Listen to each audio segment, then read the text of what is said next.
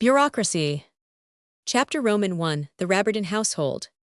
In Paris, where men of thought and study bear a certain likeness to one another, living as they do in a common center, you must have met with several resembling Monsieur Rabardin, whose acquaintance we are about to make at a moment, when he is head of a bureau, in one of our most important ministries at this period.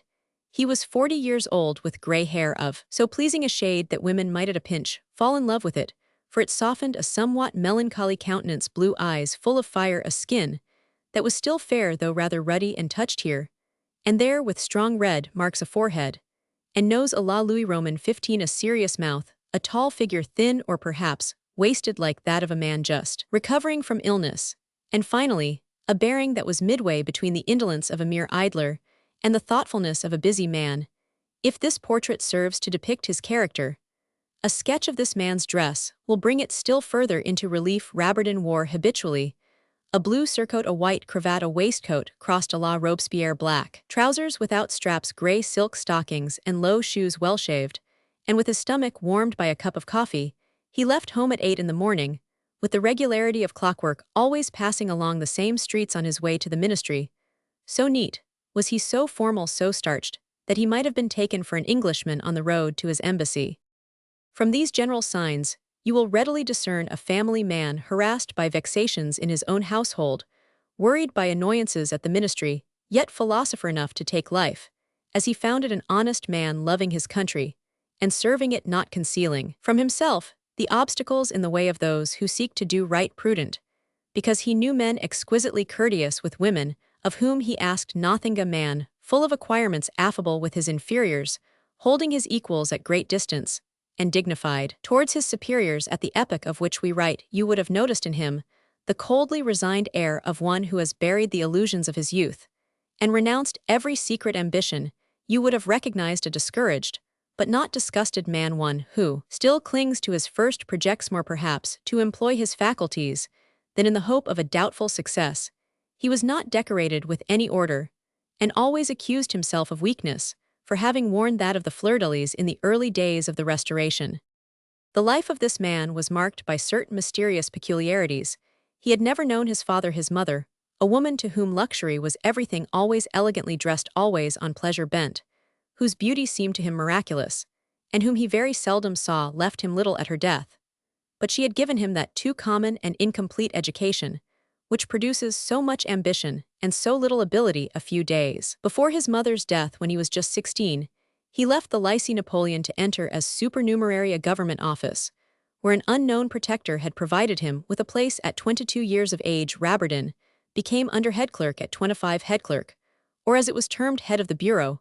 From that day, the hand that assisted the young man to start in life was never felt again in his career, except as to a single circumstance. It led him poor and friendless to the house of a Monsieur Leprince, formerly an auctioneer, a widower said to be extremely rich and father of an only daughter. Xavier Rabardin fell desperately in love with Mademoiselle Celestine Leprince, then 17 years of age, who had all the matrimonial claims of a dowry of 200,000 francs, carefully educated by an artistic mother who transmitted her own talents to her daughter. This young lady was fitted to attract distinguished men, tall, handsome, and finely formed.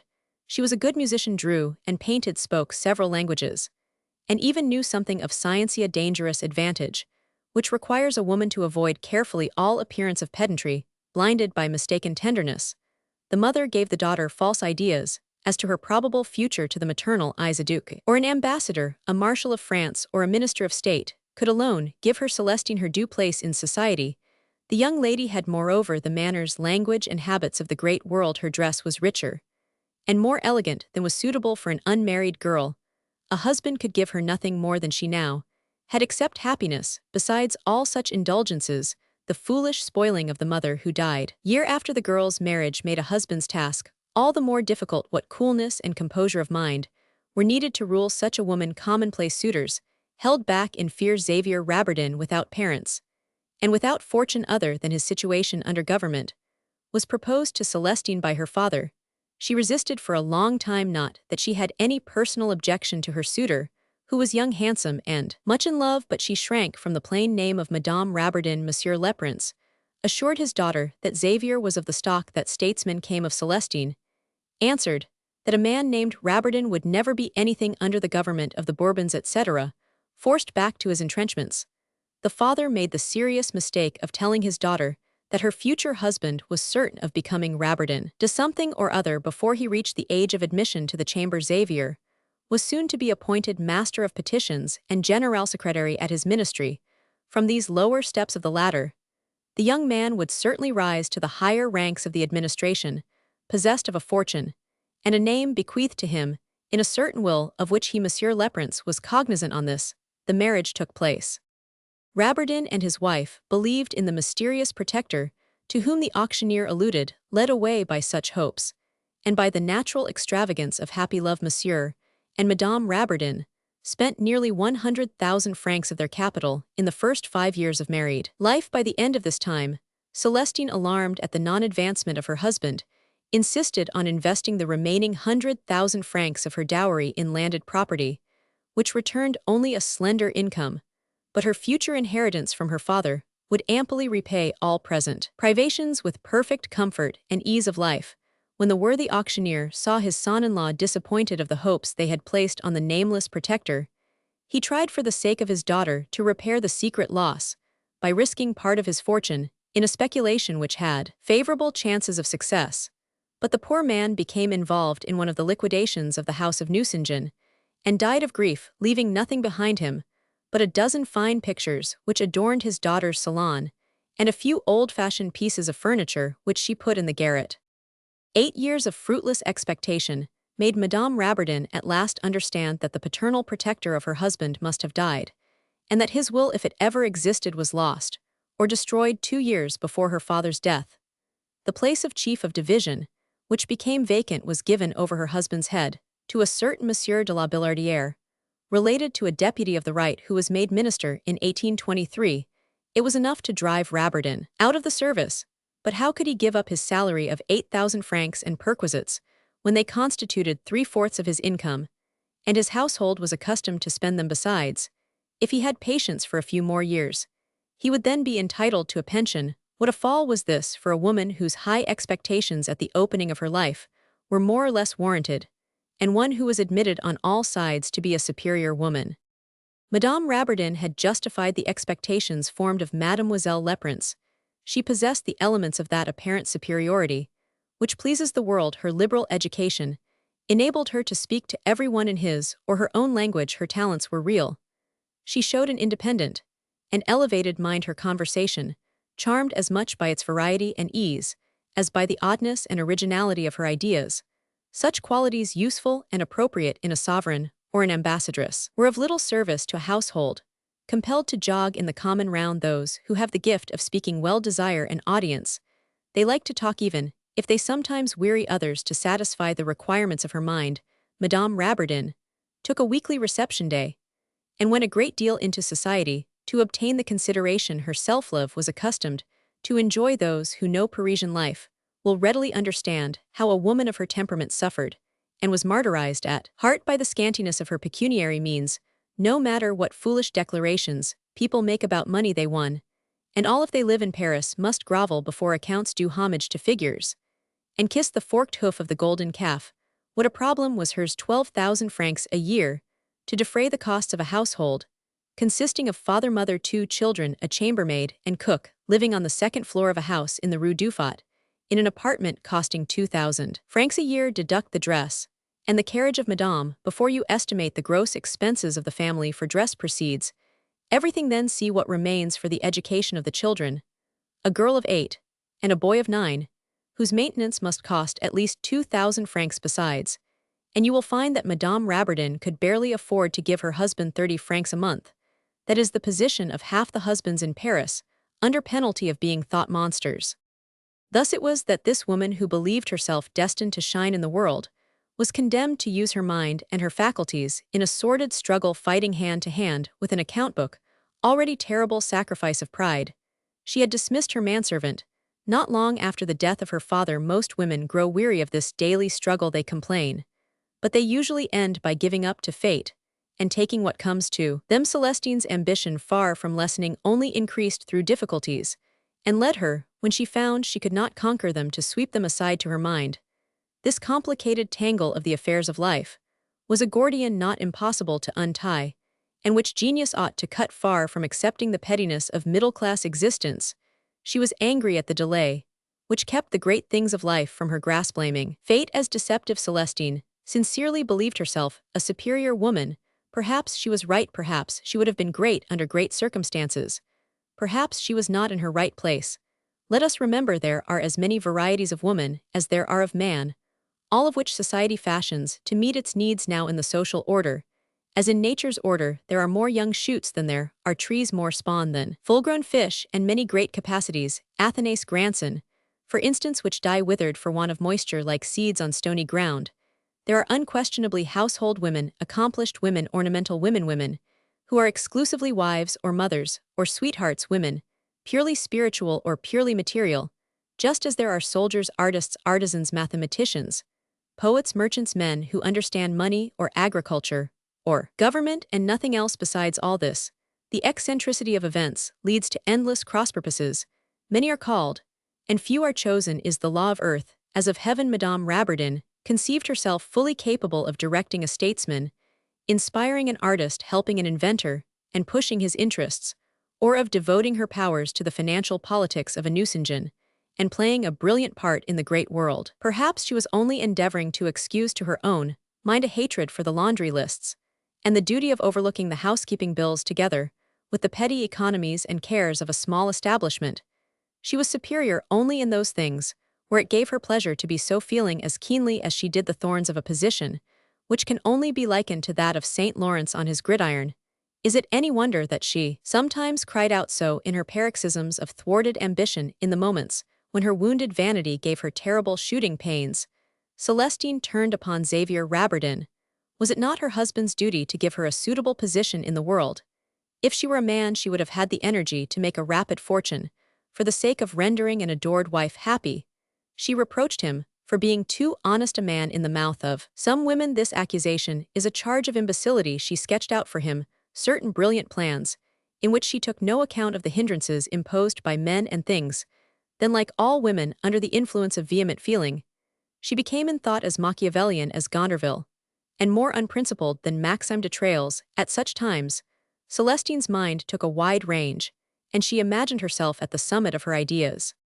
When these fine visions first began, Rabardin, who saw the practical side, was cool. Celestine, much grieved, thought her husband narrow-minded, timid, unsympathetic, and she acquired insensibly a wholly false opinion of the companion of her life. In the first place, she often extinguished him. By the brilliancy of her arguments, her ideas came to her in flashes, and she sometimes stopped him short when he began an explanation, because she did not choose to lose the slightest sparkle of her own mind.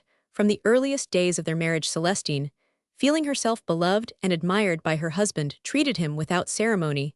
She put herself above conjugal laws and the rules of private courtesy by expecting love to pardon all her little wrongdoings, and as she never in any way corrected herself, she was always in the ascendant. In such a situation, the man holds to the wife very much the position of a child to a teacher when the latter cannot, or will not recognize, that the mind he has ruled in childhood is becoming mature, like Madame de Staël, who exclaimed in a room full of people, addressing, as we may say, a greater man than herself, "Do you know, you have really said something very profound." Madame Rabardin said of her husband, "He certainly has a good deal of sense." At times her disparaging opinion of him gradually appeared in her behavior through almost imperceptible motions. Her attitude and manners expressed a want of respect without being aware of it. She injured her husband in the eyes of others, for in all countries society, before making up its mind about a man, listens for what his wife thinks of him, and obtains from her what the Genevese term pre-advice.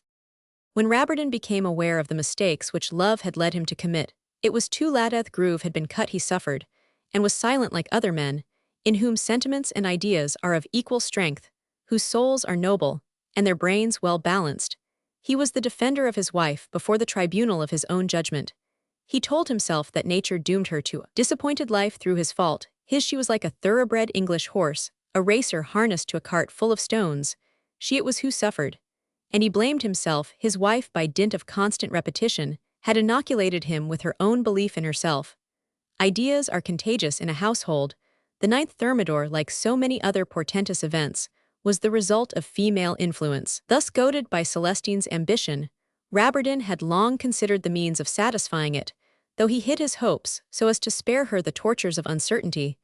The man was firmly resolved to make his way in the administration, by bringing a strong light to bear upon it. He intended to bring about one of those revolutions, which send a man to the head of either one party or another in society, but being incapable of so doing in his own interests, he merely pondered useful thoughts and dreamed of triumphs won for his country by noble means.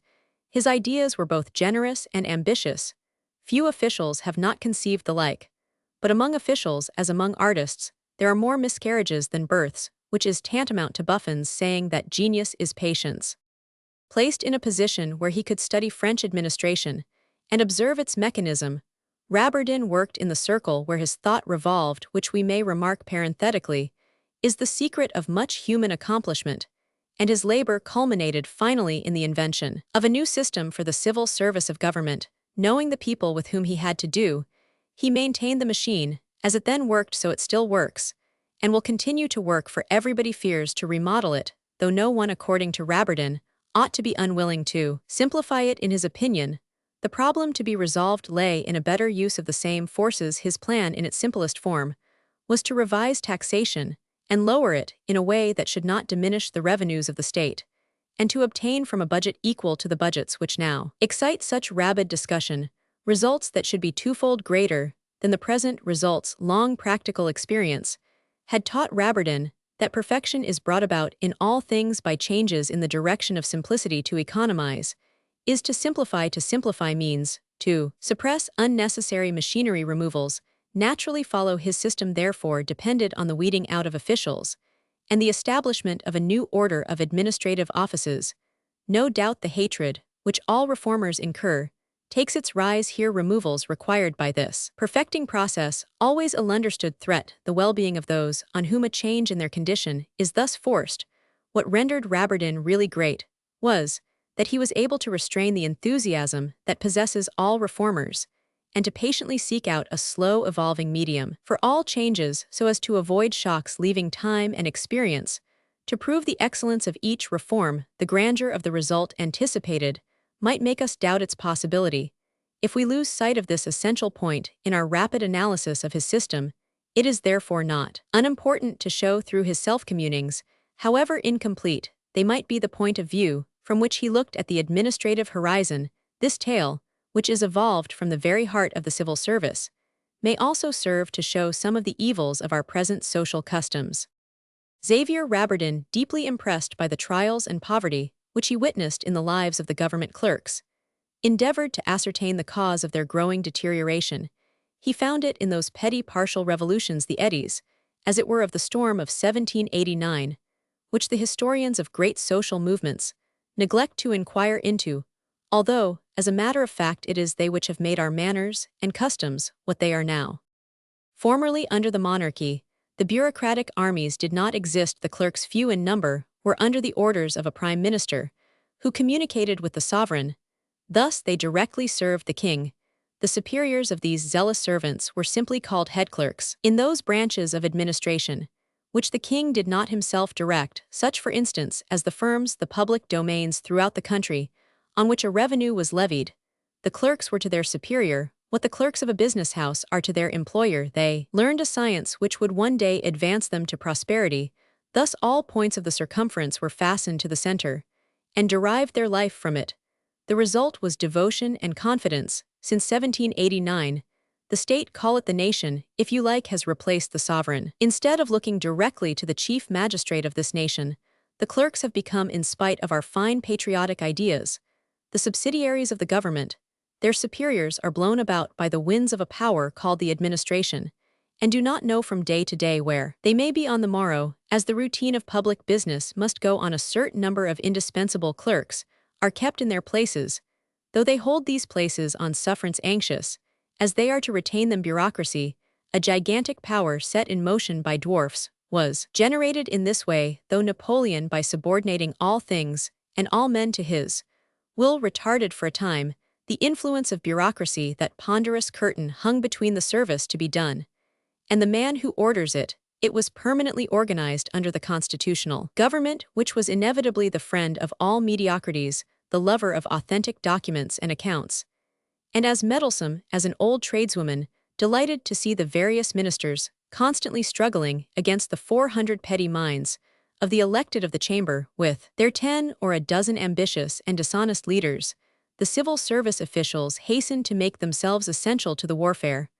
By adding their quota of assistance under the form of written action, they created a power of inertia and named it report. Let us explain the report. When the kings of France took to themselves ministers, which first happened under Louis Roman XV, they made them render reports on all important questions, instead of holding as formerly grand councils of state with the nobles under the constitutional government. The ministers of the various departments were insensibly led by their bureaus to imitate this practice of kings, their time being taken up in defending themselves before the two chambers, and the court they let themselves be guided by the leading strings of the report. Nothing important was ever brought before the government that a minister did not say even when the case was urgent, "I have called for a report." The report thus became both as to the matter concerned and for the minister himself the same as a report to the Chamber of Deputies on a question of loss, namely, a disquisition, in which the reasons for and against are stated with more or less partiality. No real result is attained. The minister, like the chamber, is fully as well prepared before as after the report is rendered. A determination, in whatever matter, is reached in an instant, do what we will. The moment comes when the decision must be made. The greater the array of reasons for and against, the less sound will be the judgment. The finest things of which France can boast have been accomplished without reports, and where decisions were prompt and spontaneous, the dominant law of a statesman is to apply precise formula to all cases after the manner of judges and physicians. Rabardin, who said to himself, "A minister should have decision, should know public affairs, and direct their course," saw report rampant throughout France, from the colonel to the marshal, from the commissary of police to the king, from the prefects to the ministers of state, from the chamber to the courts. After 1818, everything was discussed, compared, and weighed either in speech or writing. Public business took a literary form. France went to ruin in spite of this array of documents. Dissertations stood in place of action. 1,000,000 of reports were written. Every year bureaucracy was enthroned. Records, statistics, documents failing which France would have been ruined. Circumlocution, without which there could be no advance, increased, multiplied, and grew majestic. From that day forth bureaucracy used to its own profit the mistrust that stands between receipts and expenditures. It degraded the administration for the benefit of the administrators. In short, it spun those Lilliputian threads which have chained France to Parisian centralization. As if from 1500 to 1800 France had undertaken nothing for want of 30,000 government clerks, in fastening upon public offices like a mistletoe on a pear tree, these officials indemnified themselves amply, and in the following manner: the ministers compelled to obey the princes or the chambers, who impose upon them the distribution of the public moneys, and forced to retain the workers in office, proceeded to diminish salaries and increase the number of those workers, thinking that if more persons were employed by government, the stronger the government would be. And yet the contrary law is an axiom written on the universe. There is no vigor, except where there are few active principles. Events proved in July 1830 the error of the materialism of the Restoration. To plant a government in the hearts of a nation, it is necessary to bind interest to it, not men. The government clerks being led to detest the administrations, which lessened both their salaries and their importance, treated as a courtesan treats an aged lover, and gave them mere work for money, a state of things which would have seemed as intolerable to the administration as to the clerks, had the two parties dared to feel each other's pulse, or had the higher salaries not succeeded in stifling the voices of the lower. Thus wholly and solely occupied in retaining his place, drawing his pay, and securing his pension, the government official thought everything permissible that conduced to these results. This state of things led to servility on the part of the clerks, and to endless intrigues within the various departments, where the humbler clerks struggled vainly against degenerate members of the aristocracy, who sought positions in the government bureaus for their ruined sons. Superior men could scarcely bring themselves to tread these tortuous ways, to stoop to cringe and creep through the mire of these cloacas, where the presence of a fine mind only alarmed the other denizens. The ambitious man of genius grows old. In obtaining his triple crown, He does not follow in the steps of Sixtus V, merely to become head of a bureau. No one comes or stays in the government offices, but idlers, incapables, or fools. Thus the mediocrity of French administration has slowly come about. Bureaucracy, made up entirely of petty minds, stands as an obstacle to the prosperity of the nation. Delays for 7 years by its machinery. The project of a canal, which would have stimulated the production of a province, is afraid of everything, prolongs procrastination, and perpetuates the abuses which in turn perpetuate and consolidate itself. Bureaucracy holds all things, and the administration itself in leading strings. It stifles men of talent who are bold enough to be independent of it, or to enlighten it on its own follies. About the time of which we write, the pension list had just been issued, and on it Rabardin saw the name of an underling in office, rated for a larger sum than the old colonels maimed and wounded for their country. In that fact lies the whole history of bureaucracy. Another evil brought about by modern customs, which Rabardin counted among the causes of this secret demoralization, was the fact that there is no real subordination in the administration. In Paris, complete equality reigns between the head of an important division and the humblest copying clerk. One is as powerful as the other in an arena outside, of which each lords it in his own way. Education, equally distributed through the masses, brings the son of a porter into a government office to decide the fate of some man of merit, or some landed proprietor, whose doorbell his father may have answered. The last comer is therefore on equal terms with the oldest veteran in the service. A wealthy supernumerary splashes his superior as he drives his tilbury to Longchamps, and points with his whip to the poor father of a family, remarking to the pretty woman at his side, "That's my chief." The liberals call this state of things progress. Rabardin thought it anarchy at the heart of power. He saw how it resulted in restless intrigues like those of a harem, between eunuchs and women and imbecile sultans, or the petty troubles of nuns full of underhand vexations, or college tyrannies, or diplomatic maneuverings, fit to terrify an ambassador, all put in motion to obtain a fee or an increase in salary. It was like the hopping of fleas harnessed to pasteboard cars, the spitefulness of slaves often visited on the minister himself. With all this were the really useful men, the workers victims of such parasites, men sincerely devoted to their country, who stood vigorously out from the background of the other incapables, yet who were often forced to succumb through unworthy trickery. All the higher offices were gained through parliamentary influence. Royalty had nothing to do now with them, and the subordinate clerks became, after a time, merely the running gear of the machine, the most important considerations with them being to keep the wheels well greased. This fatal conviction, entering some of the best minds, smothered many statements conscientiously written on the secret evils of the national government, lowered the courage of many hearts, and corrupted sterling honesty, weary of injustice, and won to indifference by deteriorating annoyances. A clerk in the employ of the Rothschilds corresponds with all England. Another in a government office may communicate with all the prefects, but where the one learns the way to make his fortune, the other loses time and health and life. To no avail. An undermining evil lies here. Certainly, a nation does not seem threatened with immediate dissolution, because an able clerk is sent away, and a middling sort of man replaces him. Unfortunately, for the welfare of nations, individual men never seem essential to their existence. But in the long run, when the belittling process is fully carried out, nations will disappear. Everyone who seeks instruction on this point can look at Venice, Madrid, Amsterdam, Stockholm, Rome, all places which were formerly resplendent with mighty powers, and are now destroyed by the infiltrating littleness, which gradually attained the highest eminence. When the day of struggle came, all was found. Rotten, the state succumbed to a weak attack. To worship the fool who succeeds, and not to grieve over the fall of an able man, is the result of our melancholy education of our manners and customs, which drive men of intellect into disgust and genius to despair.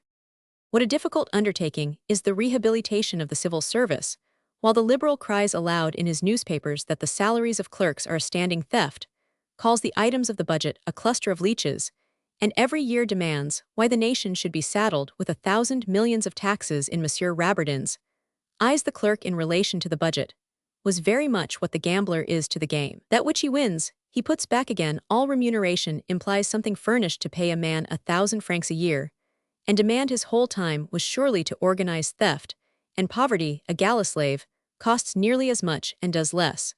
But to expect a man whom the state remunerated with 12,000 francs a year to devote himself to his country was a profitable contract for both sides fit to allure all capacities. These reflections had led Rabardin to desire the recasting of the clerical official staff, to employ fewer men to double or treble salaries, and do away with pensions to choose only young clerks, as did Napoleon Louis Roman XIV Richelieu and Ximenes, but to keep them long and train them for the higher offices and greatest honors. These were the chief features of a reform which, if carried out, would be as beneficial to the state as to the clerks themselves.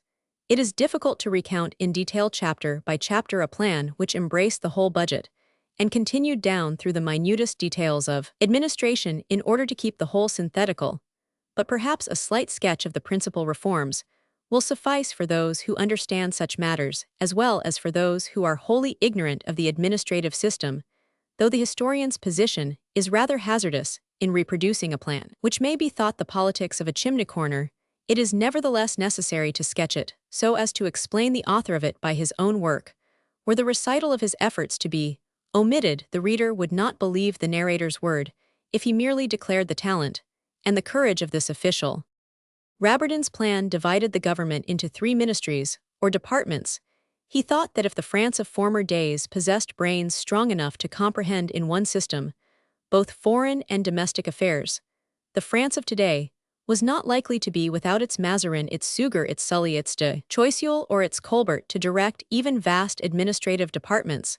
Besides, constitutionally speaking, 3 ministries will agree better than 7, and in the restricted number, there is less chance for mistaken choice. Moreover, it might be that the kingdom would some day escape from those perpetual ministerial oscillations which interfered with all plans of foreign policy and prevented all ameliorations of home rule in Austria, where many diverse united nations present so many conflicting interests to be conciliated and carried forward under one crown. 2 statesmen alone bear the burden of public affairs and are not overwhelmed by it. Was France less prolific of political capacities than Germany, the rather silly game of what are called constitutional institutions, carried beyond bounds, has ended, as everybody knows, in requiring a great many offices to satisfy the multifarious ambition of the middle classes. It seemed to Rabardin in the first place natural to unite the Ministry of War with the Ministry of the Navy. To his thinking, the Navy was one of the current expenses of the War Department, like the artillery, cavalry, infantry, and commissariat. Surely, it was an absurdity to give separate administrations to admirals and marshals when both were employed to one end, namely the defense of the nation, the overthrow of an enemy, and the security of the national possessions. The Ministry of the Interior ought in like manner to combine the departments of commerce, police, and finances, or it belied its own name. To the Ministry of Foreign Affairs belonged the administration of justice, the household of the king, and all that concerned art, sciences, and belles letters. All patronage ought to flow directly from the sovereign. Such ministries necessitated the supremacy of a council. Each required the work of 200 officials, and no more. In its central administration offices, where Rabardin proposed that they should live as in former days under the monarchy, taking the sum of 12,000 francs a year for each official, as an average. He estimated 7 millions as the cost of the whole body of such officials, which actually stood at 20 in the budget. By thus reducing the ministers to 3 heads, he suppressed departments which had come to be useless together with the enormous costs of their maintenance in Paris. He proved that an arrondissement could be managed by 10 men, a prefecture by a dozen at the most, which reduced the entire civil service force throughout France to 5,000 men, exclusive of the departments of war and justice. Under this plan, the clerks of the court were charged with the system of loans, and the Ministry of the Interior with that of registration, and the management of domains. Thus Rabardin united in one center all divisions that were allied in nature. The mortgage system, inheritance, and registration did not pass outside of their own sphere of action, and only required 3 additional clerks in the justice courts, and 3 in the royal courts. The steady application of this principle brought Rabardin to reforms in the finance system. He merged the collection of revenue into one channel, taxing consumption in bulk, instead of taxing property according to his ideas. Consumption was the sole thing properly taxable in times of peace. Land taxes should always be held in reserve in case of war, for then only could the state justly demand sacrifices from the soil which was in danger. But in times of peace, it was a serious political fault to burden it beyond a certain limit, otherwise it could never be depended on in great emergencies. Thus a loan should be put on the market. When the country was tranquil for at such times, it could be placed at par instead of at 50% loss, as in bad times in war times resort should be had to a land tax. The invasion of 1814 and 1815 Rabertin would say to his friends, founded in France, and practically explained an institution which neither law nor Napoleon had been able to establish. I mean credit. Unfortunately, Xavier considered the true principles of this admirable machine of civil service very little understood at the period. When he began his labor of reform in 1820, his scheme levied a toll on the consumption by means of direct taxation and suppressed the whole machinery of indirect taxation. The levying of the taxes was simplified by a single classification of a great number of articles. This did away with the more harassing customs at the gates of the cities, and obtained the largest revenues from the remainder. By lessening the enormous expense of collecting them, to lighten the burden of taxation, is not in matters of finance to diminish the taxes, but to assess them better. If lightened, you increase the volume of business by giving it freer play. The individual pays less, and the state receives more. This reform, which may seem immense, rests on very simple machinery. Rabertin regarded the tax on personal property as the most trustworthy representative of general consumption. Individual fortunes are usually revealed in France by rentals, by the number of servants' horses, carriages, and luxuries, the costs of which are all to the interest of the public treasury houses, and what they contain vary comparatively but little, and are not liable to disappear. After pointing out the means of making a tax list on personal property, which should be more impartial than the existing list, Rabertin assessed the sums to be brought into the treasury by indirect taxation as so much % on each individual share. A tax is a levy of money on things or persons under disguises that are more or less specious. These disguises, excellent when the object is to extort money, become ridiculous in the present day, when the class on which the taxes weigh the heaviest knows why the state imposes them, and by what machinery they are given back. In fact, the budget is not a strongbox to hold what is put into it, but a watering pot. The more it takes in, and the more it pours out, the better for the prosperity of the country. Therefore, supposing there are 6 millions of taxpayers in easy circumstances, Rabertin proved their existence, including the rich.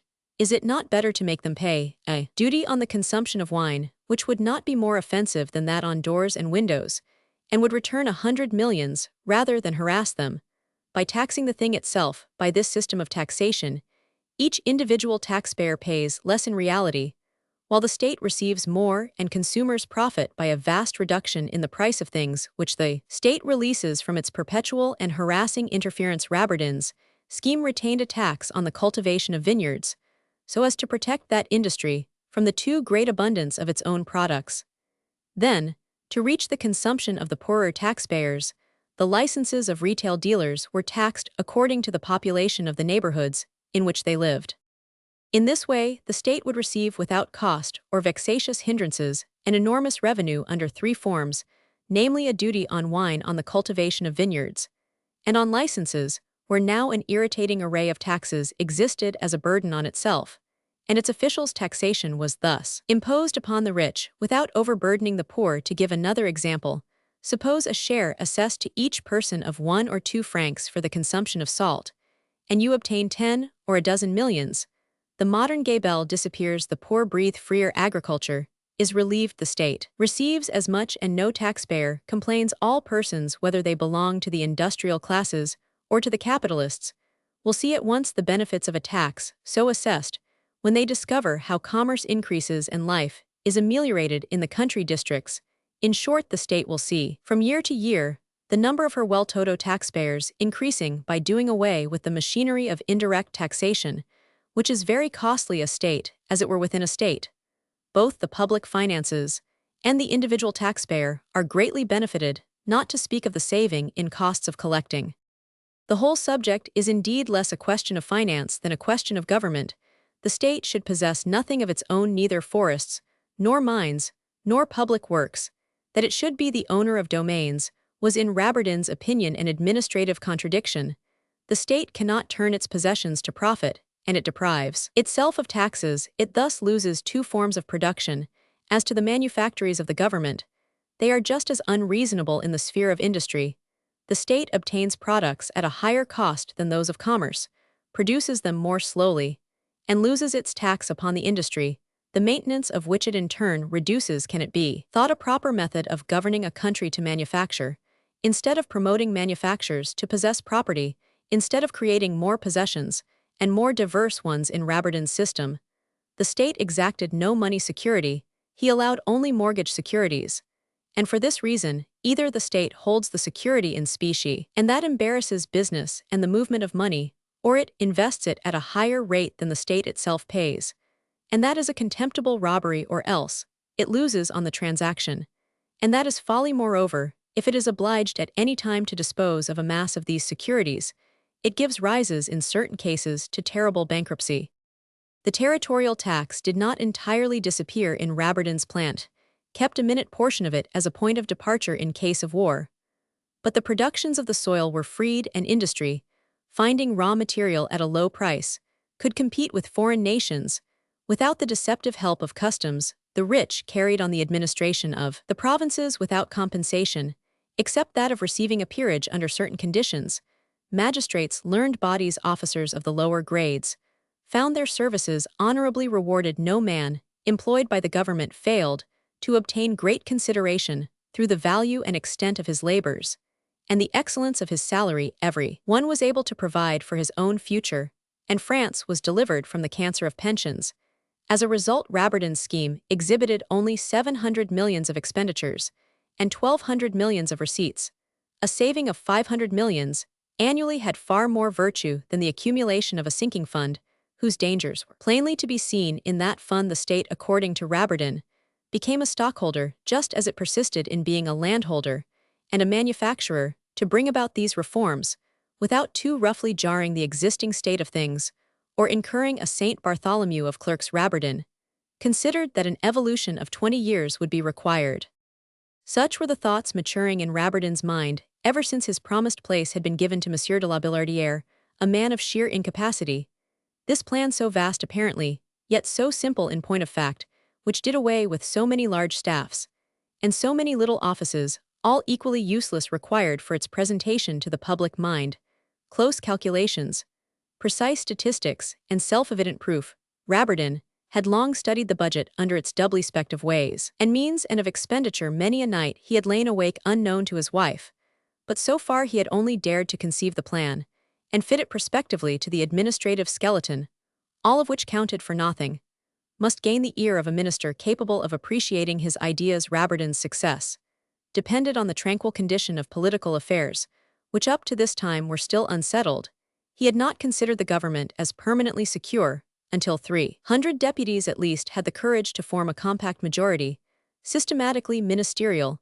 An administration founded on that basis had come into power, since Rabardin had finished his elaborate plan. At this time, the luxury of peace under the Bourbons had eclipsed the warlike luxury of the days, when France shone like a vast encampment, prodigal and magnificent. Because it was victorious after the Spanish campaign, the administration seemed to enter upon an era of tranquility, in which some good might be accomplished, and 3 months before the opening of our story, a new reign had begun without any apparent opposition, for the liberalism of the left had welcomed Charles Roman X with as much enthusiasm as the right. Even clear-sighted and suspicious persons were misled. The moment seemed propitious for Rabardin. What could better conduce to the stability of the government than to propose and carry through a reform whose beneficial results were to be so vast? Never had Rabardin seemed so anxious and preoccupied as he now did in the mornings, as he walked from his house to the ministry, or at 4:30 in the afternoon, when he returned. Madame Rabardin, on her part disconsolate over her wasted life, weary of secretly working to obtain a few luxuries of dress, never appeared so bitterly discontented as now. But like any wife who is really attached to her husband, she considered it unworthy of a superior woman to condescend to the shameful devices by which the wives of some officials eke out the insufficiency of their husband's salary. This feeling made her refuse all intercourse with Madame Colville, then very intimate with François Keller, whose parties eclipsed those of the Rue Dufat. Nevertheless, she mistook the quietude of the political thinker and the preoccupation of the intrepid worker for the apathetic torpor of an official, broken down by the dullness of routine, vanquished by that most hateful of all miseries, the mediocrity that simply earns a living, and she groaned at being married to a man without energy. Thus it was that about this period in their lives, she resolved to take the making of her husband's fortune on herself, to thrust him at any cost into a higher sphere, and to hide from him the secret springs of her machinations. She carried into all her plans the independence of ideas which characterized her, and was proud to think that she could rise above other women by sharing none of their petty prejudices and by keeping herself untrammeled by the restraints which society imposes in her anger. She resolved to fight fools with their own weapons, and to make herself a fool if need be. She saw things coming to a crisis. The time was favorable. Monsieur de la Billardière, attacked by a dangerous illness, was likely to die in a few days. If Rabertin succeeded him, his talents for Celestine did vouchsafe him an administrative gift would be so thoroughly appreciated that the office of Master of Petitions formerly promised would now be given to him. She fancied she saw him the king's commissioner presenting bills to the chambers, and defending them. Then, indeed, she could help him. She would even be, if needful, his secretary. She would sit up all night to do the work, all this to drive in the boys in a pretty carriage, to equal Madame Delphine de Nucingen, to raise her salon to the level of Madame Colleville's, to be invited to the great ministerial solemnities, to win listeners, and make them talk of her, as Madame Rabertin de something or other. She had not yet determined on the estate, just as they did of Madame Firmiani, Madame d'Espard, Madame d'Aiglemont, Madame de Carigliano, and thus efface forever the odious name of Rabertin. These secret schemes brought some changes into the household. Madame Rabertin began to walk with a firm step in the path of debt. She set up a manservant, and put him in livery of brown cloth with red pippins. She renewed parts of her furniture, hung new papers on the walls, adorned her salon with plants and flowers, always fresh, and crowded it with knickknacks that were then in vogue. Then she, who had always shown scruples as to her personal expenses, did not hesitate to put her dress in keeping with the rank to which she aspired, the profits of which were discounted in several of the shops where she equipped herself for war. To make her Wednesdays fashionable, she gave a dinner on Fridays, the guests being expected to pay their return visit and take a cup of tea on the following Wednesday. She chose her guests cleverly among influential deputies or other persons of note, who sooner or later might advance her interests. In short, she gathered an agreeable and befitting circle about her. People amused themselves at her house. They said so, at least, which is quite enough to attract society in Paris. Rabertin was so absorbed in completing his great and serious work that he took no notice of the sudden reappearance of luxury in the bosom of his family. Thus the wife and the husband were besieging the same fortress, working on parallel lines, but without each other's knowledge. Chapter Roman II. Monsieur des Lupeaulx. At the ministry to which Rabertin belonged there flourished as general secretary a certain Monsieur Clement Chardin des Lupeaulx, one of those men whom the tide of political events sends to the surface for a few years, then engulfs on a stormy night, but whom we find again on a distant shore, tossed up like the carcass of a wrecked ship, which still seems to have life in her. We ask ourselves if that derelict could ever have held goodly merchandise, or served a high emprise, cooperated in some defense, held up the trappings of a throne, or borne away the corpse of a monarchy. At this particular time Clement des Lupeaulx, the Lupeaulx absorbed the Chardin, had reached his culminating period in the most illustrious lives. As in the most obscure in animals, as in secretary generals, there is a zenith, and there is a nadir, a period, when the furor is magnificent, the fortune dazzling. In the nomenclature which we derive from fabulists, des Lupeaulx belonged to the species Bertrand, and was always in search of ratons. As he is one of the principal actors in this drama, he deserves a description all the more precise, because the Revolution of July has suppressed his office, eminently useful as it was to a constitutional ministry. Moralists usually employ their weapons against obstructive administrations. In their eyes crime belongs to the assizes or the police courts, but the socially refined evils escape their ken. The adroitness that triumphs under shield of the code is above them or beneath them. They have neither eyeglass nor telescope. They want good stout horrors easily visible with their eyes fixed on the carnivora. They pay no attention to the reptiles. Happily they abandon to the writers of comedy the shading and colorings of a Chardin des Lupeaulx vain, and egotistical, supple, and proud libertine and gourmand, grasping from the pressure of debt discreet, as a tomb out of which naught issues to contradict the epitaph, intended for the passers-eye, bold and fearless, when soliciting, good-natured and witty in all acceptations of the word, a timely gesture full of tact, knowing how to compromise others by a glance, or a nudge, shrinking from no mud-hole, but gracefully leaping it, intrepid Voltairean yet punctual at Mass, if a fashionable company could be met in St. Thomas. Aquinasuch, a man as this Secretary General, resembled in one way or another all the mediocrities who form the kernel of the political world, knowing in the science of human nature. He assumed the character of a listener, and none was ever more attentive not to awaken suspicion.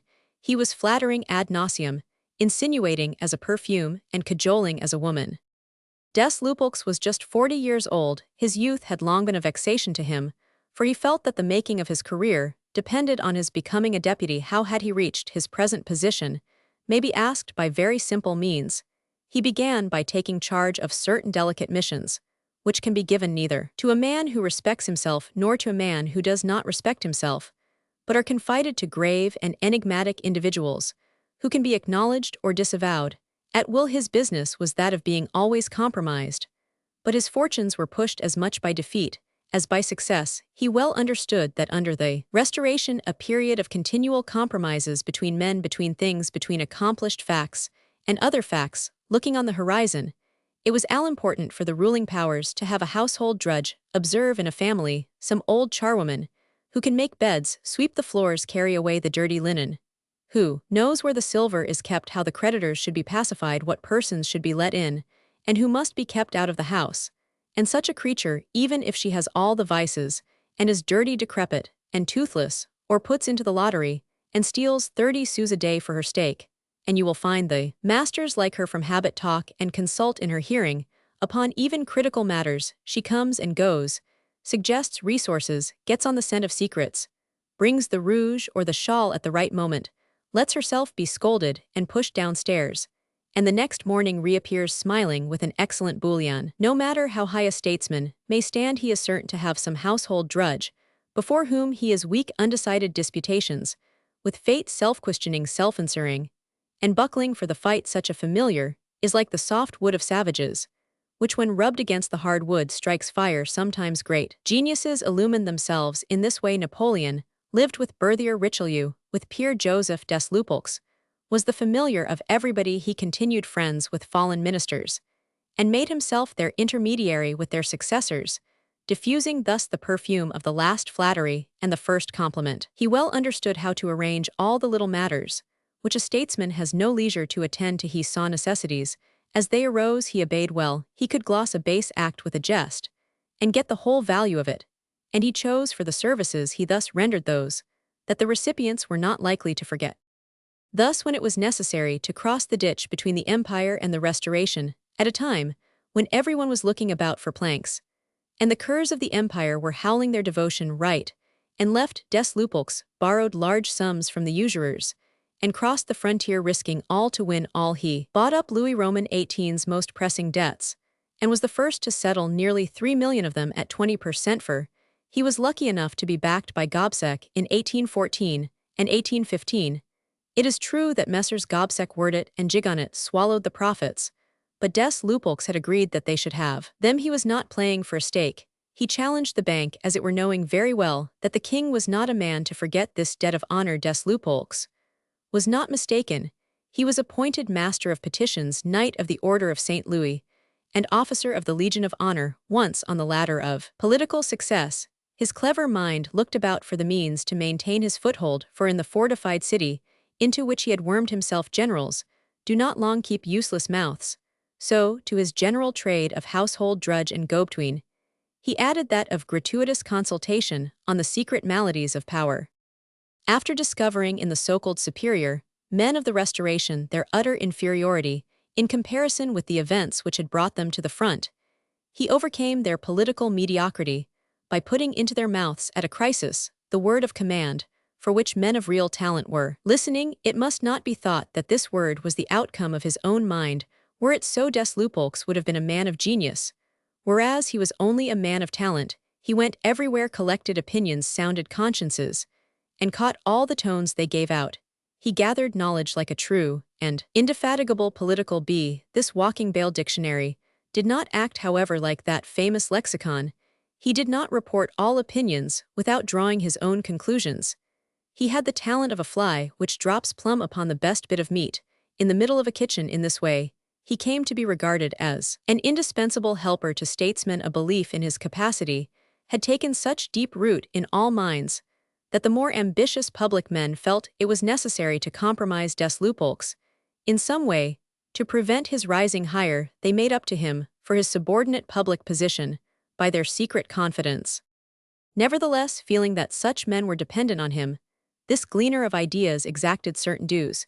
He received a salary on the staff of the National Guard, where he held a sinecure which was paid for by the city of Paris. He was government commissioner to a secret society, and filled a position of superintendence in the royal household.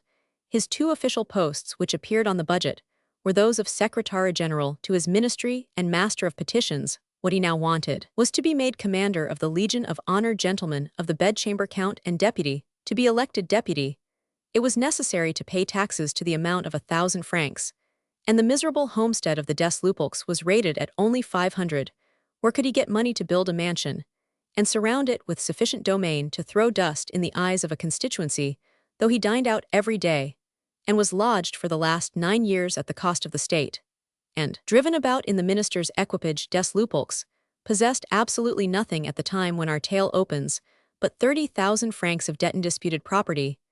A marriage might float him and pump the waters of debt out of his bark, but a good marriage depended on his advancement, and his advancement required that he should be a deputy searching about him for the means of breaking through this vicious circle. He could think of nothing better than some immense service to render, or some delicate intrigue to carry through for persons in power. Alas, conspiracies were out of date. The Bourbons were apparently on good terms with all parties, and unfortunately for the last few years, the government had been so thoroughly held up to the light of day by the silly discussions of the left, whose aim seemed to be to make government of any kind impossible in France, that no good strokes of business could be made. The last were tried in Spain, and what an outcry that excited! In addition to all this, des Lupeaulx complicated matters by believing in the friendship of his minister, to whom he had the imprudence to express the wish to sit on the ministerial benches. The minister guessed at the real meaning of the desire, which simply was that des Lupeaulx wanted to strengthen a precarious position, so that he might throw off all dependence on his chief. The harrier turned against the huntsman. The minister gave him cuts with the whip and caresses alternately, and set up rivals to him. But des Lupeaulx behaved like an adroit courtier with all competitors. He laid traps into which they fell, and then he did prompt justice upon them. The more he felt himself in danger, the more anxious he became for an irremovable position, yet he was compelled to play low. One moment's indiscretion, and he might lose everything. A penstroke might demolish his civilian epaulets, his place at court, his sinecure, his 2 offices, and their advantages in all 6 salaries, retained under fire of the law against pluralists. Sometimes, he threatened his minister, as a mistress threatens her lover, telling him he was about to marry a rich widow. At such times, the minister petted and cajoled des Lupeaulx. After one of these reconciliations, he received the formal promise of a place in the Academy of Belles Lettres on the first vacancy. It would pay, he said, the keep of a horse. His position, so far as it went, was a good one, and Clement Chardin. Des Lupeaulx flourished in it, like a tree planted in good soil. He could satisfy his vices, his caprices, his virtues, and his defects. The following were the toils of his life. He was obliged to choose among 5 or 6 daily invitations. The house, where he could be sure of the best dinner every morning. He went to his minister's morning reception to amuse that official and his wife, and to pet their children. Then he worked an hour or 2, that is to say, he lay back in a comfortable chair, and read the newspapers, dictated the meaning of a letter, received visitors when the minister was not present, explained the work, in a general way, caught or shed a few drops of the holy water of the court, looked over the petitions with an eyeglass, or wrote his name on the margina signature, which meant, I think it absurd, do what you like about it. Everybody knew that when des Lupeaulx was interested in any person, or in anything, he attended to the matter personally. He allowed the head clerks to converse privately about affairs of delicacy, but he listened to their gossip from time to time. He went to the Tuileries to get his cue, and he always waited for the minister's return from the chamber, if in session, to hear from him what intrigue or maneuver he was to set about. This official sybarite dressed, dined, and visited a dozen or 15 salons. Between 8 at night and 3 in the morning, at the opera he talked with journalists, for he stood high in their favor. A perpetual exchange of little services went on between them. He poured into their ears his misleading news, and swallowed theirs. He prevented them from attacking this or that minister on such or such a matter on the plea that it would cause real pain to their wives or their mistresses. Say that his bill is worth nothing and prove it if you can. But do not say that Mariette danced badly. The devil, haven't we all played our little plays? And which of us knows what will become of him in times like these? You may be minister yourself tomorrow, you, who are spicing the cakes of the constitutional today. Sometimes in return, he helped editors or got rid of obstacles to the performances of some play, gave gratuities and good dinners at the right moment, or promised his services to bring some affair to a happy conclusion. Moreover, he really liked literature and the arts. He collected autographs, obtained splendid albums gratis, and possessed sketches, engravings, and pictures. He did a great deal of good to artists by simply not injuring them, and by furthering their wishes on certain occasions when their self-love wanted some rather costly gratification. Consequently, he was much liked in the world of actors and actresses, journalists, and artists. For one thing, they had the same vices and the same indolence as himself, men who could all say such witty things in their cups, or in company with a danseuse. How could they help being friends? If Des Lupeaulx had not been a generalsecretary, he would certainly have been a journalist. Thus, in that 15-year struggle, in which the harlequin sabre of epigram opened a breach, by which insurrection entered the citadel, Des Lupeaulx never received so much as a scratch. As the young fry of clerks looked at this man playing bowls in the gardens of the ministry, with the minister's children, they cracked their brains to guess the secret of his influence and the nature of his services, while on the other hand the aristocrats in all the various ministries looked upon him as a dangerous Mephistopheles, courted him, and gave him back with usury the flatteries he bestowed in the higher sphere, as difficult to decipher as a hieroglyphic inscription to the clerks. The vocation of the secretary and his usefulness were as plain as the rule of three to the self-interested, this lesser Prince de Wagram of the administration, to whom the duty of gathering opinions and ideas, and making verbal reports thereon, was entrusted, knew all the secrets of parliamentary politics, dragged in the lukewarm, fetched, carried and buried propositions, said the yes and the no that the ministers dared not say for themselves, compelled to receive the first fire and the first blows of despair and wrath. He laughed or bemoaned himself with the minister, as the case might be, mysterious link by which many interests were in some way connected with the Tuileries, and safe as a confessor, he sometimes knew everything and sometimes nothing. And in addition to all these functions, came that of saying for the minister those things that a minister cannot say for himself. In short, with his political Hephaestion, the minister might dare to be himself, to take off his wig and his false teeth, lay aside his scruples, put on his slippers, unbutton his conscience, and give way to his trickery. However, it was not all a bed of roses for Des Lupeaulx. He flattered and advised his master, forced to flatter in order to advise, while flattering and disguise the advice under the flattery. All politicians who follow this trade have bilious faces, and their constant habit of giving affirmative nods, acquiescing in what is said to them, or seeming to do so, gives a certain peculiar turn to their heads. They agree indifferently with whatever is said before them. Their talk is full of buts, notwithstandings. For myself, I should, were I in your place. They often say in your place phrases, however, which pave the way to opposition. In person clement, Des Lupeaulx had the remains of a handsome man, 5 feet 6 inches tall, tolerably stout complexion, flushed with good living, powdered head, delicate spectacles, and a worn-out air. The natural skin, blonde as shown by the hand, puffy, like that of an old woman, rather too square, and with short nails. The hand of a satrap. His foot was elegant. After 5 o'clock in the afternoon, Des Lupeaulx was always to be seen in open-work silk stockings, low shoes, black trousers, cashmere waistcoat, cambric handkerchief, without perfume, gold chain, blue coat of the shade called king's blue with brass buttons, and a string of orders in the morning. He wore creaking boots and gray trousers and the short close surtout coat of the politician. His general appearance early in the day was that of a sharp lawyer rather than that of a ministerial officer. Eyes glazed by the constant use of spectacles made him plainer than he really was, if by chance he took those appendages off, to real judges of character, as well as to upright men who are at ease only with honest natures. Des Lupeaulx was intolerable to them. His gracious manners only draped his lies, his amiable protestations and hackneyed courtesies, new to the foolish and ignorant too, plainly showed their texture to an observing mind. Such minds considered him a rotten plank on which no foot should trust itself. No sooner had the beautiful Madame Rabbardin decided to interfere in her husband's administrative advancement Then she fathomed Clement Deslupolc's true character, and studied him thoughtfully to discover whether in this thin strip of deal there were ligneous fibers strong enough to let her lightly trip across it from the bureau to the department, from a salary of 8,000 a year to 12,000. The clever woman believed she could play her own game with this political row, and Monsieur Deslupolc's was partly the cause of the unusual expenditures which now began and were continued in the Raberden household. The Rue Dufat, built up under the Empire, is remarkable for several houses, with handsome exteriors the apartments of which are skillfully laid out. That of the Raberdens was particularly well-urged domestic advantage, which has much to do with the nobleness of private lives. A pretty and rather wide antechamber lighted from the courtyard led to the grand salon, the windows of which looked on the street. To the right of the salon were Raberden's study and bedroom, and behind them, the dining-room, which was entered from the antechamber. To the left was Madame's bedroom and dressing-room, and behind them, her daughter's little bedroom. On reception days the door of Raberden's study and that of his wife's bedroom were thrown open.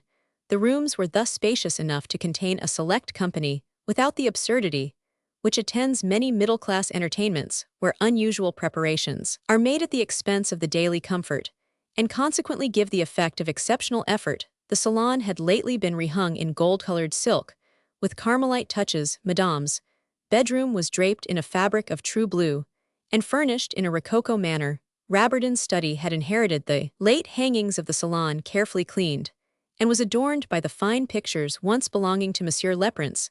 The daughter of the late auctioneer had utilized in her dining-room certain exquisite Turkish rugs, which her father had bought at a bargain, paneling them on the walls in ebony, the cost of which has since become exorbitant. Elegant buffets, made by Boule, also purchased by the auctioneer, furnished the sides of the room, at the end of which sparkled the brass arabesques, inlaid in tortoiseshell, of the first tall clock that reappeared in the 19th century to claim honor for the masterpieces of the 17th. Flowers perfumed these rooms, so full of good taste and of exquisite things, where each detail was a work of art well placed and well surrounded, and where Madame Raberden, dressed with that natural simplicity which artists alone attain, gave the impression of a woman accustomed to such elegancies, though she never spoke of them, but allowed the charms of her mind to complete the effect produced upon her guests by these delightful surroundings. Thanks to her father, Celestine was able to make society talk of her as soon as the rococo became fashionable. Accustomed as Deslupolc's was to false as well as real magnificence in all their stages, he was nevertheless surprised at Madame Raberden's home. The charm it exercised over this Parisian Asmodeus can be explained by a comparison. A traveler, wearied with the rich aspects of Italy, Brazil, or India, returns to his own land, and finds on his way a delightful little lake like the Lac di Orta at the foot of Monte Rosa, with an island resting on the calm waters, bewitchingly simple, a scene of nature, and yet adorned, solitary, but well surrounded with choice plantations and foliage and statues of fine effect. Beyond lies a vista of shores both wild and cultivated, tumultuous grandeur towers above, but in itself all proportions are human. The world that the traveler has lately viewed is here in miniature modest, and pure. His soul, refreshed, bids him remain where a charm of melody and poesy surrounds him with harmony and awakens ideas within his mind. Such a scene represents both life and a monastery. A few days earlier, the beautiful Madame Firmiani, one of the charming women of the Faubourg Saint-Germain who visited and liked Madame Raberden, had said to Deslupolc's, invited expressly to hear this remark, "Why do you not call on Madame?" with emotion towards Celestine. "She gives delightful parties, and her dinners, above all, are better than mine." Deslupolc's allowed himself to be drawn into an engagement by the handsome Madame Raberden, who for the first time turned her eyes on him.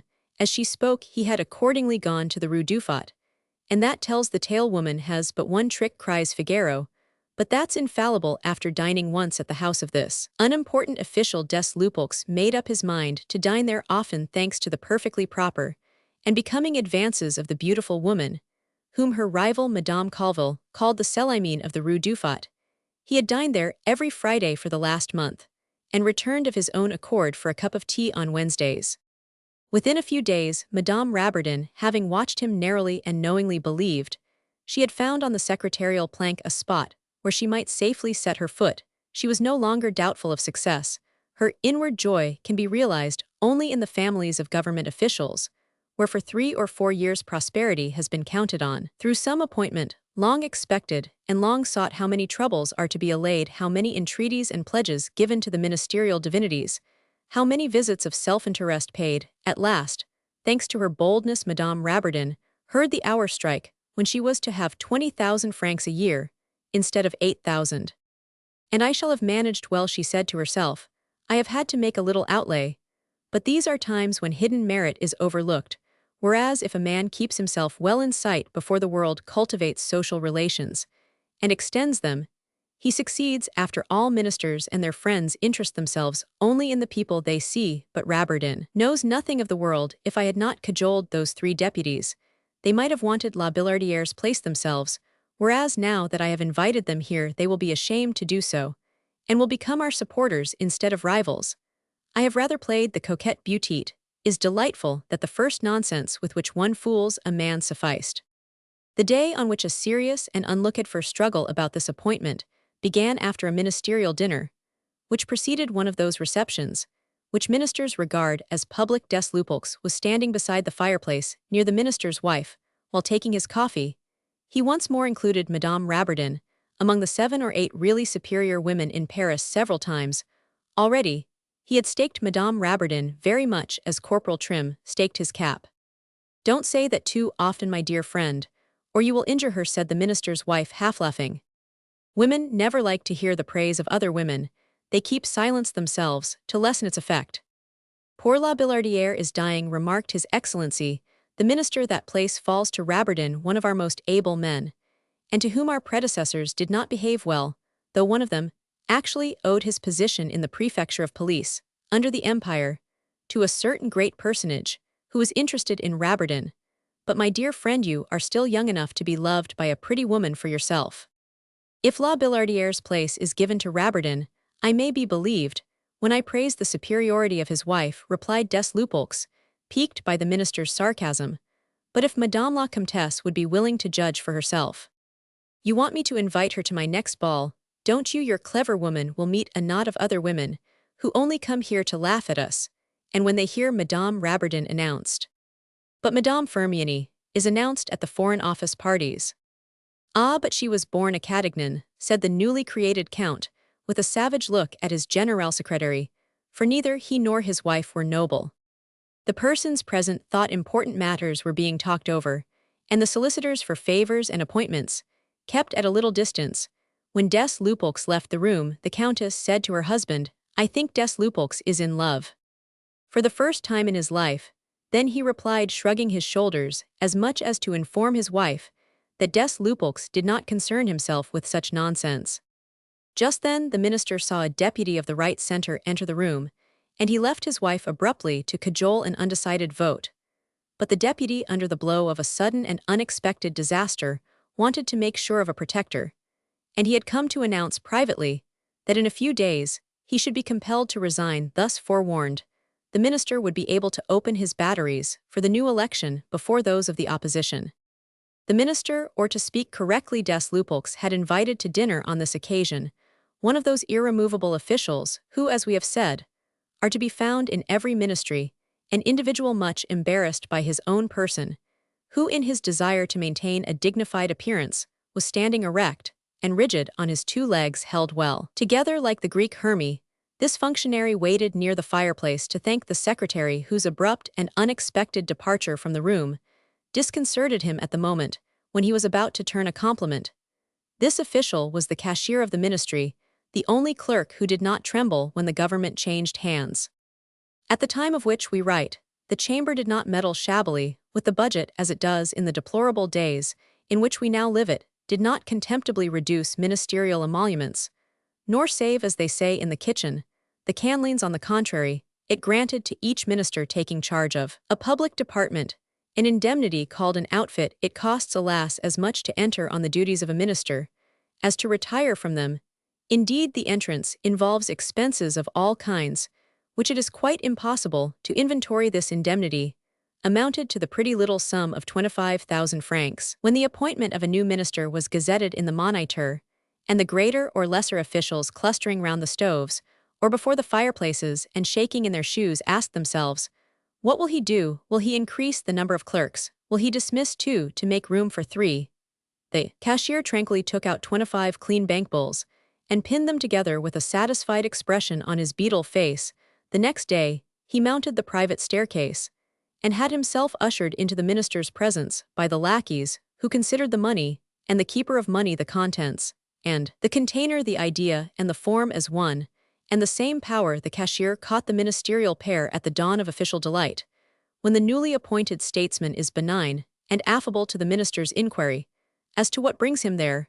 He replies with the banknotes informing His Excellency that he hastens to pay him the customary indemnity. Moreover, he explains the matter to the minister's wife, who never fails to draw freely upon the fund, and sometimes takes all for the outfit, is looked upon as a household affair. The cashier then proceeds to turn a compliment and to slip in a few politic phrases if His Excellency would deign to retain him. If satisfied with his purely mechanical services, he would, etc. As a man who brings 25,000 francs is always a worthy official, the cashier is sure not to leave without his confirmation to the post, from which he has seen a succession of ministers come and go during a period of perhaps 25 years. His next step is to place himself at the orders of Madame. He brings the monthly 13,000 francs. Whenever wanted, he advances or delays the payment as requested, and thus manages to obtain, as they said in the monasteries, a voice in the chapter. Formerly bookkeeper at the Treasury, when that establishment kept its books by double entry, the Sieur Saillard was compensated for the loss of that position by his appointment as cashier of a ministry. He was a bulky fat man, very strong in the matter of bookkeeping, and very weak in everything else round, as a simple as how do a man who came to his office with measured steps like those of an elephant, and returned with the same measured tread to the Place Royale, where he lived on the ground floor of an old mansion belonging to him. He usually had a companion on the way in the person of Monsieur Isidore Baudier, head of a bureau in Monsieur de la Billardiere's division. Consequently, one of Rabardin's colleagues, Baudier, was married to Elizabeth Saillard, the cashier's only daughter, and had hired very naturally the apartments above those of his father-in-law. No one at the ministry had the slightest doubt that Saillard was a blockhead, but neither had anyone ever found out how far his stupidity could go. It was too compact to be examined. It did not ring hollow, it absorbed everything, and gave nothing out. Bixiou, a clerk of whom Moranon caricatured the cashier by drawing a head in a wig at the top of an egg, and 2 little legs at the other end, with this inscription, "Born to pay out and take in without blundering, a little less luck." And he might have been lackey to the Bank of France, a little more ambition, and he could have been honorably discharged. At the moment of which we are now writing, the minister was looking at his cashier, very much as we gaze at a window or a cornice, without supposing that either can hear us or fathom our secret thoughts. I am all the more anxious that we should settle everything with the prefect in the quietest way, because des Lupeaulx has designs upon the place for himself, said the minister, continuing his talk with the deputy. His paltry little estate is in your arrondissement. We want him as deputy. He has neither years nor rentals enough to be eligible, said the deputy. That may be, but you know how it was decided for Casimir Perier as to age, and as to worldly possessions. Des Lupeaulx does possess something, not much it is true, but the law does not take into account increase, which he may very well obtain. Commissions have wide margins for the deputies of the centre, you know, and we cannot openly oppose the goodwill that is shown to this dear friend. But where would he get the money? How did Manuel manage to become the owner of a house in Paris? Cried the minister. The cashier listened and heard, but reluctantly, and against his will. These rapid remarks murmured as they were struck his ear by one of those acoustic rebounds, which are very little studied. As he heard these political confidences, however, a keen alarm took possession of his soul. He was one of those simple-minded beings who are shocked at listening to anything they are not intended to hear, or entering where they are not invited, and seeming bold when they are really timid, inquisitive where they are truly discreet. The cashier accordingly began to glide along the carpet and edge himself away so that the minister saw him at a distance. When he first took notice of him, Saillard was a ministerial henchman, absolutely incapable of indiscretion. Even if the minister had known that he had overheard a secret, he had only to whisper modus in his ear to be sure it was perfectly safe. The cashier, however, took advantage of an influx of office-seekers to slip out and get into his hackney coach, hired by the hour for these costly entertainments, and to return to his home in the Place Royale. Chapter Roman 3, the Toritos Navalis, otherwise called shipworm. While old Saillard was driving across Paris, his son-in-law Isidore Baudier and his daughter Elizabeth Baudier's wife were playing a virtuous game of Boston with their confessor, the Abbé Gaudrin, in company with a few neighbors, and a certain Martin, Follix, a brass founder in the Faubourg Saint-Antoine, to whom Saillard had loaned the necessary money to establish a business. This Follix, a respectable Auvergnat who had come to seek his fortune in Paris with his smelting pot on his back, had found immediate employment with the firm of Balzac collectors of medals and other relics from all chateaux in the provinces, about 27 years of age, and spoiled like others by success. Martin Follix had had the luck to become the active agent of Monsieur Saillard, the sleeping partner, in the working out of a discovery made by Follix in smelting patent of invention and gold medal granted at the exposition of 1825. Madame Baudier, whose only daughter was Tradincto, use an expression of old Saillardson, the tale of her 12 years laid claim to Follix, a thick-set, swarthy, active young fellow of shrewd principles, whose education she was superintending. The said education, according to her ideas, consisted in teaching him to play Boston, to hold his cards properly, and not to let others see his game, to shave himself regularly before he came to the house, and to wash his hands with good cleansing soap, not to swear, to speak her kind of French, to wear boots instead of shoes, cotton shirts instead of sacking, and to brush up his hair instead of plastering it flat during the preceding week. Elizabeth had finally succeeded in persuading Follix to give up wearing a pair of enormous flat earrings resembling hoops. "You go too far, Madame Baudier," he said, seeing her satisfaction at the final sacrifice. "You order me about too much, you make me clean my teeth, which loosens them presently, you will want me to brush my nails, and curl my hair, which won't do at all in our business, we don't like dandies." Elizabeth Baudier née Saillard is one of those persons who escape portraiture through their utter commonness, yet who ought to be sketched, because they are specimens of that second-rate Parisian bourgeoisie, which occupies a place above the well-to-do artisan, and below the upper middle classes, a tribe whose virtues are well-nigh vices, whose defects are never kindly, but whose habits and manners, dull and insipid though they be, are not without a certain originality. Something pinched and puny about Elizabeth Saillard was painful to the eye. Her figure, scarcely over 4 feet in height, was so thin that the waist measured less than 20 inches. Her small features, which clustered close about the nose, gave her face a vague resemblance to a weasel's snout. Though she was past 30 years old, she looked scarcely more than 16. Her eyes, of porcelain blue, overweighted by heavy eyelids, which fell nearly straight from the arch of the eyebrows, had little light in them. Everything about her appearance was commonplace, witness her flaxen hair tending to whiteness, her flat forehead, from which the light did not reflect, and her dull complexion with gray, almost leaden tones. The lower part of the face, more triangular than oval, ended irregularly.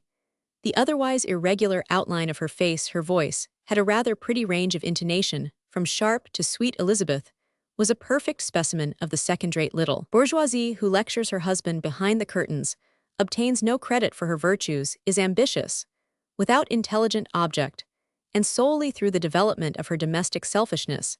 Had she lived in the country, she would have bought up adjacent land, being, as she was connected with the administration, she was determined to push her way. If we relate the life of her father and mother, we shall show the sort of woman she was by a picture of her childhood and youth. Monsieur Saillard married the daughter of an upholsterer keeping shop under the arcades of the market. Limited means compelled Monsieur and Madame Saillard at their start in life to bear constant privation after 33 years of married life and 29 years of toil in a government office. The property of the Saillards, their circle of acquaintance, called them, saw consisted of 60,000 francs, entrusted to Follix. The house in the Place Royale, bought for 40,000 in 1804, and 36,000 francs given in dowry to their daughter Elizabeth. Out of this capital, about 50,000 came to them by the will of the widow Bidault. Madame Saillard's mother. Saillard's salary from the government had always been 4,500 francs a year, and no more. His situation was a blind alley that led nowhere, and had tempted no one to supersede him. Those 90,000 francs put together sou by sou were the fruit, therefore, of a sordid economy, unintelligently employed. In fact, the Saillards did not know how better to manage their savings than to carry them 5,000 francs at a time to their notary, Monsieur Sorbier Cardot's predecessor, and let him invest them at 5% in first mortgages, with the wife's rights reserved in case The borrower was married in 1804. Madame Saillard obtained a government office for the sale of stamped papers, a circumstance which brought a servant into the household for the first time, at the time of which we write. The house, which was worth 100,000 francs, brought in a rental of 8,000 folics, paid 7% for the 60,000 invested in the foundry, besides an equal division of profits. The Saillards were therefore enjoying an income of not less than 17,000 francs a year. The whole ambition of the good man now centered on obtaining the Cross of the Legion and his retiring pension. Elizabeth, the only child, had toiled steadily from infancy in a home where the customs of life were rigid, and the ideas simple. A new hat for Saillard was a matter of deliberation. The time a coat could last was estimated, and discussed umbrellas were carefully hung up by means of a brass buckle. Since 1804, no repairs of any kind had been done to the house. The Saillards kept the ground floor in precisely the state in which their predecessor left it.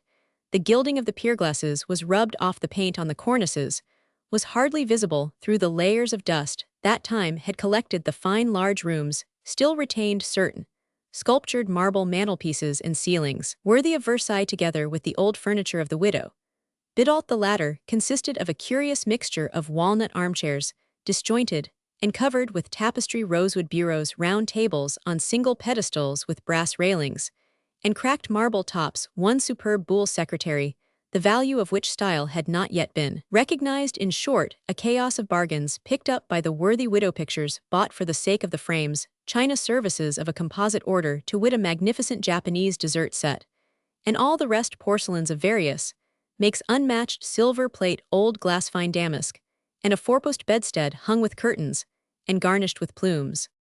Amid these curious relics, Madame Saillard always sat on a sofa of modern mahogany, near a fireplace full of ashes, and without fire, on the mantelshelf of which stood a clock, some antique bronzes, candelabra with paper flowers, but no candles, for the careful housewife lighted the room with a tall tallow candle, always guttering down into the flat brass candlestick which held it. Madame Saillard's face, despite its wrinkles, was expressive of obstinacy and severity, narrowness of ideas, an uprightness that might be called quadrangular, a religion without piety, straightforward, candid avarice, and the peace of a quiet conscience. You may see in certain Flemish pictures the wives of burgomasters cut out by nature on the same pattern, and wonderfully reproduced on canvas.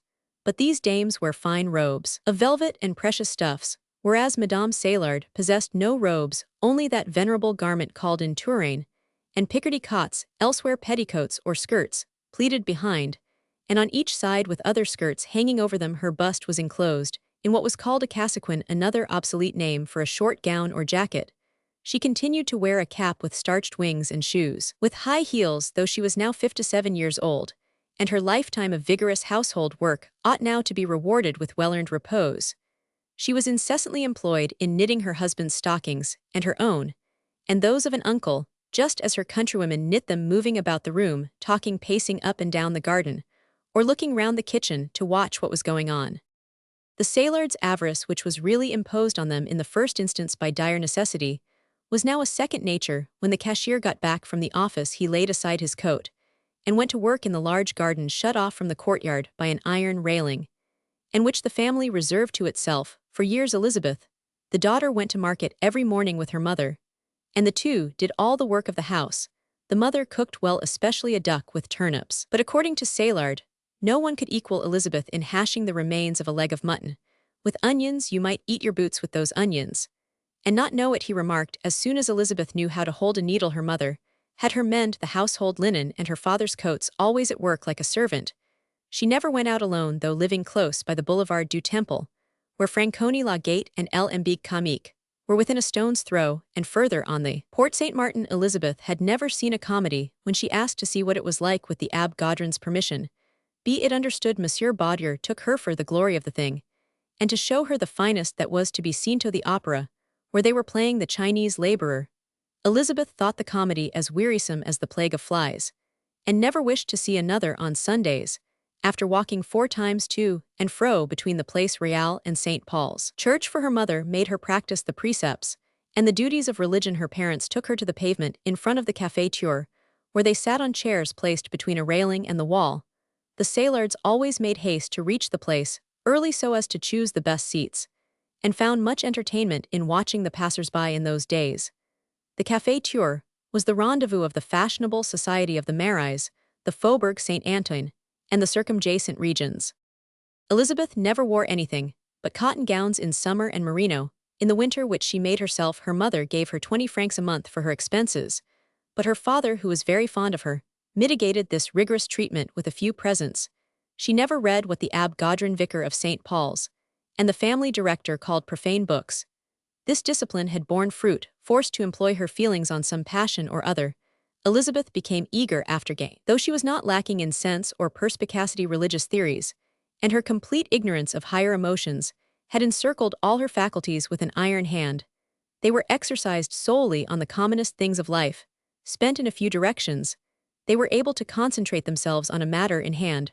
Repressed by religious devotion, her natural intelligence exercised itself within the limits marked out by cases of conscience, which form a mine of subtleties among which self-interest selects its subterfuges like those saintly personages in whom religion does not stifle ambition. Elizabeth was capable of requiring others to do a blamable action that she might reap the fruits, and she would have been like them again, implacable as to her dues and dissembling in her actions. Once offended, she watched her adversaries with the perfidious patience of a cat, and was capable of bringing about some cold and complete vengeance, and then laying it to the account of God. Until her marriage, the Saillards lived without other society than that of the Abbé Gaudrin, a priest from Auvergne appointed vicar of St. Paul's, after the restoration of Catholic worship. Besides this ecclesiastic, who was a friend of the late Madame Bidault, a paternal uncle of Madame Saillard, an old paper dealer, retired from business ever since the year Roman II of the Republic, and now 6 to 9 years old, came to see them on Sundays, only because on that day no government business went on. This little old man, with a livid face blazoned by the red nose of a tippler, and lighted by 2 gleaming vulture eyes, allowed his gray hair to hang loose under a 3-cornered hat, wore breeches with straps that extended beyond the buckles, cotton stockings of mottled thread knitted by his niece, whom he always called the little Saillard, stout shoes with silver buckles, and a surtout coat of mixed colors. He looked very much like those verger-beetle, bellring, gingrave-digging parish clerks who are taken to be caricatures until we see them performing their various functions. On the present occasion, he had come on foot to dine with the Saillards, intending to return in the same way to the Rue Greneta, where he lived on the 3rd floor of an old house. His business was that of discounting commercial paper in the Quartier Saint-Martin, where he was known by the nickname of Gigonnet, from the nervous convulsive movement with which he lifted his legs in walking like a cat. Monsieur Bidault began this business in the year Roman II, in partnership with a Dutchman named Werbrust, a friend of Gobseck. Some time later Saillard made the acquaintance of Monsieur and Madame Transon, wholesale dealers in pottery, with an establishment in the Rue de les Diguières, who took an interest in Elizabeth, and introduced young Isidore Baudier to the family, with the intention of marrying her. Gigonnet approved of the match, for he had long employed a certain mitral uncle of the young man as clerk. Monsieur and Madame Baudier, father and mother of Isidore, highly respected leather dressers in the Rue Senzier, had slowly made a moderate fortune out of a small trade. After marrying their only son, on whom they settled 50,000 francs, they determined to live in the country, and had lately removed to the neighborhood of Isle Adam, where after a time they were joined by Mitral. They frequently came to Paris, however, where they kept a corner in the house in the Rue Senzier, which they gave to Isidore on his marriage. The elder Baudiers had an income of about 3,000 francs left to live upon after establishing their son. Mitral was a being with a sinister wig, a face the color of Seine water, lighted by a pair of Spanish tobacco-colored eyes, cold as a well-rope, always smelling a rat, and close-mouthed about his property. He probably made his fortune in his own hole and corner, just as Werbrust and Gigonnet made theirs in the Quartier Saint-Martin. Though the Saillards' circle of acquaintance increased, neither their ideas nor their manners and customs changed. The saints' days of father, mother, daughter, son-in-law, and grandchild were carefully observed, also the anniversaries of birth and marriage, Easter, Christmas, New Year's Day, and Epiphany. These festivals were preceded by great domestic sweepings and a universal clearing up of the house, which added an element of usefulness to the ceremonies. When the festival day came, the presents were offered with much pomp, and an accompaniment of flower silk stockings, or a fur cap for old Saillard, gold earrings, and articles of plate for Elizabeth or her husband, for whom little by little the parents were accumulating a whole silver service, silk petticoats for Madame Saillard, who laid the stuff by, and never made it up. The recipient of these gifts was placed in an armchair, and asked by those present for a certain length of time, "Guess what we have for you." Then came a splendid dinner, lasting at least 5 hours, to which were invited the Abbe Gaudrin Follix Rabardin, Monsieur Goddard under head clerk to Monsieur Baudier, Monsieur Battle captain of the company of the National Guard, to which Saillard and his son-in-law belonged. Monsieur Cardot, who was invariably asked, did, as Rabardin did, namely accepted 1 invitation out of 6. The company sang at dessert, shook hands, and embraced with enthusiasm, wishing each other all manner of happiness. The presents were exhibited, and the opinion of the guests asked about them. The day Saillard received his fur cap, he wore it during the dessert to the satisfaction of all present. At night mere ordinary acquaintances were bidden, and dancing went on till very late, formerly to the music of 1 violin. But for the last 6 years, Monsieur Goddard, who was a great flute player, contributed the piercing tones of a flageolet. To the festivity, the cook Madame Baudier's nurse, and old Catherine Madame Saillard's woman-servant, together with the porter or his wife, stood looking on at the door of the salon. The servants always received 3 francs on these occasions to buy themselves wine or coffee. This little circle looked upon Saillard and Baudier as transcendent beings. They were government officers. They had risen by their own merits. They worked, it was said, with the minister himself. They owed their fortune to their talents. They were politicians. Baudier was considered the more able of the two. His position as head of a bureau presupposed labor that was more intricate and arduous than that of a cashier. Moreover, Isidore, though the son of a leather-dresser, had had the genius to study and to cast aside his father's business and find a career in politics, which had led him to a post of eminence. In short, silent and uncommunicative as he was looked upon as a deep thinker. And perhaps, said the admiring circle, he would some day become deputy of the 8th arrondissement. As Gigonnet listened to such remarks as these, he pressed his already pinched lips closer together, and threw a glance at his great-niece Elizabeth. In person, Isidore was a tall, stout man of 37, who perspired freely, and whose head looked as if he had water on the brain. This enormous head, covered with chestnut hair cropped close, was joined to the neck by rolls of flesh, which overhung the collar of his coat. He had the arms of Hercules, hands worthy of Domitian, a stomach which sobriety held within the limits of the majestic. To use a saying of Brillat Savarin, his face was a good deal like that of the Emperor Alexander. The Tartar type was in the little eyes, and the flattened nose turned slightly up in the frigid lips, and the short chin. The forehead was low and narrow, though his temperament was lymphatic. The devout Isidore was under the influence of a conjugal passion, which time did not lessen. In spite, however, of his resemblance to the handsome Russian emperor and the terrible Domitian, Isidore Baudier was nothing more than a political officeholder of little ability as head of his department, a cutendried routine man who concealed the fact that he was a flabby cipher by so ponderous a personality that no scalpel could cut deep enough to let the operator see into him. His severe studies, in which he had shown the patience and sagacity of an ox, and his square head deceived his parents, who firmly believed him an extraordinary man, pedantic and hypercritical, meddlesome and fault-finding.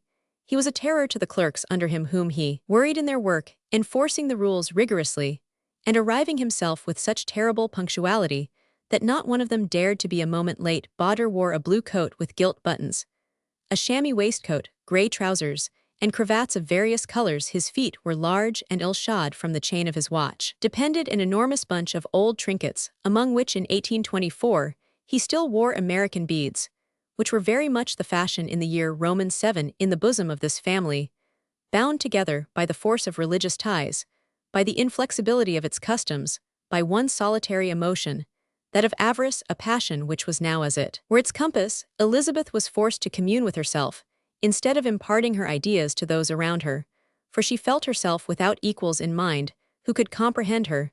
Though facts compelled her to judge her husband, her religious duty led her to keep up as best she could a favorable opinion of him. She showed him marked respect, honored him as the father of her child. Her husband, the temporal power, as the vicar of St. Paul's, told her she would have thought it a mortal sin to make a single gesture, or give a single glance, or say a single word, which would reveal to others her real opinion of the imbecile Baudier. She even professed to obey passively all his wishes, but her ears were receptive of many things. She thought them overweighed, and compared them in the solitude of her mind, and judged so soberly of men and events that at the time when our history begins, She was the hidden oracle of the two functionaries, her husband and father, who had unconsciously come to do nothing whatever without consulting her old sailord, would say innocently, "Isn't she clever, that Elizabeth of mine?" But Baudier, too great a fool not to be puffed up by the false reputation the Quartier Saint Antoine bestowed upon him, denied his wife's cleverness all the while that he was making use of it. Elizabeth had long felt sure that her uncle Bidault, otherwise called Gigonnet, was rich, and handled vast sums of money. Enlightened by self-interest, she had come to understand Monsieur des Lupeaulx far better than the minister understood him. Finding herself married to a fool, she never allowed herself to think that life might have gone better with her. She only imagined the possibility of better things, without expecting or wishing to attain them.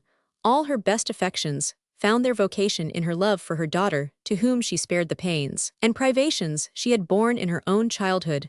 She believed that in this affection she had her full share in the world of feeling solely for her daughter's sake.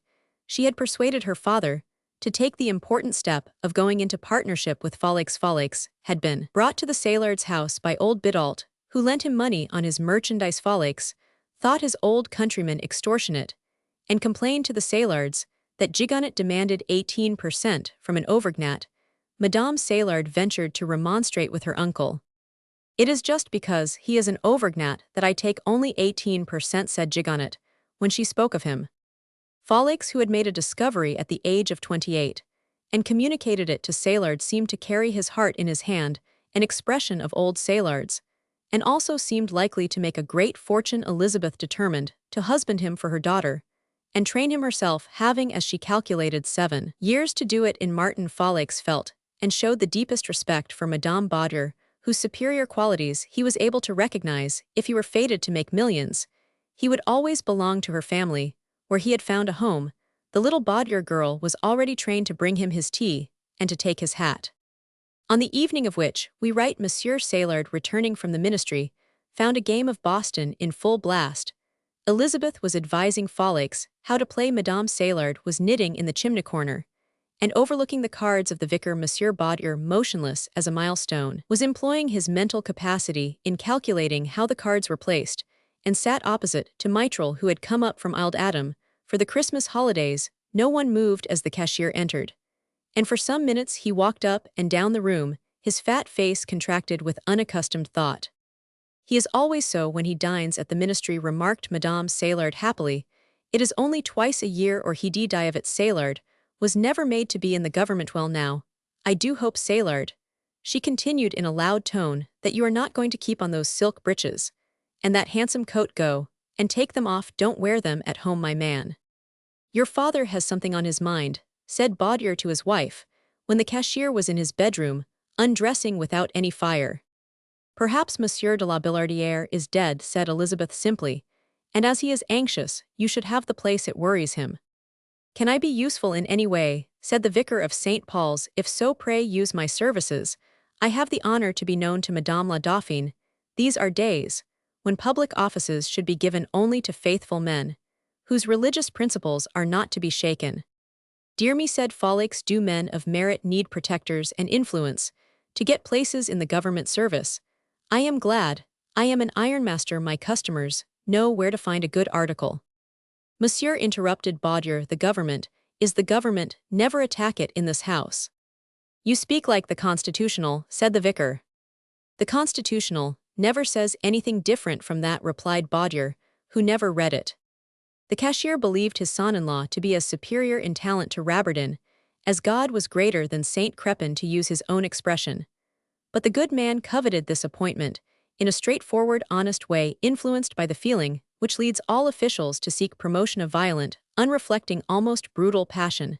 Desired success, just as he desired the cross of the Legion of Honor, without doing anything against his conscience to obtain it, and solely as he believed on the strength of his son-in-law's merits. To his thinking, a man who had patiently spent 25 years in a government office behind an iron railing had sacrificed himself to his country and deserved the cross.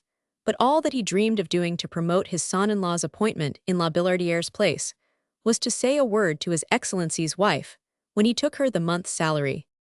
"Well, Sailord, you look as if you had lost all your friends. Do speak, do pray, tell us something," cried his wife when he came back into the room. Saillard, after making a little sign to his daughter, turned on his heel, to keep himself from talking politics before strangers. When Monsieur Mitral and the vicar had departed, Saillard rolled back the cartable, and sat down in an armchair in the attitude he always assumed when about to tell some office gossip, a series of movements, which answered the purpose of the 3 knocks given at the Theatre Francais, after binding his wife, daughter, and son-in-law to the deepest secrecifer, however petty the gossip their places as he thought depended on their discretion, related the incomprehensible enigma of the resignation of a deputy, the very legitimate desire of the general secretary to get elected to the place, and the secret opposition of the minister to this wish of a man who was one of his firmest supporters and most zealous workers. This, of course, brought down an avalanche of suppositions, flooded with the sapient arguments of the 2 officials, who sent back and forth to each other a wearisome flood of nonsense. Elizabeth quietly asked 3 questions. If Monsieur des Lupeaulx is on our side, will Monsieur Baudier be appointed in Monsieur de la Billardiere's place? Heavens, I should think so, cried the cashier. My uncle Bidault and Monsieur Gobseck helped in him, 1814, thought she is he in debt, she asked aloud. Yes, cried the cashier with a hissing and prolonged sound. On the last letter his salary was attached, but some of the higher powers released it by a bill at sight. Where is the des Lupeaulx estate? Why, don't you know, in the part of the country where your grandfather and your great-uncle Bidault belong, in the arrondissement of the deputy who wants to resign?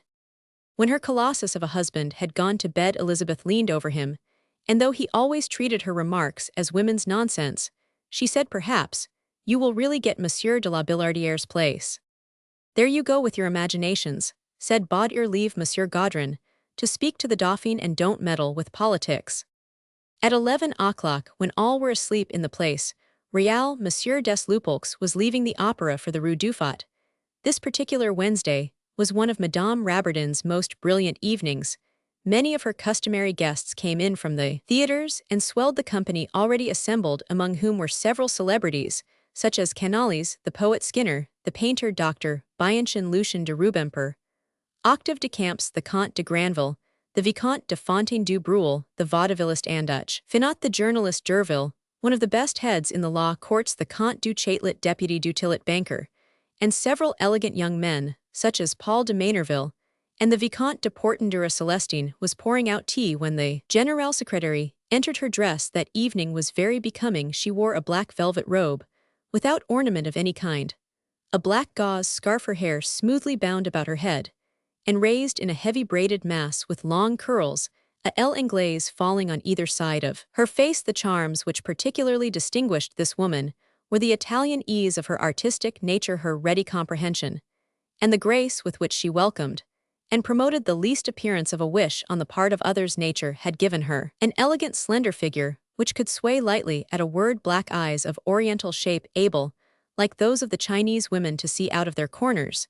She well knew how to manage a soft, insinuating voice, which threw a tender charm into every word, even such as she merely chanced to utter. Her feet were like those we see in portraits, where the painter boldly lies and flatters his sitter in the only way which does not compromise anatomy. Her complexion, a little yellow, by day like that of most brunettes, was dazzling at night under the wax candles, which brought out the brilliancy of her black hair, and eyes. Her slender and well-defined outlines reminded an artist of the Venus of the Middle Ages, rendered by Jean Goujon, the illustrious sculptor of Diane de Poitiers.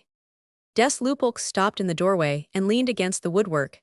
This ferret of ideas did not deny himself the pleasure of spying upon sentiment, and this woman interested him more than any of the others to whom he had attached himself. Des Lupeaulx had reached an age when men assert pretensions in regard to women. The first white hairs lead to the latest passions, all the more violent, because they are astride of vanishing powers and dawning weakness. The age of 40 is the age of folly, an age when man wants to be loved for himself, whereas at 25 life is so full that he has no wants. At 25 he overflows with vigor and wastes it with impunity, but at 40 he learns that to use it in that way is to abuse it. The thoughts that came into Des Lupeaulx's mind at this moment were melancholy ones. The nerves of the old beau relaxed the agreeable smile which served as a mask, and made the character of his countenance faded. The real man appeared, and he was horrible. Raberden caught sight of him, and thought what has happened to him can he be disgraced in any way. The Generalsecretary was however only thinking how the pretty Madame Colville, whose intentions were exactly those of Madame Rabertin, had summarily abandoned him.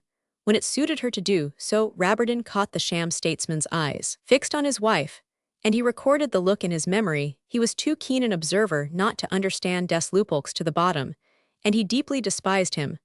But as with most busy men, his feelings and sentiments seldom came to the surface. Absorption in a beloved work is practically equivalent to the cleverest dissimulation, and thus it was that the opinions and ideas of Rabertin were a sealed book to des Lupeaulx.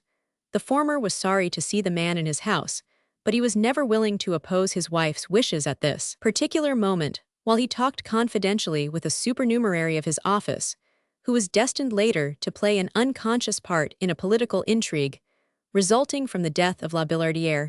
He watched, though half abstractedly, his wife and des Lupeaulx.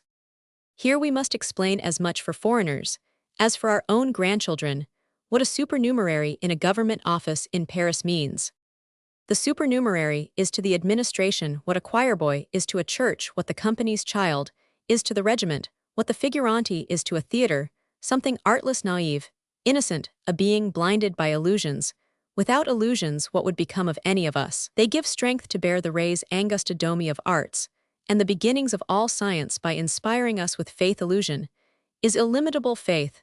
Now the supernumerary has faith in the administration. He never thinks it cold, cruel, and hard as it really is. There are two kinds of supernumeraries or hangersonnen, poor the other rich. The poor one is rich in hope, and wants a place. The rich one is poor in spirit, and wants nothing. A wealthy family is not so foolish as to put its able men into the administration. It confides an unfledged scion to some head clerk, or gives him in charge of a directory, who initiates him into what Bilbicay, that profound philosopher, called the high comedy of government.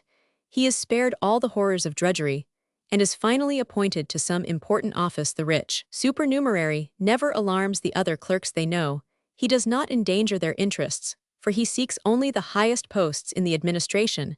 About the period of which we write, many families were saying to themselves, "What can we do with our sons?" The army no longer offered a chance for fortune. Special careers, such as civil and military engineering, the navy, mining, and the professorial chair, were all fenced about by strict regulations, or to be obtained only by competition, whereas in the civil service the revolving wheel, which turned clerks into prefects, subprefects, assessors, and collectors like the figures in a magic lantern, was subjected to no such rules, and entailed no drudgery. Through this easy gap emerged into life the rich supernumeraries who drove their tilburys, dressed well, and wore moustachios, all of them as impudent as parvenus. Journalists were apt to persecute the tribe, who were cousins, nephews, brothers, or other relatives of some minister, some deputy, or an influential peer.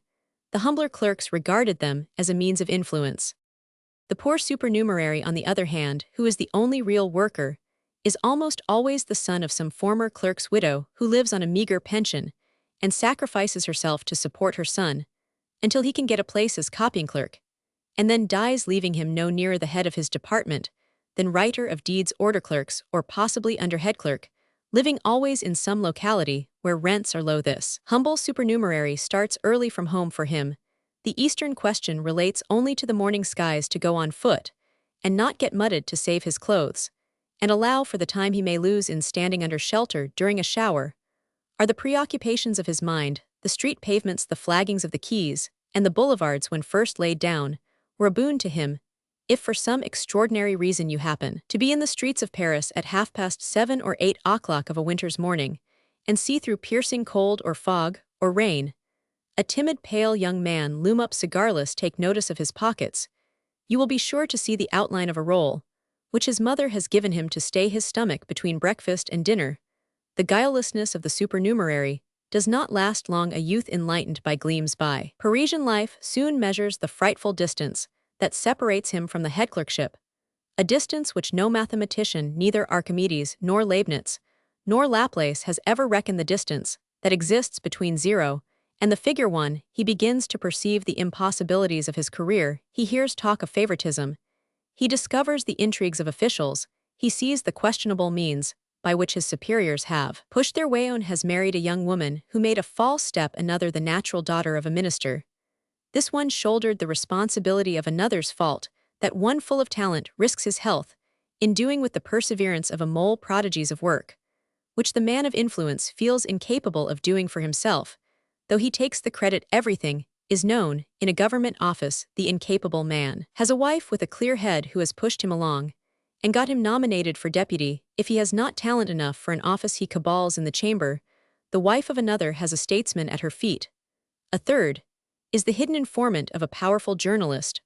Often the disgusted and hopeless supernumerary sends, in his resignation, about 3/4 of his class, leave the government employ without ever obtaining an appointment, and their number is winnowed down to either those young men who are foolish or obstinate enough to say to themselves, "I have been here 3 years, and I must end sooner or later by getting a place," or to those who are conscious of a vocation for the work. Undoubtedly, the position of supernumerary in a government office is precisely what the novitiate is in a religious order. A trial, it is a rough trial. The state discovers how many of them can bear hunger, thirst, and penury, without breaking down how many can toil without revolting against it. It learns which temperaments can bear up under the horrible experiencier. If you like the decease of government official life, from this point of view, the apprenticeship of the supernumerary, instead of being an infamous device of the government to obtain labor gratis, becomes a useful institution.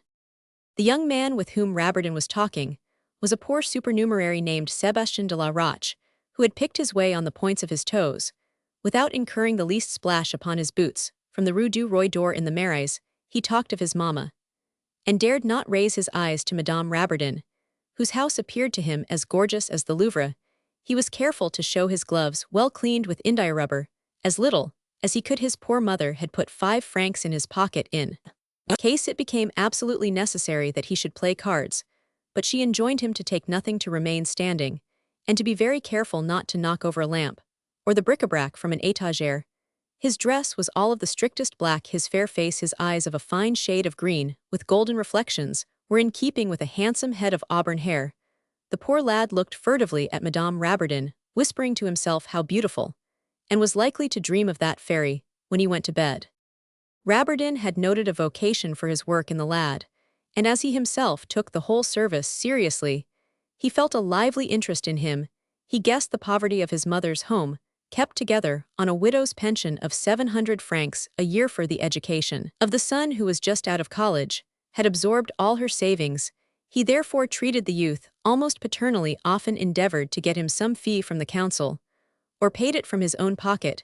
He overwhelmed Sébastien with work, trained him, and allowed him to do the work of Du Bruel's place, for which that vaudevillist otherwise known as Curcy paid him 300 francs out of his salary in the mines of Madame de la Roche.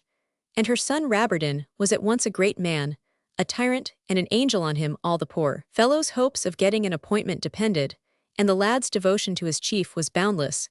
He dined once a fortnight in the Rue Dufat, but always at a family dinner invited by Rabardin himself. Madame asked him to evening parties only when she wanted partners. At that moment, Rabardin was scolding poor Sébastien, the only human being who was in the secret of his immense labors. The youth copied and recopied the famous statement written on 150 folio sheets, besides the corroborative documents, and the summing up contained in one page, with the estimates, bracketed the captions in a running hand, and the subtitles in a round one, full of enthusiasm. In spite of his merely mechanical participation in the great idea, the lad of 20 would rewrite whole pages for a single blot, and made it his glory to touch up the writing regarding it as the element of a noble undertaking. Sébastien had that afternoon committed the great imprudence of carrying into the general office, for the purpose of copying a paper which contained the most dangerous facts to make known prematurely, namely a memorandum relating to the officials in the central offices of all ministries, with facts concerning their fortunes, actual and prospective, together with the individual enterprises of each outside of his government employment. All government clerks in Paris, who are not endowed like Rabardin with patriotic ambition or other marked capacity, usually add the profits of some industry to the salary of their office in order to eke out a living. A number do, as Monsieur Saylard did, put their money into a business carried on by others, and spend their evenings in keeping the books of their associates. Many clerks are married to milliners, licensed tobacco dealers, women who have charge of the public lotteries, or reading grooms, some like the husband of Madame Colville Celestine's rival play, in the orchestra of a theatre others, like Du Bruel, write vaudeville comic operas melodramas, or act as prompters behind the scenes. We may mention among them Messrs. Plainard, Surin, etc., Pigault, Lebrun, Pies, Duviquet in their day, were in government employ. Monsieur Scribes, head librarian, was a clerk in the treasury. Besides such information as this, Rabardin's memorandum contained an inquiry into the moral and physical capacities and faculties necessary in those who were to examine the intelligence, aptitude for labor, and sound health of the applicants for government service. 3 indispensable qualities in men who are to bear the burden of public affairs and should do their business well and quickly. But this careful study, the result of 10 years' observation and experience, and of a long acquaintance with men and things, obtained by intercourse with the various functionaries in the different ministries, would assuredly have to those who did not see its purport and connection an air of treachery and police espial if a single page of these papers were to fall under the eye of those concerned. Monsieur Rabardin was lost Sebastian, who admired his chief without reservation, and who was as yet wholly ignorant of the evils of bureaucracy, had the follies of guilelessness as well as its grace blamed on a former occasion for carrying away these papers. He now bravely acknowledged his fault to its fullest extent. He related how he had put away both the memorandum and the copy carefully in a box in the office where no one would ever find them. Tears rolled from his eyes as he realized the greatness of his offense. "Come, come," said Rabardin kindly, "don't be so imprudent again. But never mind now, go to the office very early tomorrow morning. Here is the key of a small safe, which is in my roller secretary. It shuts with a combination lock. You can open it with the word sky, put the memorandum and your copy into it, and shut it carefully." This proof of confidence dried the poor fellow's tears. Rabardin advised him to take a cup of tea and some cakes. "Mamma forbids me to drink tea on account of my chest," said Sebastian. "Well then, my dear child," said the imposing Madame Rabardin, who wished to appear gracious, "here are some sandwiches and cream. Come and sit by me." She made Sebastian sit down beside her, and the lad's heart rose in his throat as he felt the robe of this divinity brush the sleeve of his coat. Just then the beautiful woman caught sight of Monsieur des Lupeaulx standing in the doorway. She smiled, and not waiting till he came to her, she went to him. "Why do you stay there, as if you were sulking?" she asked. "I am not sulking," he returned. "I came to announce some good news. But the thought has overtaken me that it will only add to your severity towards me. I fancy myself, 6 months hence, almost a stranger to you. Yes, you are too clever, and I too experienced, too blasé, if you like, for either of us to deceive the other. Your end is attained without its costing you more than a few smiles and gracious words." "Deceive each other, what can you mean?" she cried in a hurt tone. "Yes, Monsieur de la Billardière is dying, and from what the minister told me this evening, I judge that your husband will be appointed in his place." He thereupon related what he called his scene at the ministry, and the jealousy of the countess, repeating her remarks about the invitation he had asked her to send to Madame Rabardin. "Monsieur des Lupeaulx," said Madame Rabardin, with dignity, "permit me to tell you that my husband is the oldest head clerk, as well as the most capable man in the division, also that the appointment of La Billardière over his head made much talk in the service, and that my husband has stayed on for the last year, expecting this promotion, for which he has really no competitor and no rival." "That is true." "Well then," she resumed, smiling, and showing her handsome teeth, "how can you suppose that the friendship I feel for you is marred by a thought of self-interest? Why should you think me capable of that?" Des Lupeaulx made a gesture of admiring denial. "Ah," she continued, "the heart of woman will always remain a secret for even the cleverest of men. Yes, I welcomed you to my house with the greatest pleasure, and there was, I admit, a motive of self-interest behind my pleasure." "You have a career before you," she whispered in his ear, "a future without limit. You will be deputy minister. What happiness for an ambitious man, when such things as these are warbled in his ear by the sweet voice of a pretty woman. Oh yes, I know you better than you know yourself. Rabardin is a man who could be of immense service to you in such a career. He could do the steady work while you were in the chamber, just as you dream of the ministry, so I dream of seeing Rabardin in the Council of State and General Director. It is therefore my object to draw together 2 men who can never injure, but on the contrary must greatly help each other. Isn't that a woman's mission? If you are friends, you will both rise the faster. And it is surely high time that each of you made hay. I have burned my ships," she added, smiling, but you are not as frank with me as I have been with you. You would not listen to me if I were," he replied with a melancholy air. In spite of the deep inward satisfaction, her remarks gave him, "What would such future promotions avail me if you dismiss me now?" "Before I listen to you," she replied with naive Parisian liveliness, "we must be able to understand each other." And she left the old fop to go and speak with Madame de Chessel, a countess from the provinces, who seemed about to take leave. "That is a very extraordinary woman," said Des Lupeaulx to himself. "I don't know my own self when I am with her." Accordingly, this man of no principle, who 6 years earlier had kept a ballet girl, and who now, thanks to his position, made himself a seraglio with the pretty wives of the under-clerks, and lived in the world of journalists and actresses, became devotedly attentive all the evening to Celestine, and was the last to leave the house. At last, thought Madame Rabbardin, as she undressed that night, we have the place 12,000 francs a year, and perquisites beside the rents of our farms at Gradux nearly 20,000 francs a year. It is not affluence, but at least it isn't poverty. Chapter Roman 4, 3/4 length portraits of certain government officials. If it were possible for literature to use the microscope of the Leeuwenhoeks, the Malpighies, and the Raspels, an attempt once made by Hoffmann of Berlin, and if we could magnify and then picture the Torridos Navales, in other words, those shipworms which brought Holland within an inch of collapsing by honeycombing her dikes, we might have been able to give a more distinct idea of Messieurs Gigonnet Baudier, Saillard Gaudron, Follix, Transon Goddard, and company borers and burrowers, who proved their undermining power in the 30th year of this century. But now it is time to show another set of Torridos, who burrowed and swarmed in the government offices, where the principal scenes of our present study took place. In Paris, nearly all these government bureaus resemble each other into whatever ministry you penetrate to ask some slight favor, or to get redress for a trifling wrong. You will find the same dark corridors, lighted stairways, doors with oval panes of glass, like eyes, as at the theater. In the first room, as you enter, you will find the office servant in the second. The underclerks, the private office of the second head clerk, is to the right or left, and further on is that of the head of the bureau. As to the important personage called under the Empire head of division, then under the Restoration director, and now by the former name head or chief of division, he lives either above or below the offices of his 3 or 4 different bureaus.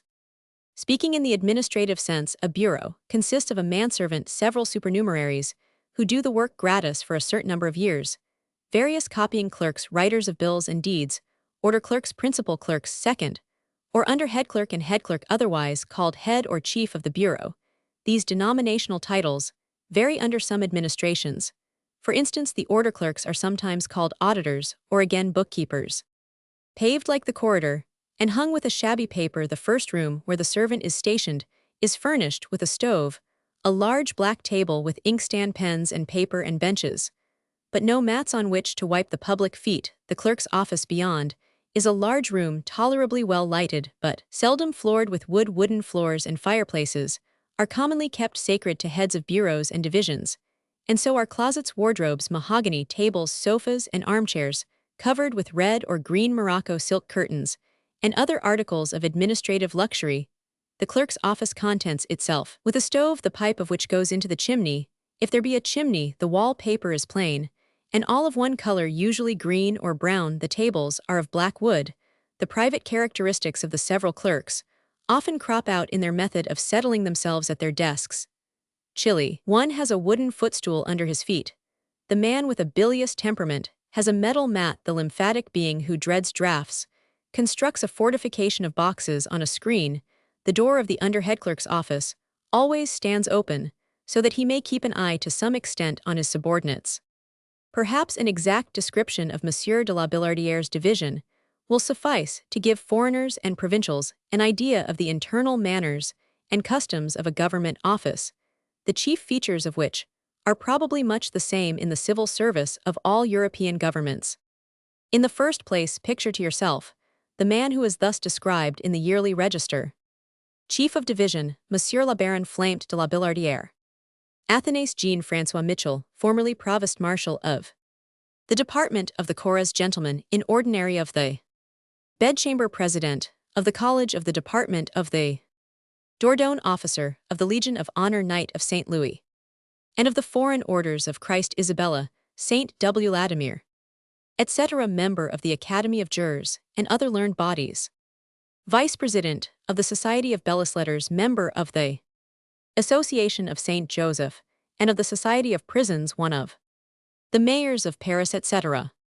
The person who requires so much typographic space was at this time occupying an area 5 feet 6 in length by 36 inches in width in a bed, his head adorned with a cotton nightcap tied on by flame-colored ribbons, attended by Desplines, the king's surgeon, and young Dr. Bianchon, flanked by 2 old female relatives, surrounded by files of all kinds, bandages, appliances, and various mortuary instruments, and watched over by the curate of Saint Roch, who was advising him to think of his salvation.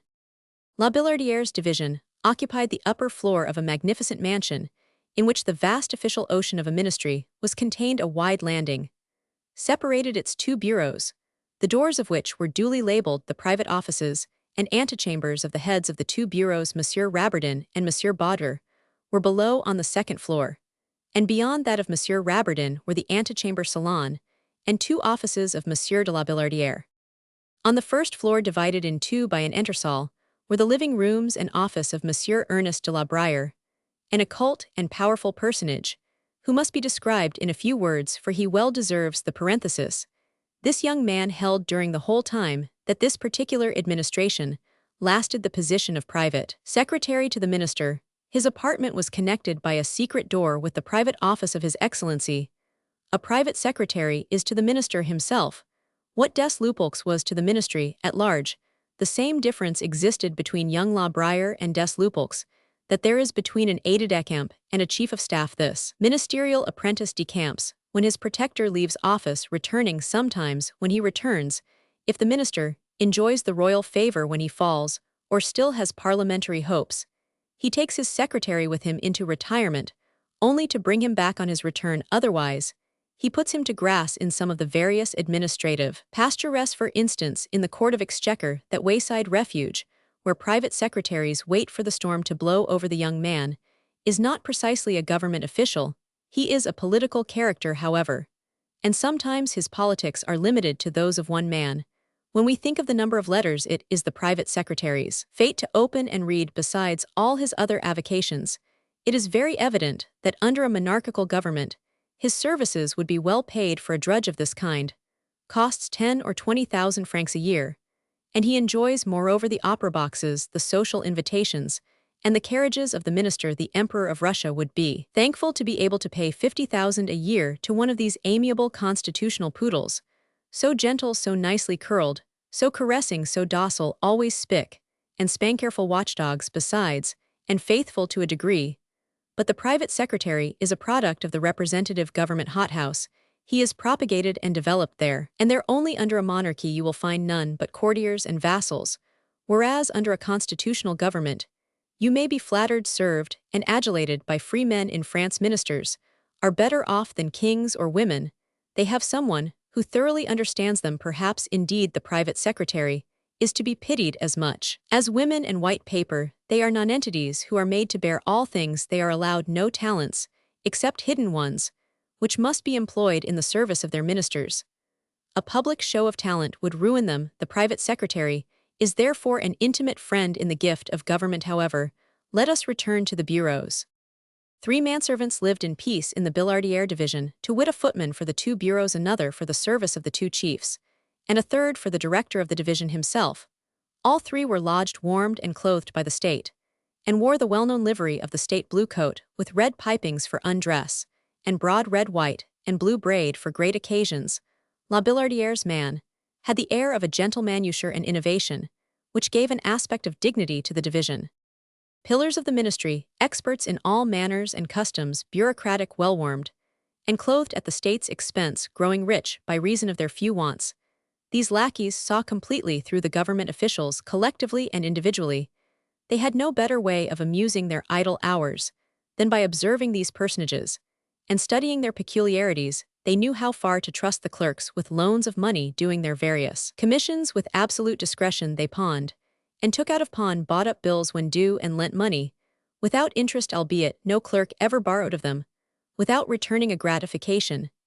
These servants without a master received a salary of 900 francs a year. New Year's gifts and gratifications brought their emoluments to 1,200 francs, and they made almost as much money by serving breakfasts to the clerks at the office. The elder of these men, who was also the richest, waited upon the main body of the clerks. He was 60 years of age with white hair, cropped short like a brush stout thickset, and apoplectic about the neck with a vulgar pimpled face, gray eyes, and a mouth like a furnace door. Such was the profile portrait of Antoine, the oldest attendant in the ministry. He had brought his two nephews Laurent and Gabriel from Echelles in Savillon to serve the heads of the bureaus. The other director himself, all three came to open the offices and clean them between 7 and 8 o'clock in the morning, at which time they read the newspapers and talked civil service politics from their point of view with the servants of other divisions, exchanging the bureaucratic gossip, in common with servants of modern houses, who know their master's private affairs thoroughly. They lived at the ministry like spiders at the center of a web, where they felt the slightest jar of the fabric. On a Thursday evening, the day after the ministerial reception and Madame Raberden's evening party, just as Anton was trimming his beard, and his nephews were assisting him in the antechamber of the division on the upper floor, they were surprised by the unexpected arrival of one of the clerks. "That's Monsieur Dudoc," said Anton. "I know him by that pickpocket step of his.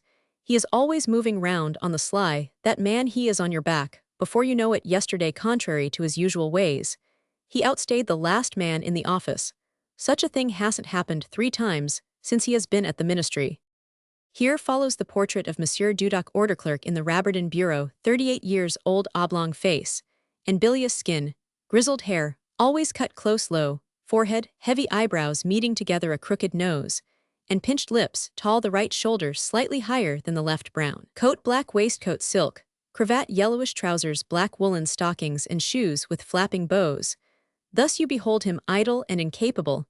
He hated Raberden naturally enough, for Raberden had no vice to flatter, and no bad or weak side on which Dudoc could make himself useful, far too noble to injure. A clerk, the chief, was also too clear-sighted to be deceived by any make-believe. Dudoc kept his place therefore solely through Raberden's generosity, and was very certain that he could never be promoted if the latter succeeded La Billardière, though he knew himself incapable of important work. Dudoc was well aware that in a government office incapacity was no hindrance to advancement. La Billardière's own appointment over the head of so capable a man as Raberden had been a striking and fatal example of this wickedness, combined with self-interest. Works with a power equivalent to that of intellect. Evilly disposed and wholly self-interested, Dudoc had endeavored to strengthen his position by becoming a spy in all the offices after 1816.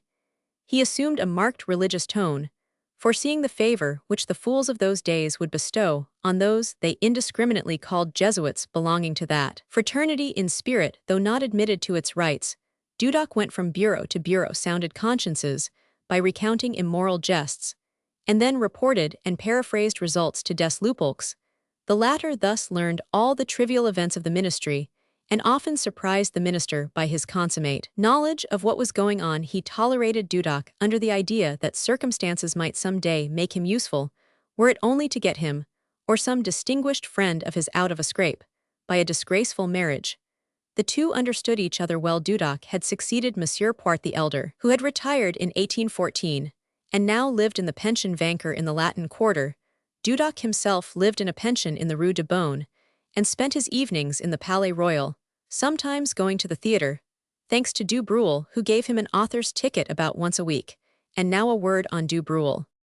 Though Sebastian did his work at the office for the small compensation we have mentioned, Du Bruel was in the habit of coming there to advertise the fact that he was the under-head clerk, and to draw his salary. His real work was that of dramatic critic to a leading ministerial journal, in which he also wrote articles inspired by the minister's very well understood, clearly defined, and quite unassailable position. Du Bruel was not lacking in those diplomatic little tricks which go so far to conciliate general goodwill. He sent Madame Raberden an opera box for a first representation, took her there in a carriage, and brought her back an attention which evidently pleased her. Raberden, who was never exacting with his subordinates, allowed Du Bruel to go off to rehearsals, come to the office at his own hours, and work at his vaudevilles.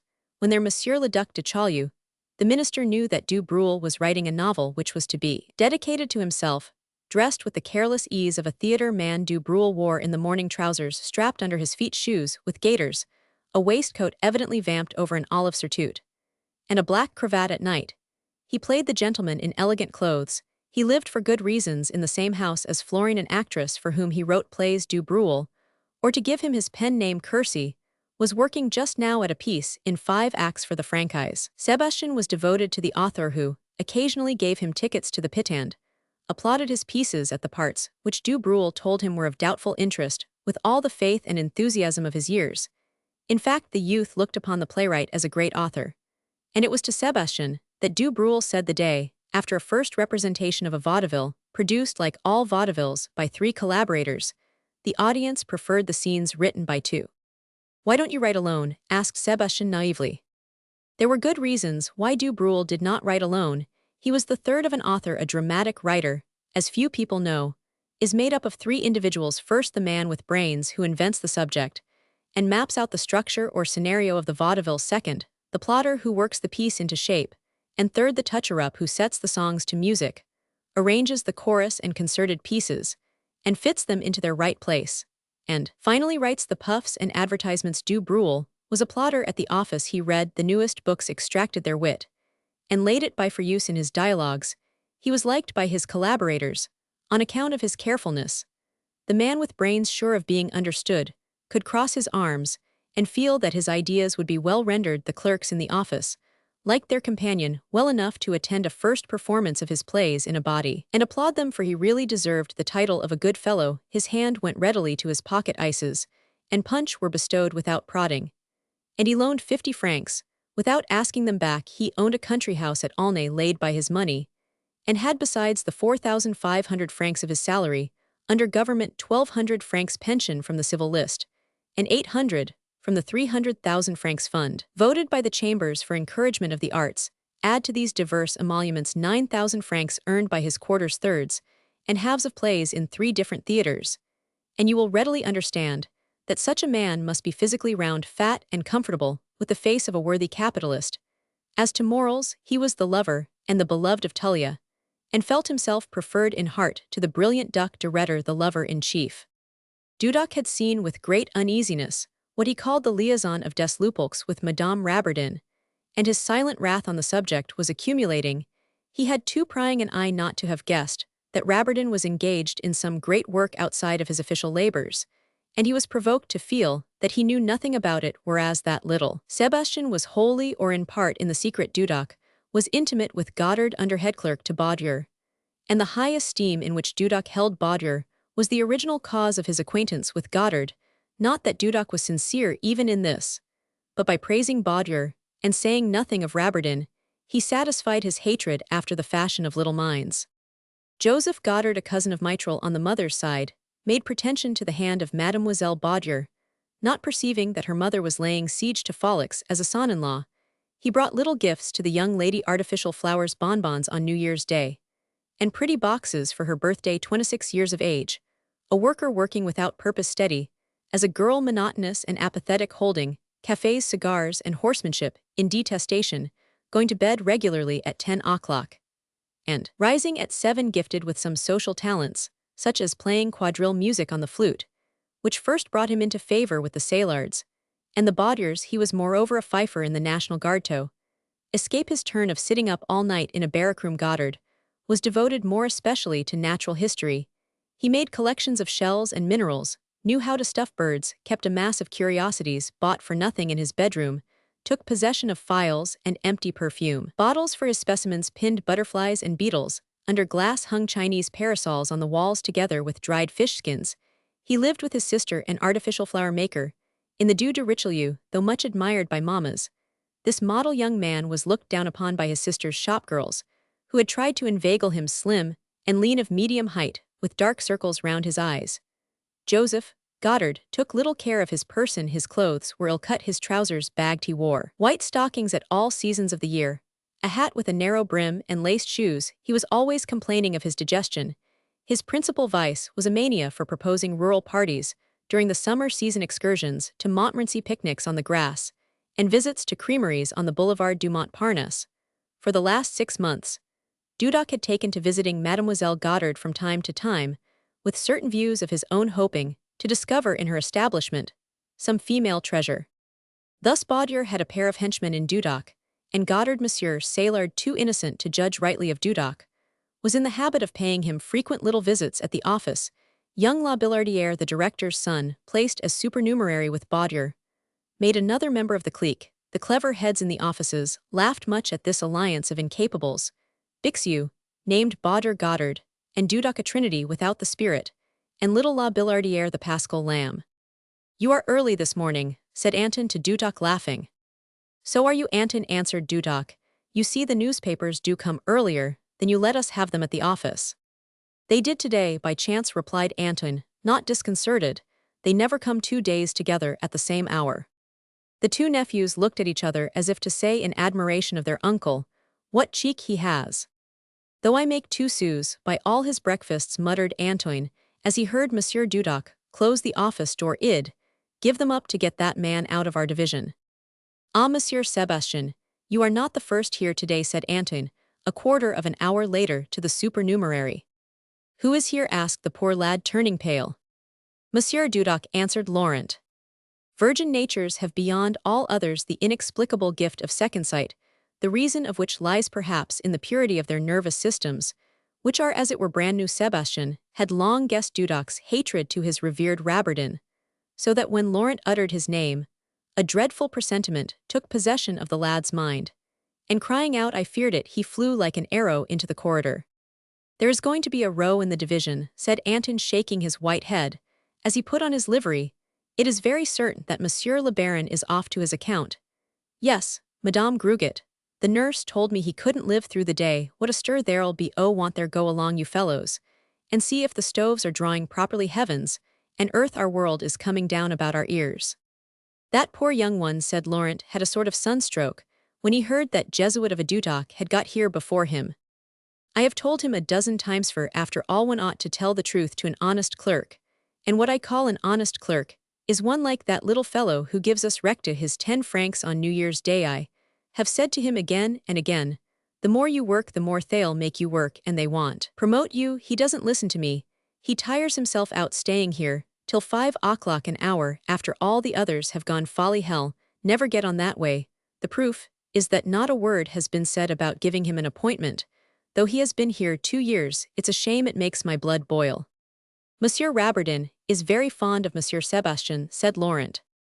"But Monsieur Rabardin isn't a minister," retorted Antoine. "It will be a hot day when that happens, and the hens will have teeth. He is too, but mum, when I think that I carry salaries to those humbugs who stay away and do as they please, while that poor little La Roche works himself to death, I ask myself if God ever thinks of the civil service. And what do they give you, these pets of Monsieur le Marechal? And Monsieur le Duc? Thank you, my dear aunt. You with a gracious nod, pack of sluggards, go to work, or y'all bring another revolution about your ears. Didn't see such goingson under Monsieur Robert Lindet. I know, for I served my apprenticeship under Robert Lindet. The clerks had to work in his day. You ought to have seen how they scratched paper here till midnight. Why, the stoves went out, and nobody noticed it. It was all because the guillotine was there. Nowadays they only mark 'em when they come in late." "Uncle Antoine," said Gabriel, "as you are so talkative this morning, just tell us what you think a clerk really ought to be." "A government clerk," replied Anton gravely, "is a man who sits in a government office and writes. But there, what am I talking about without the clerks? Where should we be? Id like to know. Go along and look after your stoves. And mind you never say harm of a government clerk, you fellows." Gabriel, the stove in the large office draws like the devil. You must turn the damper. Anton stationed himself at a corner of the landing whence he could see all the officials as they entered the porte-cochere. He knew every one at the ministry, and watched their behavior, observing narrowly the contrasts in their dress and appearance. The first to arrive after Sebastian was a clerk of deeds in Rabardin's office, named Felion, a respectable familyman to the influence of his chief. He owed a half-scholarship for each of his 2 sons in the college Henry Roman IV, while his daughter was being educated gratis at a boarding school, where his wife gave music lessons, and he himself a course of history, and one of geography in the evenings. He was about 4 to 5 years of age, sergeant major of his company in the National Guard, very compassionate in feeling and words, but wholly unable to give away a penny. Proud of his post, however, and satisfied with his lot, He applied himself faithfully to serve the government, believed he was useful to his country, and boasted of his indifference to politics, knowing none but those of the men in power. Monsieur Rabardin pleased him highly. Whenever he asked him to stay half an hour longer to finish a piece of work on such occasions, he would say, when he reached home, public affairs detained me. When a man belongs to the government, he is no longer master of himself. He compiled books of questions and answers on various studies, for the use of young ladies in boarding schools. These little solid treatises, as he called them, were sold at the university library, under the name of historical and geographic catechisms, feeling himself in duty bound to offer a copy of each volume bound in red morocco to Monsieur Rabardin. He always came in full dress to present them breeches and silk stockings and shoes with gold buckles. Monsieur Felion received his friends on Thursday evenings, on which occasions the company played bouillotte at 5 sous a game, and were regaled with cakes and beer. He had never yet dared to invite Monsieur Rabardin to honor him with his presence, though he would have regarded such an event as the most distinguished of his life. He said, if he could leave one of his sons following in the steps of Monsieur Rabardin, he should die the happiest father in the world. One of his greatest pleasures was to explore the environs of Paris, which he did with a map. He knew every inch of Arcueil Beaver Fontenay's roses, and Aulnay, so famous as the resort of great writers, and hoped in time to know the whole western side of the country around Paris. He intended to put his eldest son into a government office, and his second into the École Polytechnique. He often said to the elder, when you have the honor to be a government clerk, though he suspected him of a preference for the exact sciences, and did his best to repress it, mentally resolved to abandon the lad to his own devices, if he persisted. When Rabardin sent for him to come down and receive instructions about some particular piece of work, Felion gave all his mind to it, listening to every word the chief said, as a dilettante listens to an air at the opera, silent in the office with his feet in the air, resting on a wooden desk, and never moving them. He studied his task conscientiously. His official letters were written with the utmost gravity, and transmitted the commands of the minister in solemn phrases. Monsieur Felion's face was that of a pensive ram with little color, and pitted by the smallpox. The lips were thick, and the lower one pendant, the eyes light blue, and his figure above the common height neat and clean as a master of history and geography in a young ladies' school ought to be. He wore fine linen, a pleated shirt frill, a black cashmere waistcoat left open, and showing a pair of braces embroidered by his daughter, a diamond in the bosom of his shirt, a black coat and blue trousers in winter. He added a nut-colored box-coat with 3 capes, and carried a loaded stick, necessitated, he said, by the profound solitude of the quarter in which he lived. He had given up taking snuff, and referred to this reform as a striking example of the empire a man could exercise over himself. Monsieur Felion came slowly up the stairs, for he was afraid of asthma, having what he called an adipose chest. He saluted Antoine with dignity. The next to follow was a copying clerk, who presented a strange contrast to the virtuous Felion. Vimux was a young man of 25, with a salary of 1,500 francs, well-made and graceful, with a romantic face, and eyes, hair, beard, and eyebrows as black as jet, fine teeth, charming hands, and wearing a mustache so carefully trimmed that he seemed to have made it the business and occupation of his life. Vimux had such aptitude for work that he dispatched it much quicker than any of the other clerks. He has a gift, that young man, Felion said of him, when he saw him cross his legs, and have nothing to do for the rest of the day, having got through his appointed task. And see what a little dandy he is. Vimux breakfasted on a roll and a glass of water, dined for 20 sous at Catcomb's, and lodged in a furnished room for which he paid 12 francs a month. His happiness, his sole pleasure in life, was dress. He ruined himself in miraculous waistcoats, in trousers that were tight, half-tight pleated, or embroidered, in superfine boots, well-made coats which outlined his elegant figure, in bewitching collars, spotless gloves, and immaculate hats. A ring with a coat of arms adorned his hand, outside his glove, from which dangled a handsome cane. With these accessories, he endeavored to assume the air and manner of a wealthy young man. After the office closed, he appeared in the great walk of the Tuileries with a toothpick in his mouth, as though he were a millionaire who had just dined, always on the lookout for a woman, an Englishwoman, a foreigner of some kind, or a wit, who might fall in love with him.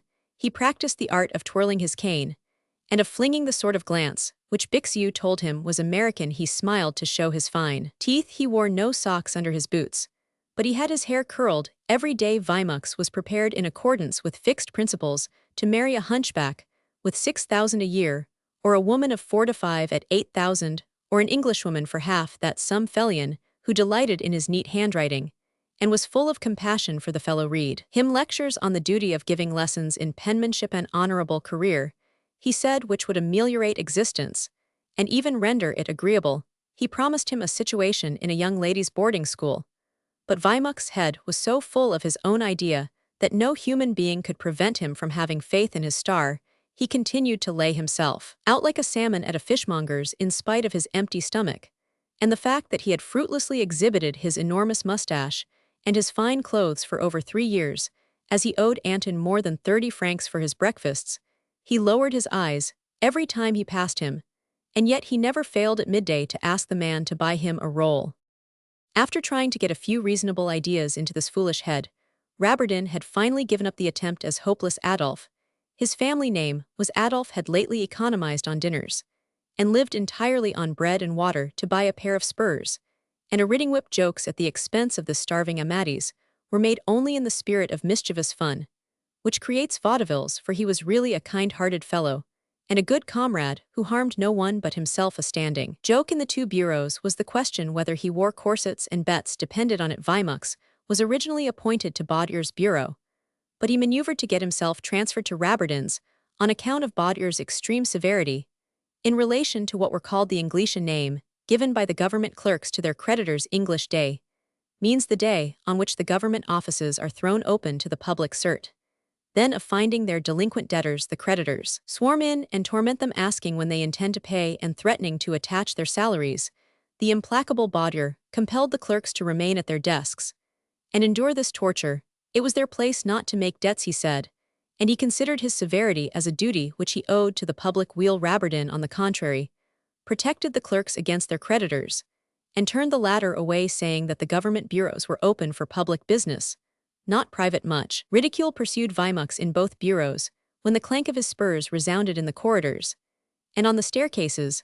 The wag of the ministry, Bixiou, sent round a paper headed by a caricature of his victim, on a pasteboard horse, asking for subscriptions to buy him a live charger. Monsieur Baudier was down for a bale of hay taken from his own forage allowance, and each of the clerks wrote his little epigram. Weimach's himself, good-natured fellow, that he was subscribed under the name of Miss Fairfax.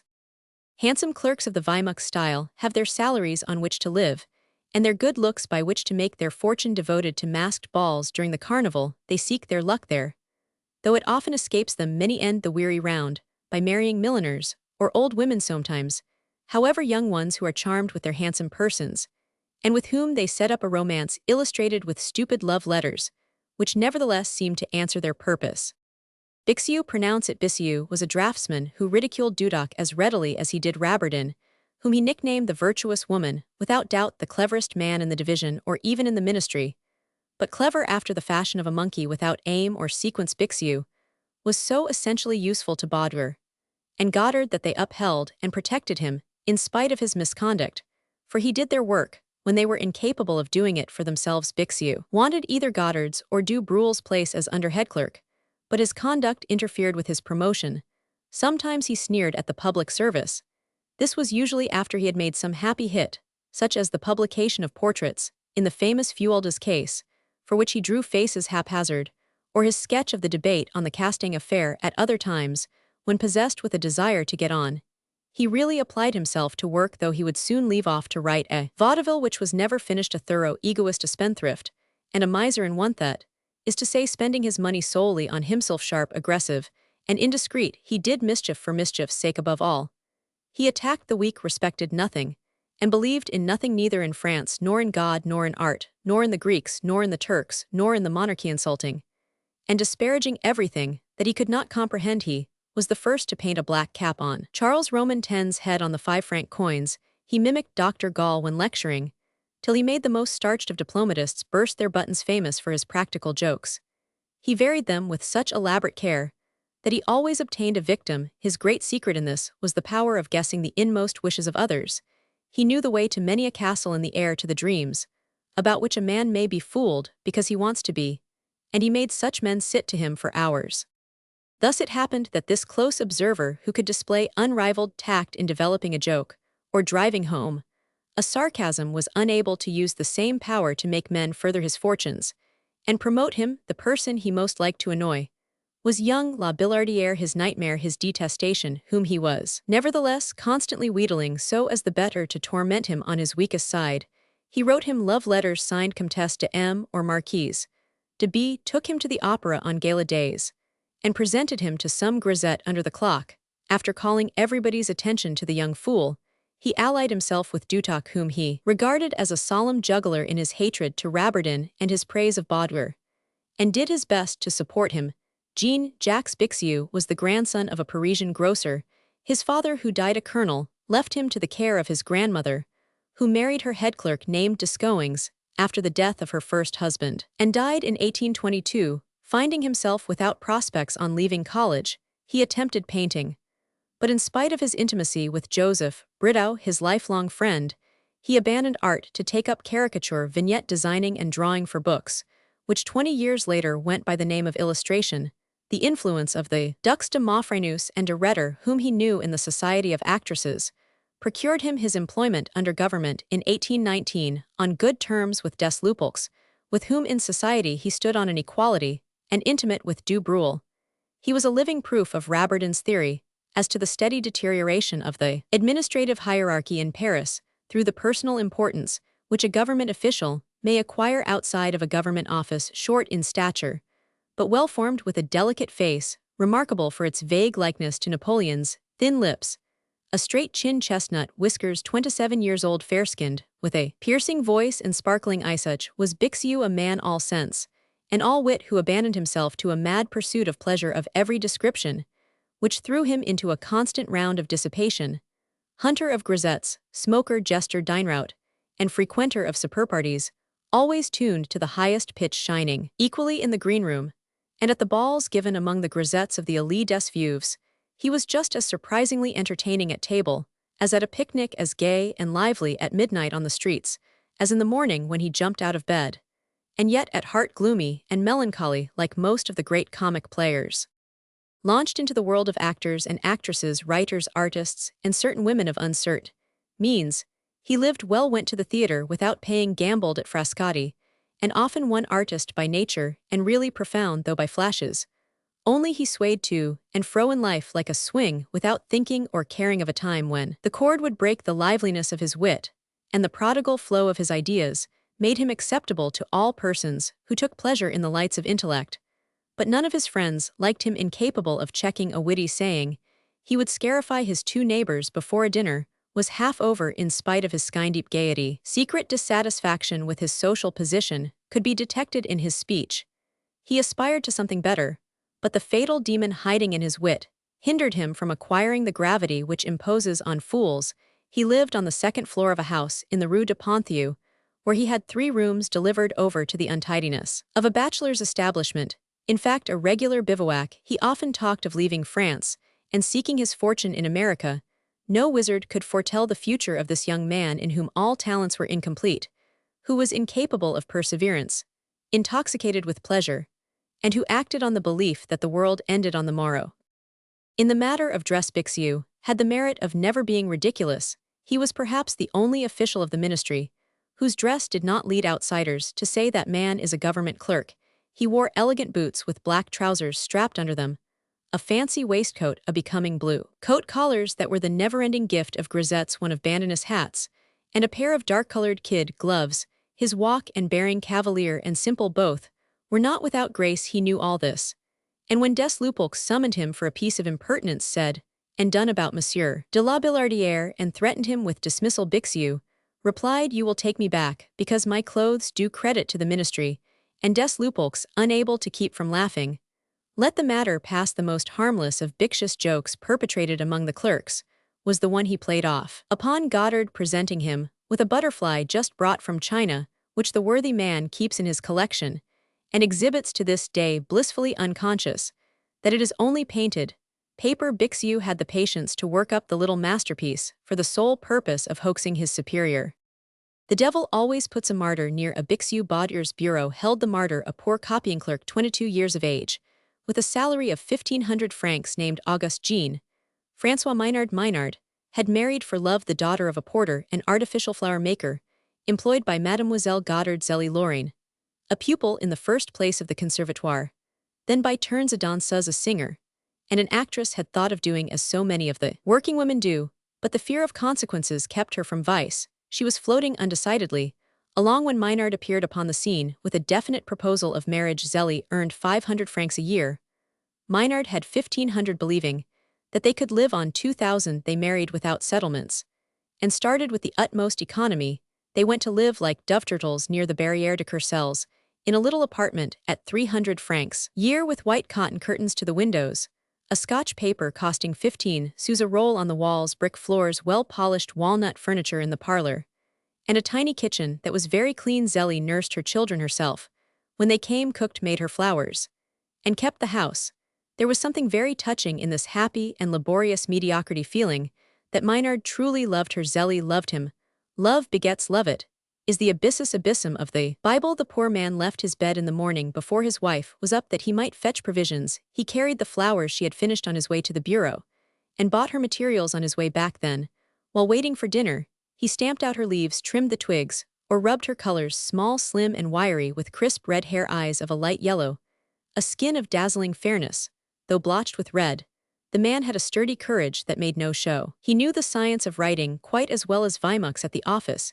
He kept in the background, doing his allotted task, with the collected air of a man who thinks and suffers. His white eyelashes and lack of eyebrows induced the relentless Bixiou to name him the White Rabbit. Maynard Rabbardin, of a lower sphere, was filled with the desire of placing his Zélie in better circumstances, and his mind searched the ocean of the wants of luxury in hopes of finding an idea of making some discovery or some improvement which would bring him a rapid fortune. His apparent dullness was really caused by the continual tension of his mind.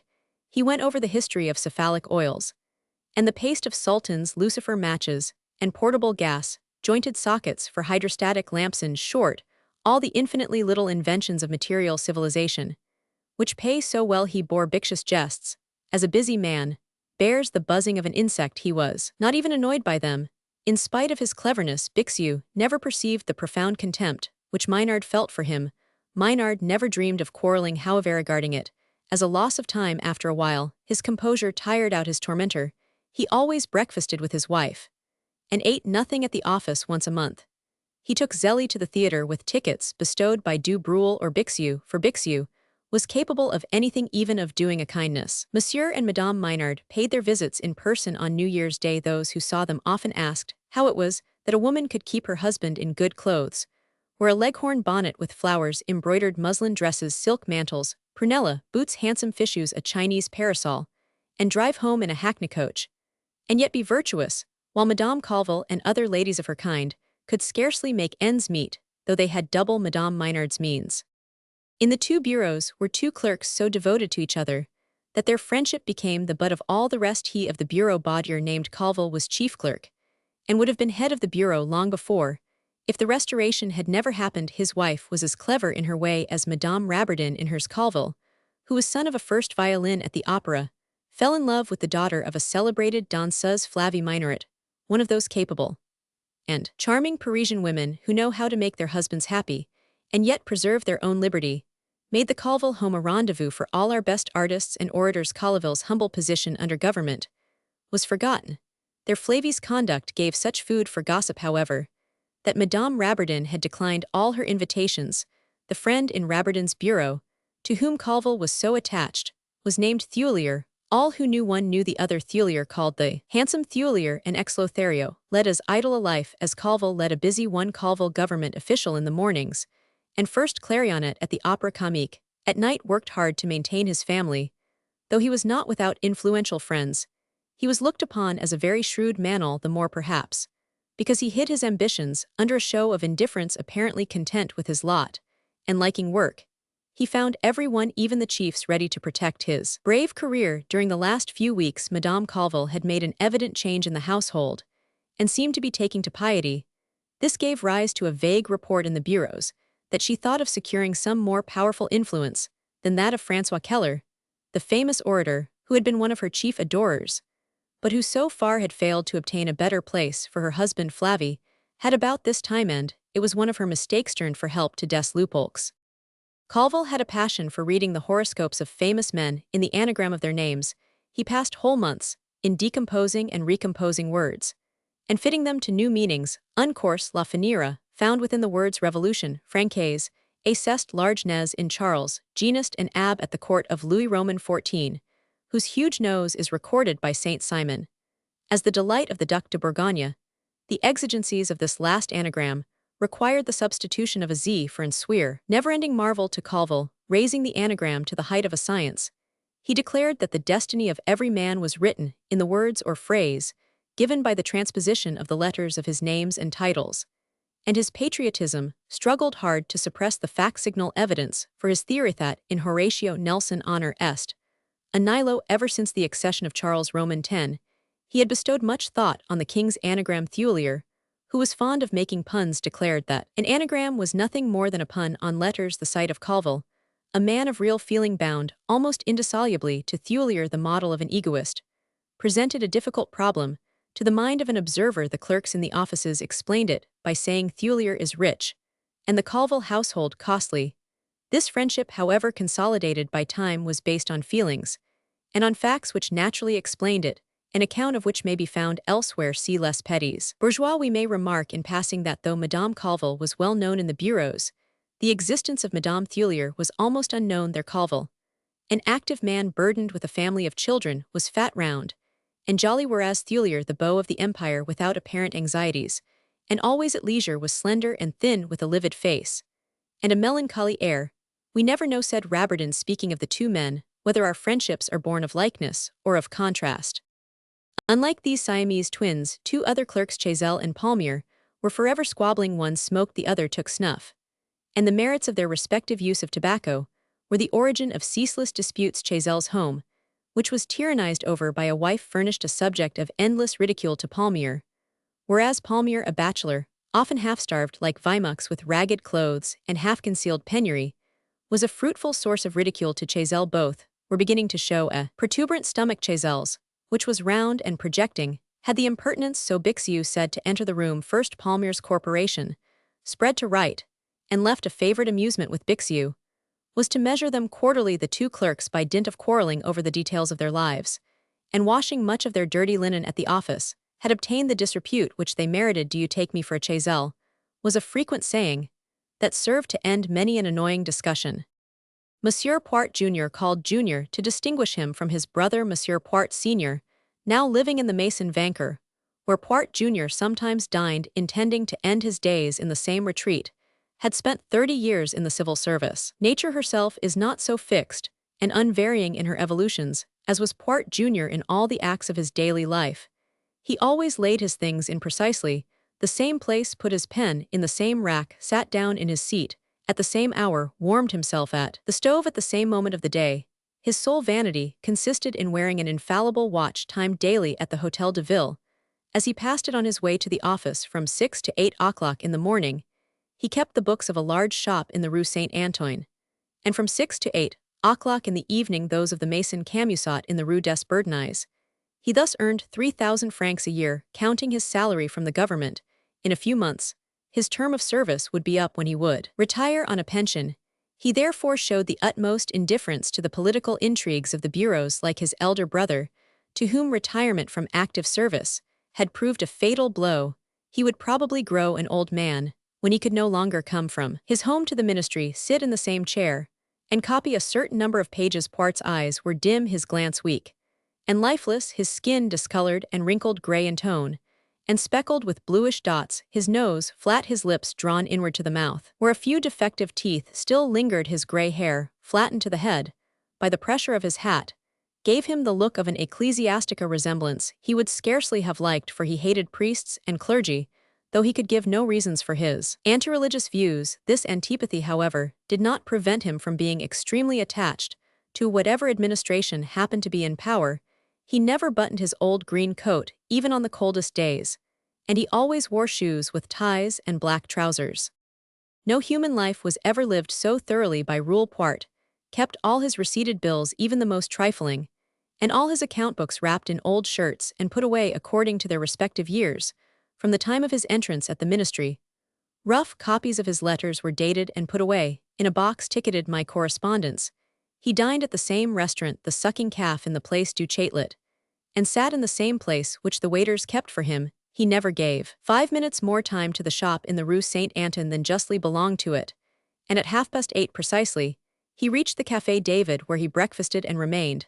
Till 11 there, he listened to political discussions, his arms crossed on his cane, his chin in his right hand, never saying a word. The Dame du Comptoir, the only woman to whom he ever spoke with pleasure, was the sole confidant of the little events of his life, for his seat was close to her counter. He played dominoes, the only game he was capable of understanding, when his partners did not happen to be present.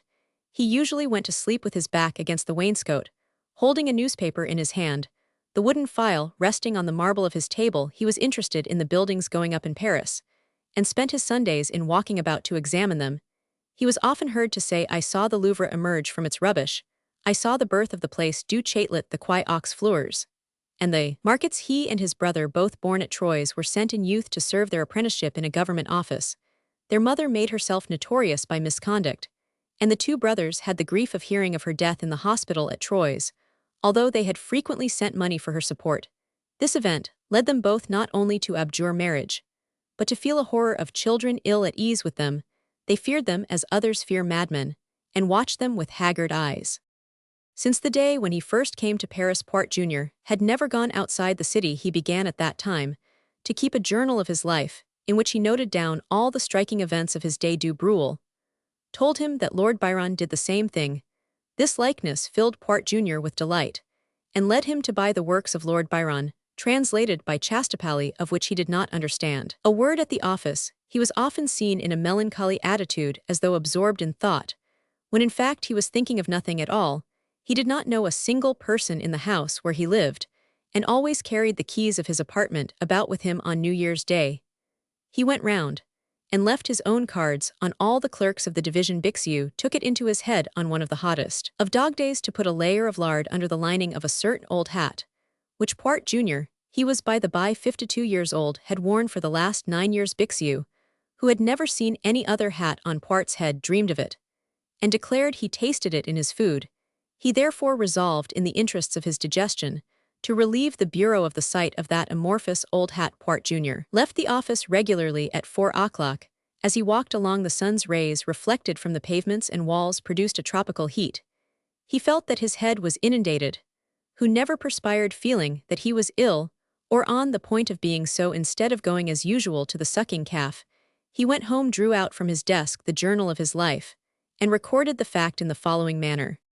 Today, July 3, 1823, overtaken by extraordinary perspiration.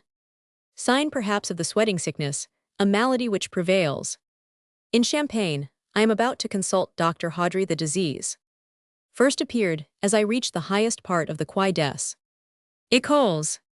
Suddenly, having taken off his hat, he became aware that the mysterious sweat had some cause independent of his own person. He wiped his face, examined the hat, and could find nothing, for he did not venture to take out the lining. All this he noted in his journal. Carried my hat to the Sieur Tournon hatmaker in the Rue Saint Martin, for the reason that I suspect some unknown cause for this perspiration, which in that case might not be perspiration, but possibly the effect of something lately added or formerly done to my hat. Monsieur Tournon at once informed his customer of the presence of a greasy substance, obtained by the treeing out of the fat of a pig, or so. The next day Poirot appeared at the office with another hat lent by Monsieur Tournon, while a new one was making, but he did not sleep that night, until he had added the following sentence to the preceding entries in his journal. It is asserted that my hat contained lard, the fat of a pig. This inexplicable fact occupied the intellect of Poirot Jr. for the space of 2 weeks, and he never knew how the phenomenon was produced. The clerks told him tales of showers of frogs and other dog-day wonders. Also the startling fact that an imprint of the head of Napoleon had been found in the root of a young elm, with other eccentricities of natural history. Vimux informed him that one day his Hathai's Vimixshad stained his forehead black, and that hatmakers were in the habit of using drugs. After that, Poirot paid many visits to Monsieur Tournon to inquire into his methods of manufacture. In the Raberton bureau was a clerk who played the man of courage and audacity, professed the opinions of the left centre, and rebelled against the tyrannies of Baudelaire, as exercised upon what he called the unhappy slaves of that office. His name was Fleury. He boldly subscribed to an opposition newspaper, wore a gray hat with a broad brim, red bands on his blue trousers, a blue waistcoat with gilt buttons, and a surtout coat crossed over the breast like that of a quartermaster of gendarmerie. Though unyielding in his opinions, he continued to be employed in the service, all the while predicting a fatal end to a government which persisted in upholding religion. He openly avowed his sympathy for Napoleon now that the death of that great man put an end to the laws enacted against the partisans of the usurper. Fleury, ex-captain of a regiment of the line under the emperor, a tall, dark, handsome fellow, was now, in addition to his civil service post, boxkeeper at the Cirque Olympique Bixeux. Never ventured on tormenting Fleury, for the rough trooper, who was a good shot and clever at fencing, seemed quite capable of extreme brutality if provoked. An ardent subscriber to Victoires et Conquêtes, Fleury nevertheless refused to pay his subscription, though he kept and read the copies, alleging that they exceeded the number proposed in the prospectus. He adored Monsieur Rabardin, who had saved him from dismissal, and was even heard to say that if any misfortune happened to the chief through anybody's fault, he would kill that person. Dudoc meanly courted Fleury because he feared him. Fleury, crippled with debt, played many a trick on his creditors. Expert in legal matters, he never signed a promissory note, and had prudently attached his own salary under the names of fictitious creditors, so that he was able to draw nearly the whole of it himself. He played Eckhart, was the life of evening parties, tossed off glasses of champagne without wetting his lips, and knew all the songs of Beranger by heart. He was proud of his full sonorous voice. His three great admirations were Napoleon Bolivar, and Beranger, Foy Lafitte, and Casimir de Lavine. He only esteemed Fleury, as you will have guessed already, was a Southerner destined, no doubt, to become the responsible editor of a liberal journal.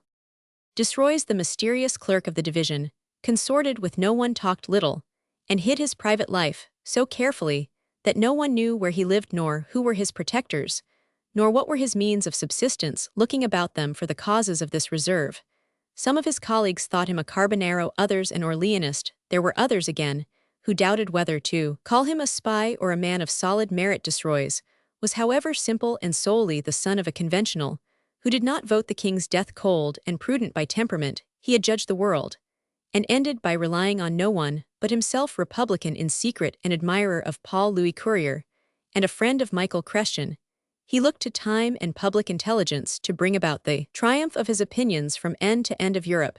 He dreamed of a new Germany and a new Italy. His heart swelled with that dull collective love, which we must call humanitarianism, the eldest son of deceased philanthropy, and which is to the divine Catholic charity what system is to art or reasoning to deed. This conscientious Puritan of freedom, this apostle of an impossible equality, regretted keenly that his poverty forced him to serve the government, and he made various efforts to find a place elsewhere. Tall, lean, lanky, and solemn in appearance, like a man who expects to be called some day to lay down his life for a cause, he lived on a page of Volney, studied Saint Just, and employed himself on a vindication of Robespierre, whom he regarded as the successor of Jesus Christ.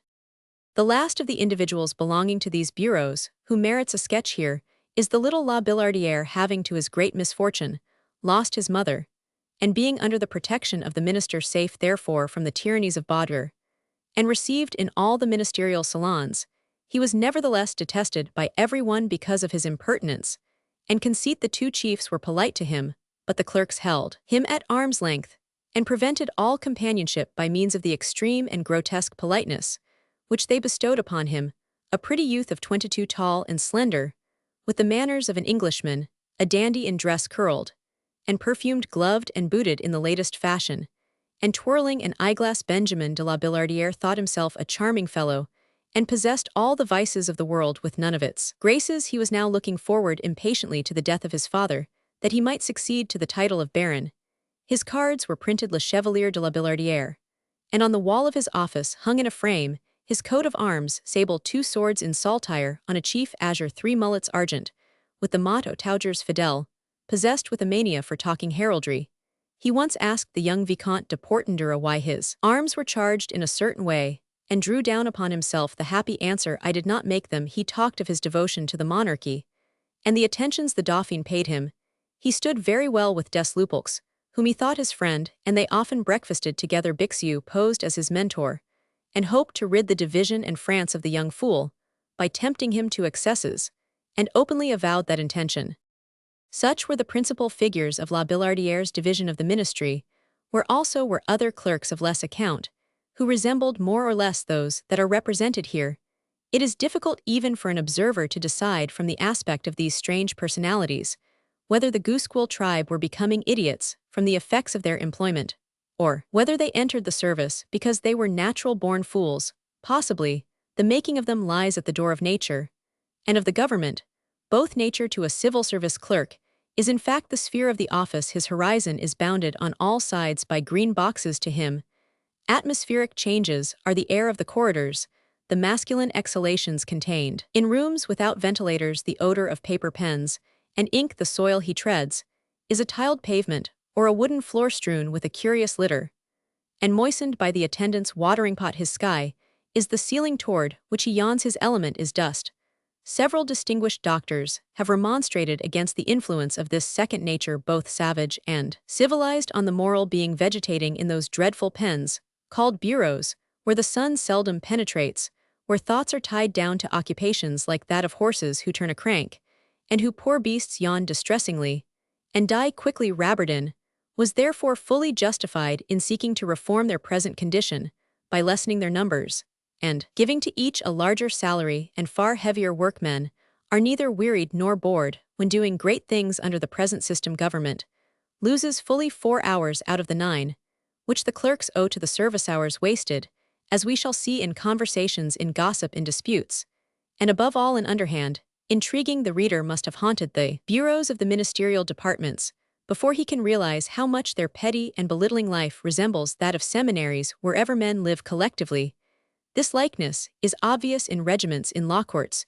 You will find the elements of the school on a smaller or larger scale. The government clerks forced to be together for 9 hours of the day looked upon their office as a sort of classroom where they had tasks to perform, where the head of the bureau was no other than a schoolmaster, and where the gratuities bestowed took the place of prizes given out to process a place. Moreover, where they teased and hated each other, and yet felt a certain comradeship colder than that of a regiment, which itself is less hardy than that of seminaries. As a man advances in life, he grows more selfish. Egoism develops and relaxes all the secondary bonds of affection. A government office is in short a microcosm of society, with its oddities and hatreds, its envy and its cupidity, its determination to push on no matter who goes under, its frivolous gossip, which gives so many wounds, and its perpetual spying. Chapter Roman 5: The Machine in Motion. At this moment, the division of Monsieur de la Billardière was in a state of unusual excitement, resulting very naturally from the event which was about to happen, for heads of divisions do not die every day, and there is no insurance office where the chances of life and death are calculated with more sagacity than in a government bureau. Self-interest stifles all compassion as it does in children, but the government service adds hypocrisy to boot. The clerks of the Bureau Baudier arrived at 8 o'clock in the morning, whereas those of the Bureau Rabardin seldom appeared, till a circumstance, which did not prevent the work in the latter office from being more rapidly dispatched than that of the former. Dudok had important reasons for coming early on this particular morning. The previous evening he had furtively entered the study where Sebastian was at work, and had seen him copying some papers for Rabardin. He concealed himself until he saw Sebastian leave the premises without taking any papers away with him, certain therefore of finding the rather voluminous memorandum, which he had seen together with its copy, in some corner of the study. He searched through the boxes one after another, until he finally came upon the fatal list. He carried it in hot haste to an autograph printing house, where he obtained 2 pressed copies of the memorandum, showing, of course, Rabardin's own writing. Anxious not to arouse suspicion, he had gone very early to the office, and replaced both the memorandum and Sebastian's copy in the box from which he had taken them. Sebastian, who was kept up till after midnight at Madame Rabardin's party, was, in spite of his desire to get to the office early, preceded by the spirit of hatred. Hatred lived in the Rue Saint-Louis Saint-Honore, whereas love and devotion lived far off in the Rue du Roi d'Or in the Marais. This slight delay was destined to affect Rabardin's whole career. Sebastian opened his box, eagerly found the memorandum and his own unfinished copy all in order, and locked them at once into the desk. As Rabardin had directed, the mornings are dark in these offices towards the end of December. Sometimes, indeed, the lamps are lit, till after 10 o'clock. Consequently, Sebastian did not happen to notice the pressure of the copying machine upon the paper, but when about 9:30 Rabardin looked at his memorandum, he saw at once the effects of the copying process, and all the more readily, because he was then considering whether these autographic presses could not be made to do the work of copying clerks. "Did anyone get to the office before you?" he asked. "Yes," replied Sebastian. "Monsieur Dudok." "Ah well, he was punctual. Send Anton to me." Too noble to distress Sebastian, uselessly by blaming him for a misfortune now beyond remedy, Rabardin said no more. Anton came. Rabardin asked if any clerk had remained at the office after 4 o'clock the previous evening. The man replied that Monsieur Dudok had worked there later than Monsieur de la Roche, who was usually the last to leave. Rabardin dismissed him with a nod, and resumed the thread of his reflections. "Twice I have prevented his dismissal," he said to himself, "and this is my reward." This morning was to Rabardin like the solemn hour in which great commanders decide upon a battle, and weigh all chances, knowing the spirit of official life, better than anyone he well knew, that it would never pardon any more than a school, or the galleys, or the army pardon, what looked like espionage, or tale-bearing. A man capable of informing against his comrades is disgraced, dishonored, despised. The ministers in such a case would disavow their own agents. Nothing was left to an official so placed, but to send in his resignation, and leave Paris. His honor is permanently stained. Explanations are of no avail. No one will either ask for them, or listen to them. A minister may well do the same thing, and be thought a great man able to choose the right instruments, but a mere subordinate will be judged spy no matter what may be his motives, while justly measuring the folly of such judgment. Rabardin knew that it was all-powerful, and he knew too that he was crushed, more surprised than overwhelmed. He now sought for the best course to follow under the circumstances, and with such thoughts in his mind, he was necessarily aloof from the excitement caused in the division by the death of Monsieur de la Billardière. In fact, he did not hear of it until young La Brière, who was able to appreciate his sterling value, came to tell him about 10 o'clock in the Bureau. Bauder Bixiou was relating the last moments of the life of the director to Maynard Desroy's Monsieur Goddard, whom he had called from his private office, and Dudok, who had rushed in with private motives of his own. Colville and Chazelle were absent. Bixiou, standing with his back to the stove, and holding up the sole of each boot alternately to dry at the open door this morning at 7:30, I went to inquire after our most worthy and respectable director, Knight of the Order of Christ et Cetera. Et Cetera, yes, gentlemen. Last night he was a being with 20 et Ceteras. Today he is nothing, not even a government clerk. I asked all particulars of his nurse. She told me that this morning at 5 o'clock, he became uneasy about the royal family. He asked for the names of all the clerks who had called to inquire after him, and then he said, "Fill my snuff-box, give me the newspaper, bring my spectacles, and change my ribbon of the Legion of Honor. It is very dirty, I suppose. You know, he always wore his orders in bed. He was fully conscious, retained his senses, and all his usual ideas, but presto, 10 minutes later the water rose, and flooded his chest. He knew he was dying, for he felt the cysts break at that fatal moment. He gave evident proof of his powerful mind and vast intellect.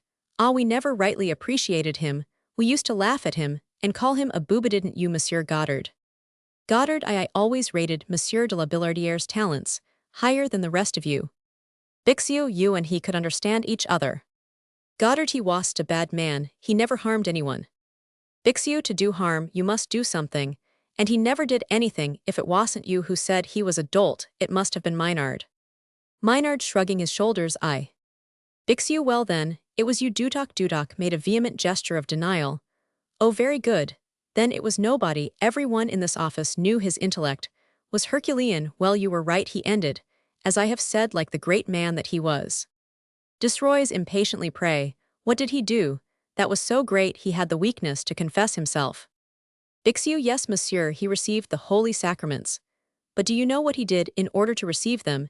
He put on his uniform as gentleman ordinary of the bedchamber with all his orders, and had himself powdered. They tied his queue, that poor queue, with a fresh ribbon. Now, I say that none but a man of remarkable character would have his queue tied with a fresh ribbon, just as he was dying. There are 8 of us here, and I don't believe one among us is capable of such an act. But that's not all he said, for you know all celebrated men make a dying speech. He said, stop, now what did he say? Ah, he said, I must attire myself to meet the King of Heaven, I who have so often dressed in my best for audience with the kings of earth. That's how Monsieur de la Billardière departed this life. He took upon himself to justify the saying of Pythagoras, no man is known until he dies. Colville rushing in, gentlemen, great news. All we know it. Colville, I defy you to know it. I have been hunting for it ever since the accession of His Majesty to the thrones of France and of Navarre. Last night I succeeded, but with what labor. Madame Colville asked me what was the matter. Dudok, do you think we have time to bother ourselves with your intolerable anagrams when the worthy Monsieur de la Billardière has just expired? Colville, that's bictious nonsense. I have just come from Monsieur de la Billardière's. He is still living, though they expect him to die soon. Goddard, indignant at the hoax, goes off grumbling. Gentlemen, you would never guess what extraordinary events are revealed by the anagram of this sacramental sentence. He pulls out a piece of paper and reads Charles Dick's Par la grâce de Dieu Roi de France et de Navarre. Goddard, re-entering, tell what it is at once, and don't keep people waiting. Colville triumphantly, unfolding the rest of the paper. Listen. A H Roman 5 il cetera. De S Roman 100 Roman 50, Roman 500 partira. A nof errora. Decide agorix. Every letter is there, he repeats it. A Henry Cinq, cetera. His crown, of course, to Saint Cloud partira. En nof, that's an old French word for skiff vessel, felucca, corvette, anything you like. Errora. Dudok, what a tissue of absurdities. How can the king cede his crown to Henry Roman 5, who, according to your nonsense, must be his grandson, when Monseigneur, le Dauphin, is living? Are you prophesying the Dauphin's death? Bixiou, what's Gorix, praith name of a cat? Colville, provoked, it is the archaeological and lapidarial abbreviation of the name of a town, my good friend. I looked it out in Maltbrunn Goritz, in Latin Gorixia, situated in Bohemia or Hungary, or it may be Austria. Bixiou, Tyrol, the Basque provinces, or South America. Why don't you set it all to music and play it on the clarionet? Goddard, shrugging his shoulders and departing. What utter nonsense. Colville, nonsense, nonsense. Indeed, it is a pity you don't take the trouble to study fatalism, the religion of the Emperor Napoleon. Goddard, irritated at Colville's tone, Monsieur Colville, let me tell you that Bonaparte may perhaps be styled emperor by historians, but it is extremely out of place to refer to him as such in a government office. Bixiou, laughing, get an anagram out of that, my dear fellow. Colville, angrily, let me tell you that if Napoleon Bonaparte had studied the letters of his name on the 14th of April 1814, he might perhaps be emperor still. Bixiou, how do you make that out? Colville, solemnly, Napoleon Bonaparte no, appear not at Elba. Dudok, yowl, lose your place for talking such nonsense. Colville, if my place is taken from me, Francois Keller will make it hot for your minister. Dead silence. It have you to know, Master Dudok, that all known anagrams have actually come to pass. Look here, you yourself don't, you marry, for there's cock in your name. Bixiou, interrupting, and DT for detestable. Dudok, without seeming angry, I don't care as long as it is only in my name. Why don't you anagrammatize, or whatever you call it, Xavier Rabardin, chef du bureau? Colville, bless you, so I have. Bixiou, mending his pen, and what did you make of it? Colville, it comes out as follows: D'abord reva bureau, you catch, the meaning et utend had eu fin rich, which signifies that after first belonging to the administration, he gave it up and got rich elsewhere. Repeats D'abord reva bureau, eu fin rich. Dudok, that is queer. Bixiou, try Isidore Baudier. Colville, mysteriously, I shan't tell the other anagrams to anyone but Thulier. Bixiou, I'll bet you a breakfast that I can tell that one myself. Colville, and I'll pay if you find it out. Bixiou, then, I shall breakfast at your expense, but you won't be angry, will you? Two such geniuses, as you and I need, never conflict Isidore Baudier anagrams into Ristabure d'Oie. Colville, petrified with amazement, you stole it from me. Bixiou, with dignity, Monsieur Colville, do me the honor to believe that I am rich enough in absurdity not to steal my neighbor's nonsense. Baudier, entering with a bundle of papers in his hand. Gentlemen, I request you to shout a little louder. You bring this office into such high repute with the administration. My worthy coadjutor, Monsieur Clergiot, did me the honor just now to come and ask a question, and he heard the noise you are making passes into Monsieur Goddard's room. Bixiou, in a low voice, the watchdog is very tame this morning. There'll be a change of weather before night. Dudok, whispering to Bixiou, I have something I want to say to you. Bixiou, fingering Dudok's waistcoat, you've a pretty waistcoat that cost you nothing. Is that what you want to say? Dudoc, nothing indeed. I never paid so dear for anything in my life. That stuff cost 6 francs a yard in the best shop in the Rue de la Paix, a fine dead stuff. The very thing for deep mourning. Bixiou, you know about engravings, and such things, my dear fellow. But you are totally ignorant of the laws of etiquette. Well, no man can be a universal genius. Silk is positively not admissible in deep mourning. Don't you see I am wearing woolen, Monsieur Rabert and Monsieur Baudelaire? And the minister are all in woolen, so is the Faubourg Saint-Germain. There's no one here. But Maynard, who doesn't wear woolen, he's afraid of being taken for a sheep. That's the reason why he didn't put on mourning for Louis Roman 18. During this conversation, Baudelaire is sitting by the fire in Goddard's room, and the two are conversing in a low voice. Baudelaire, yes, the worthy man is dying. The two ministers are both with him. My father-in-law has been notified of the event. If you want to do me a signal service, you will take a cab and go and let Madame Baudelaire know what is happening for Monsieur Saillard. Can't leave his desk. Nor I my office. Put yourself at my wife's orders. Do whatever she wishes. She has, I believe, some ideas of her own, and wants to take certain steps simultaneously. The two functionaries go out together. Goddard, Monsieur Bixiou, I am obliged to leave the office for the rest of the day. You will take my place. Baudelaire to Bixiou, benignly consult me if there is any necessity. Bixiou, this time La Billardière is really dead. Dudoc in Bixio's ear, come outside a minute. The two go into the corridor and gaze at each other like birds of a omen. Dudoc whispering, listen, now is the time for us to understand each other and push our way. What would you say to your being made head of the bureau, and I under you? Bixiou shrugging his shoulders, come, don't talk nonsense. Dudoc, if Baudelaire gets La Billardière's place, Rabardin won't stay on where he is. Between ourselves, Baudelaire is so incapable that if du Bruel and you don't help him, he will certainly be dismissed in a couple of months. If I know arithmetic, that will give 3 empty places for us to fill. Bixiou, 3 places right under our noses, which will certainly be given to some bloated favorite, some spy, some pious Fratto Colville perhaps, whose wife has ended, where all pretty women end in piety. Dudoc, no to you, my dear fellow, if you will only for once in your life use your wits logically. He stopped, as if to study the effect of his adverb in Bixio's face. Come, let us play fair. Bixiou stolidly, let me see your game. Dudoc, I don't wish to be anything more than under-head clerk. I know myself perfectly well. And I know I haven't the ability like you to be head of a bureau. Du Bruel can be director. And you the head of this bureau. He will leave you his place as soon as he has made his pile. And as for me, I shall swim with the tide comfortably under your protection, till I can retire on a pension. Bixiou, sly dog, but how do you expect to carry out a plan which means forcing the minister's hand and ejecting a man of talent? Between ourselves, Rabardin is the only man capable of taking charge of the division, and I might say of the ministry. Do you know that they talk of putting in over his head that solid lump of foolishness, that cube of idiocy, Baudelaire? Dudoc, consequentially, my dear fellow, I am in a position to rouse the whole division against Rabardin. You know how devoted Fleury is to him. Well, I can make Fleury despise him. Bixiou, despised by Fleury. Dudoc, not a soul will stand by Rabardin. The clerks will go in a body and complain of him to the minister, not only in our division, but in all the divisions. Bixiou, forward march infantry, cavalry, artillery, and marines of the guard. You rave, my good fellow, and I what part am I to take in the business? Dudoc, you are to make a cutting caricature sharp enough to kill a man. Bixiou, how much will you pay for it? Dudoc, 100 francs. Bixiou to himself, then there is something in it.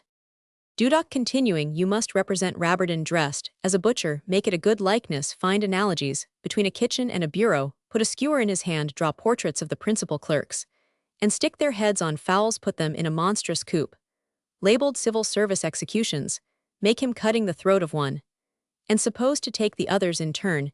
You can have geese and ducks with heads, like Arceau, understand Baudelaire, for instance. Hell, make an excellent turkey-buzzard. Bixiou, risque d'abord d'oeil, he has watched Dudoc carefully for some time. Did you think of that yourself? Dudoc, yes, I myself. Bixiou to himself, do evil feelings bring men to the same result as talents allowed? Well, ill do it. Dudoc makes a motion of delight when full stop. I know where I am and what I can rely on. If you don't succeed, I shall lose my place, and I must make a living. You are a curious kind of innocent still, my dear colleague. Dudoc, well, you needn't make the lithograph till success is proved. Bixiou, why don't you come out and tell me the whole truth? Dudok, I must first see how the land lays in the bureau, we will talk about it, later goes off. Bixiou alone in the corridor that fish for he's more a fish than a bird that Dudok has a good idea in his head. I'm sure I don't know where he stole it if Baudier should succeed La Billardière. It would be fun more than fun. Profit returns to the office gentlemen. I announce glorious changes. Papa La Billardière is dead, really dead, no nonsense, word of honor. Goddard is off on business for our excellent Chief Baudier successor, presumptive to the deceased Maynard Desroys, and Colville raise their heads in amazement. They all lay down their pens. And Colville blows his nose. Every one of us is to be promoted. Colville will be under head clerk at the very least. Maynard may have my place as chief clerk. Not he is quite as dull as I am. Hey Maynard, if you should get 2,500 francs a year, your little wife would be uncommonly pleased, and you could buy yourself a pair of boots now and then. Colville, but you don't get 2,500 francs. Bixiou, Monsieur Dudok gets that in Raberden's office. Why shouldn't I get it this year? Monsieur Baudier gets it. Colville, only through the influence of Monsieur Saillard, no other chief clerk gets that in any of the divisions. Palmier Ba hasn't. Monsieur Cochin, 3,000. He succeeded Monsieur Vavasour, who served 10 years under the Empire, at 4,000. His salary was dropped to 3. When the king first returned, then to 2,500 before Vavasour died, but Monsieur Cochin, who succeeded him, had influence enough to get the salary put back to 3,000. Colville, Monsieur Cochin signs, a Roman 50 Cochin, he is named Émile Adolphe Lucien, which when anagrammed gives Cochineal. Now observe, he's a partner in a druggist's business, in the Rue des Lombards, the Mason Matifat, which made its fortune by that identical colonial product. Baudier entering Monsieur Chazelle, I see, is not here. You will be good enough to say I asked for him, gentlemen. Bixiou, who had hastily stuck a hat on Chazelle's chair, when he heard Baudier's step, excuse me, monsieur, but Chazelle has gone to the Raberdins to make an inquiry. Chazelle entering with his hat on his head, and not seeing Baudier. La Billardière is done for, gentlemen. Raberdin is head of the division, and master of petitions. He hasn't stolen his promotion, that's very certain.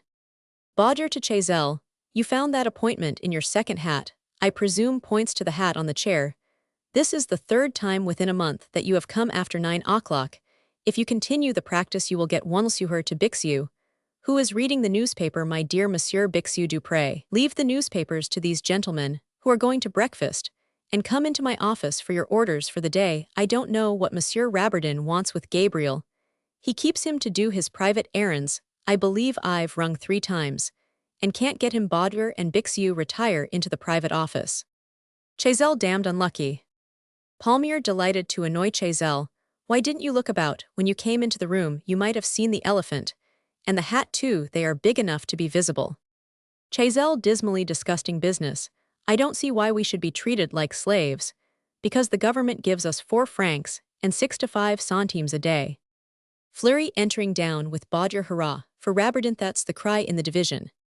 Chazelle getting more and more angry. Baudier can turn off me if he likes, I shan't care. In Paris, there are 1,000 ways of earning 5 francs a day. Why, I could earn that at the Palais de Justice, copying briefs for the lawyers. Palmier, still prodding him, it is very easy to say that, but a government place is a government place, and that plucky Colville, who works like a galley slave outside of this office, and who could earn, if he lost his appointment, more than his salary, prefers to keep his place, who the devil is fool enough to give up his expectations. Chazelle continuing his Philippic, you may not be, but I am. We have no chances at all. Time was when nothing was more encouraging than a civil service career. So many men were in the army that there were not enough for the government work. The maimed, and the halt, and the sick ones like Palmier, and the nearsighted ones, all had their chance of a rapid promotion. But now, ever since the Chamber invented what they called special training, and the rules and regulations for civil service examiners, we are worse off than common soldiers. The poorest places are at the mercy of 1,000 mischances, because we are now ruled by 1,000 sovereigns. Bixiou returning, are you crazy? Chazelle, where do you find 1,000 sovereigns? Not in your pocket, are they? Chazelle, count them up. There are 400 over there at the end of the Pont de la Concorde, so called, because it leads to the scene of perpetual discord between the right and left of the chamber. 300 more at the end of the Rue de Tournon. The court, which ought to count for the other 300, has 700 parts less power to get a man appointed to a place under government than the Emperor Napoleon had. Fleury, all of which signifies that in a country where there are three powers, you may bet 1,000 to 1 that a government clerk, who has no influence, but his own merits to advance him, will remain in obscurity. Bixiou looking alternately at Chazelle, and Fleury, my sons, you have yet to learn that, in these days, the worst state of life is the state of belonging to the state. Fleury because it has a constitutional government. Colville, gentlemen, no politics. Bixiou, Fleury is right. Serving the state in these days is no longer serving a prince who knew how to punish and reward the state. Now is everybody of course cares for nobody, serve everybody. And you serve nobody, nobody is interested in nobody. The government clerk lives between two negations. The world has neither pity nor respect, neither heart nor head. Everybody forgets tomorrow the service of yesterday. Now each one of you may be like Monsieur Baudier, an administrative genius, a Chateaubriand of reports, a Bossuet of circulars, the Canalis of memorials, the gifted son of diplomatic dispatches. But I tell you there is a fatal law which interferes with all administrative genius. I mean the law of promotion by average. This average is based on the statistics of promotion and the statistics of mortality combined. It is very certain that on entering whichever section of the civil service you please at the age of 18, you can't get 1,800 francs a year till you reach the age of 30. Now, there's no free and independent career in which, in the course of 12 years, a young man who has gone through the grammar school, been vaccinated, is exempt from military service, and possesses all his faculties, I don't mean transcendent ones, can't amass a capital of 4,000 to 5,000 francs in centimes, which represents a permanent income equal to our salaries, which are after all precarious. In 12 years a grocer can earn enough to give him 10,000 francs a year, a painter can daub a mile of canvas, and be decorated with the Legion of Honor or pose as a neglected genius. A literary man becomes professor of something or other, or a journalist at 100 francs for 1,000 lines. He writes feuilletons, or he gets into St. Pelagie for a brilliant article that offends the Jesuits, which of course is an immense benefit to him, and makes him a politician at once. Even a lazy man who does nothing but make debts has time to marry a widow who pays them. A priest finds time to become a bishop in partibus.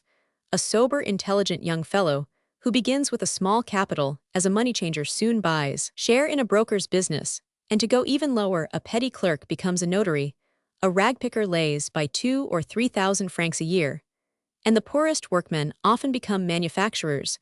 Whereas in the rotatory movement of this present civilization, which mistakes perpetual division and redivision for progress, an unhappy civil service clerk like Chazelle, for instance, is forced to dine for 22 sous a meal, struggles with his tailor and bootmaker, gets into debt, and is an absolute nothing worse than that he becomes an idiot. Come, gentlemen, now's the time to make a stand. Let us all give in our resignations. Fleury, Chazelle, fling yourselves into other employments, and become the great men you really are. Chazelle, calmed down by Bixio's allocution. No, I thank you. General laughter.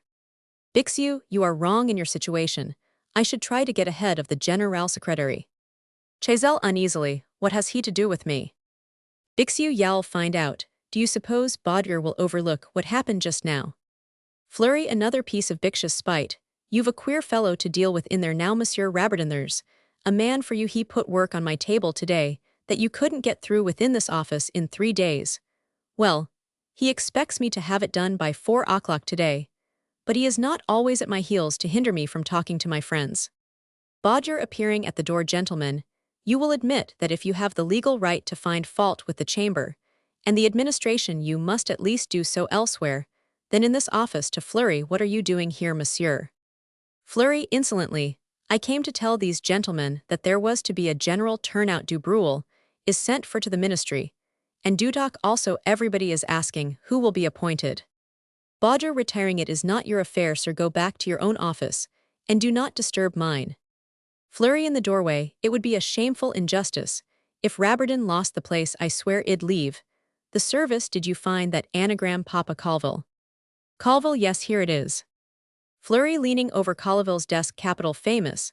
This is just what will happen if the administration continues to play the hypocrite. He makes a sign to the clerks that Baudier is listening.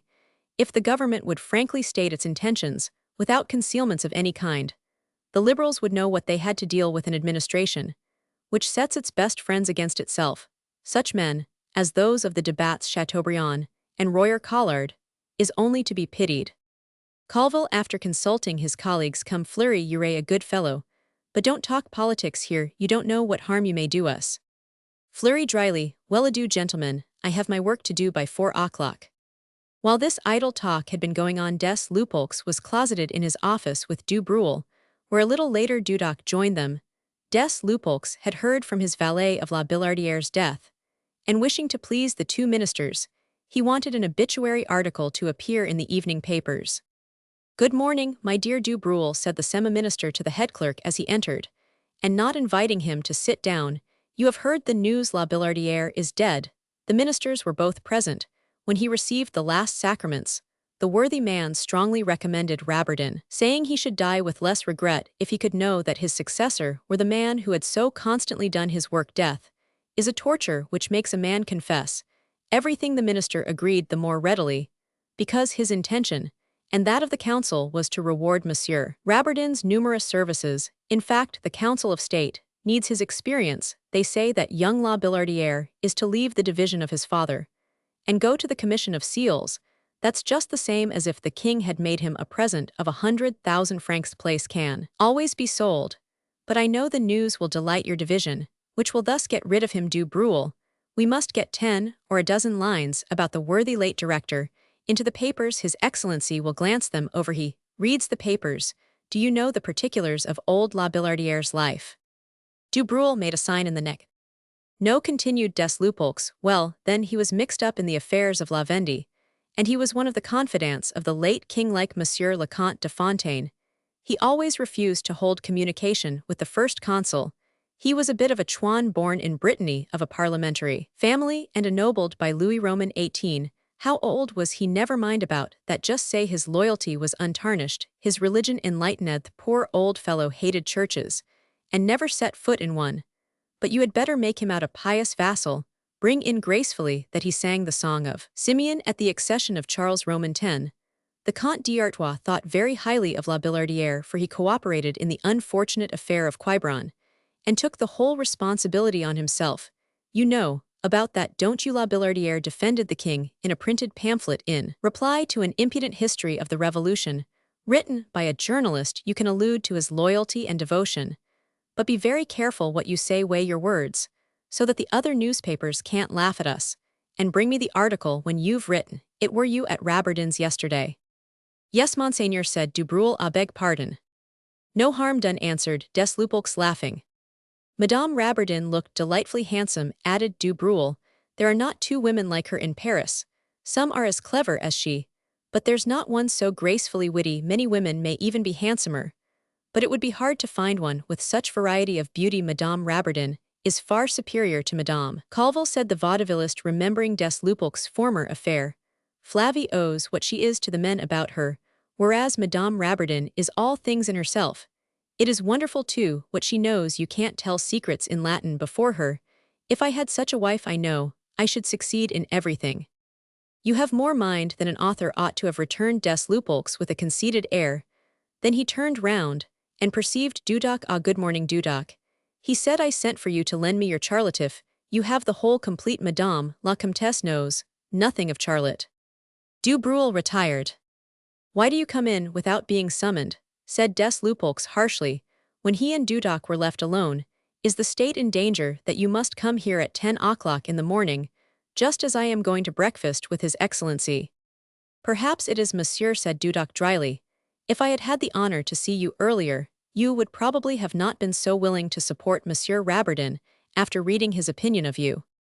Dudoc opened his coat, took a paper from the left-hand breast pocket, and laid it on Des Lupeaulx's desk, pointing to a marked passage. Then he went to the door and slipped the bolt, fearing interruption. While he was thus employed, the Secretary-General read the opening sentence of the article, which was as follows. Monsieur Des Lupeaulx, a government degrades itself by openly employing such a man whose real vocation is for police diplomacy. He is fitted to deal with the political filibusters of other cabinets, and it would be a pity, therefore, to employ him on our internal detective police. He is above a common spy, for he is able to understand a plan he could skillfully carry through a dark piece of work and cover his retreat safely. Des Lupeaulx was succinctly analyzed in 5 or 6 such paragraphs. The essence In fact, of the biographical portrait which we gave at the beginning of this history, as he read the words, the secretary felt that a man stronger than himself sat in judgment on him, and he at once resolved to examine the memorandum, which evidently reached far and high, without allowing Dudok to know his secret thoughts. He therefore showed a calm, grave face when the spy returned to him, des Lupeaulx, like lawyers, magistrates, diplomatists, and all whose work obliges them to pry into the human heart, was past being surprised at anything hardened in treachery, and in all the tricks and wiles of hatred, he could take a stab in the back, and not let his face tell of it. "How did you get hold of this paper?" Dudok related his good luck. Des Lupeaulx's face, as he listened, expressed no approbation, and the spy ended in terror, an account which began triumphantly. "Dudok, you have put your finger between the bark and the tree," said the secretary coldly. "If you don't want to make powerful enemies, I advise you to keep this paper a profound secret. It is a work of the utmost importance, and already well known to me."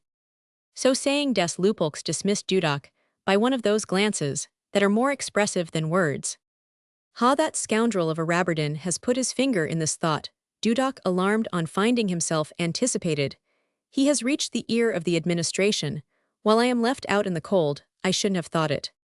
To all his other motives of aversion to Rabardin, he now added the jealousy of one man to another man of the same calling, most powerful ingredient in hatred.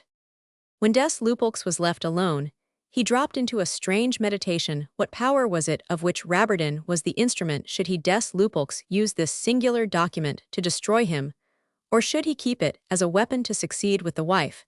The mystery that lay behind this paper was all darkness to des Lupeaulx, who read with something akin to terror page after page in which the men of his acquaintance were judged with unerring wisdom. He admired Rabardin, though stabbed to his vitals by what he said of him. The breakfaster suddenly cut short his meditation. "His Excellency is waiting for you to come down," announced the minister's footman. The minister always breakfasted with his wife and children, and des Lupeaulx, without the presence of servants, the morning meal affords the only moment of privacy which public men can snatch from the current of overwhelming business. Yet in spite of the precautions they take to keep this hour for private intimacies and affections, a good many great and little people manage to infringe upon it. Business itself will as at this moment thrust itself in the way of their scanty comfort. "I thought Rabardin was a man above all ordinary petty maneuvers," began the minister, "and yet here, not 10 minutes after La Billardiere's death, he sends me this note by La Briarate, is like a stage missive. Look," said His Excellency, giving des Lupeaulx a paper which he was twirling in his fingers. Too noble in mind to think for a moment of the shameful meaning La Billardiere's death might lend to his letter, Rabardin had not withdrawn it from La Briare's hands after the news reached him. Des Lupeaulx read as follows: "Monseigneur, if 23 years of irreproachable services may claim a favor, I entreat your Excellency to grant me an audience this very day. My honor is involved in the matter of which I desire to speak." "Poor man," said des Lupeaulx in a tone of compassion, which confirmed the minister in his error, "we are alone. I advise you to see him now. You have a meeting of the council when the chamber rises. Moreover, your Excellency has to reply today to the opposition. This is really the only hour when you can receive him." Des Lupeaulx rose, called the servant, said a few words, and returned to his seat. "I have told them to bring him in at dessert," he said. Like all other ministers under the Restoration, this particular minister was a man without youth. The charter granted by Louis Roman XVIII had the defect of tying the hands of the kings, by compelling them to deliver the destinies of the nation into the control of the middle-aged men of the chamber and the septuagenarians of the peerage. It robbed them of the right to lay hands on a man of statesmanlike talent wherever they could find him, no matter how young he was or how poverty-stricken his condition might be. Napoleon alone was able to employ young men as he chose without being restrained by any consideration. After the overthrow of that mighty vigor deserted power, now the period when effeminacy succeeds to vigor presents a contrast that is far more dangerous in France than in other countries. As a general thing, ministers who were old before they entered office have proved second or third rate, while those who were taken young have been an honor to European monarchies, and to the republics whose affairs they have directed. The world still rings with the struggle between Pitt and Napoleon, two men who conducted the politics of their respective countries at an age when Henry de Navarre, Richelieu, Mazarin, Colbert Louvois the Prince of Orange, the Guises, Machiavelli, in short, all the best known of our great men coming from the ranks or born to a throne, began to rule the state. The convention that model of energy was made up in a great measure of young heads. No sovereign can ever forget that it was able to put 14 armies into the field against Europe, its policy fatal in the eyes of those who cling to what is called absolute power, was nevertheless dictated by strictly monarchical principles, and it behaved itself like any of the great kings. After 10 or a dozen years of parliamentary struggle, having studied the science of politics until he was worn down by it, this particular minister had come to be enthroned by his party, who considered him in the light of their businessman. Happily for him, he was now nearer 60 than 50 years of age. Had he retained even a vestige of juvenile vigor, he would quickly have quenched it. But accustomed to back and fill retreat and return to the charge, he was able to endure being struck at turn and turn about by his own party, by the opposition, by the court, by the clergy, because to all such attacks he opposed the inert force of a substance, which was equally soft and consistent.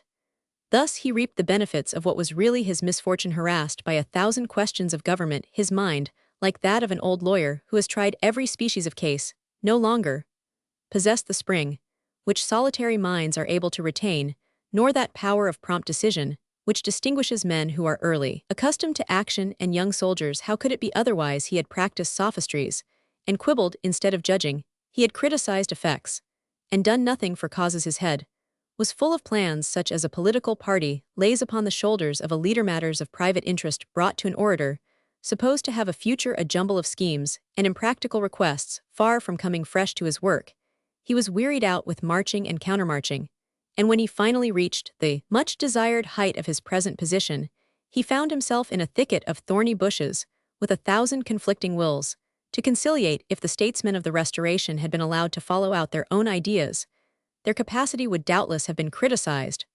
But though their wills were often forced, their age saved them from attempting the resistance which youth opposes to intrigues, both high and low intrigues, which vanquished Richelieu, and to which in a lower sphere Rabutin was to succumb.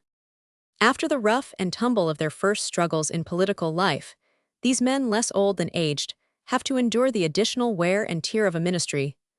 Thus it is that their eyes begin to weaken, just as they need to have the clear-sightedness of eagles. Their mind is weary when its youth and fire need to be redoubled. The minister in whom Rabutin sought to confide was in the habit of listening to men of undoubted superiority, as they explained ingenious theories of government applicable or inapplicable to the affairs of France. Such men, by whom the difficulties of national policy were never apprehended, were in the habit of attacking this minister personally whenever a parliamentary battle or a contest with the secret follies of the court took place on the eve of a struggle with the popular mind, or on the morrow of a diplomatic discussion, which divided the council into 3 separate parties. Caught in such a predicament, a statesman naturally keeps a yawn ready for the first sentence, designed to show him how the public service could be better managed. At such periods not a dinner took place among bold schemers or financial and political lobbyists, where the opinions of the bourse and the bank, the secrets of diplomacy, and the policy necessitated by the state of affairs in Europe were not canvassed and discussed. The minister has his own private counselors in des Lupeaulx, and his secretary who collected and pondered all opinions and discussions for the purpose of analyzing and controlling the various interests proclaimed and supported by so many clever men. In fact, his misfortune was that of most other ministers who have passed the prime of life. He trimmed and shuffled under all his difficulties with journalism, which at this period it was thought advisable to repress in an underhand way rather than fight openly with financial, as well as labor questions, with the clergy, as well as with that other question of the public lands, with liberalism, as with the chamber. After maneuvering his way to power in the course of 7 years, the minister believed that he could manage all questions of administration in the same way. It is so natural to think we can maintain a position by the same methods which served us to reach it, that no one ventured to blame a system invented by mediocrity to please minds of its own caliber. The Restoration, like the Polish Revolution, proved to nations, as to princes, the true value of a man, and what will happen if that necessary man is wanting. The last and the greatest weakness of the public men of the Restoration was their honesty in a struggle in which their adversaries employed the resources of political dishonesty, lies, and calumnies, and let loose upon them, by all subversive means, the clamor of the unintelligent masses, able only to understand revolt. Rabardin told himself all these things, but he had made up his mind to win, or lose like a man weary of gambling, who allows himself a last stake a luck, had given him as adversary in the game a sharper like des Lupeaulx.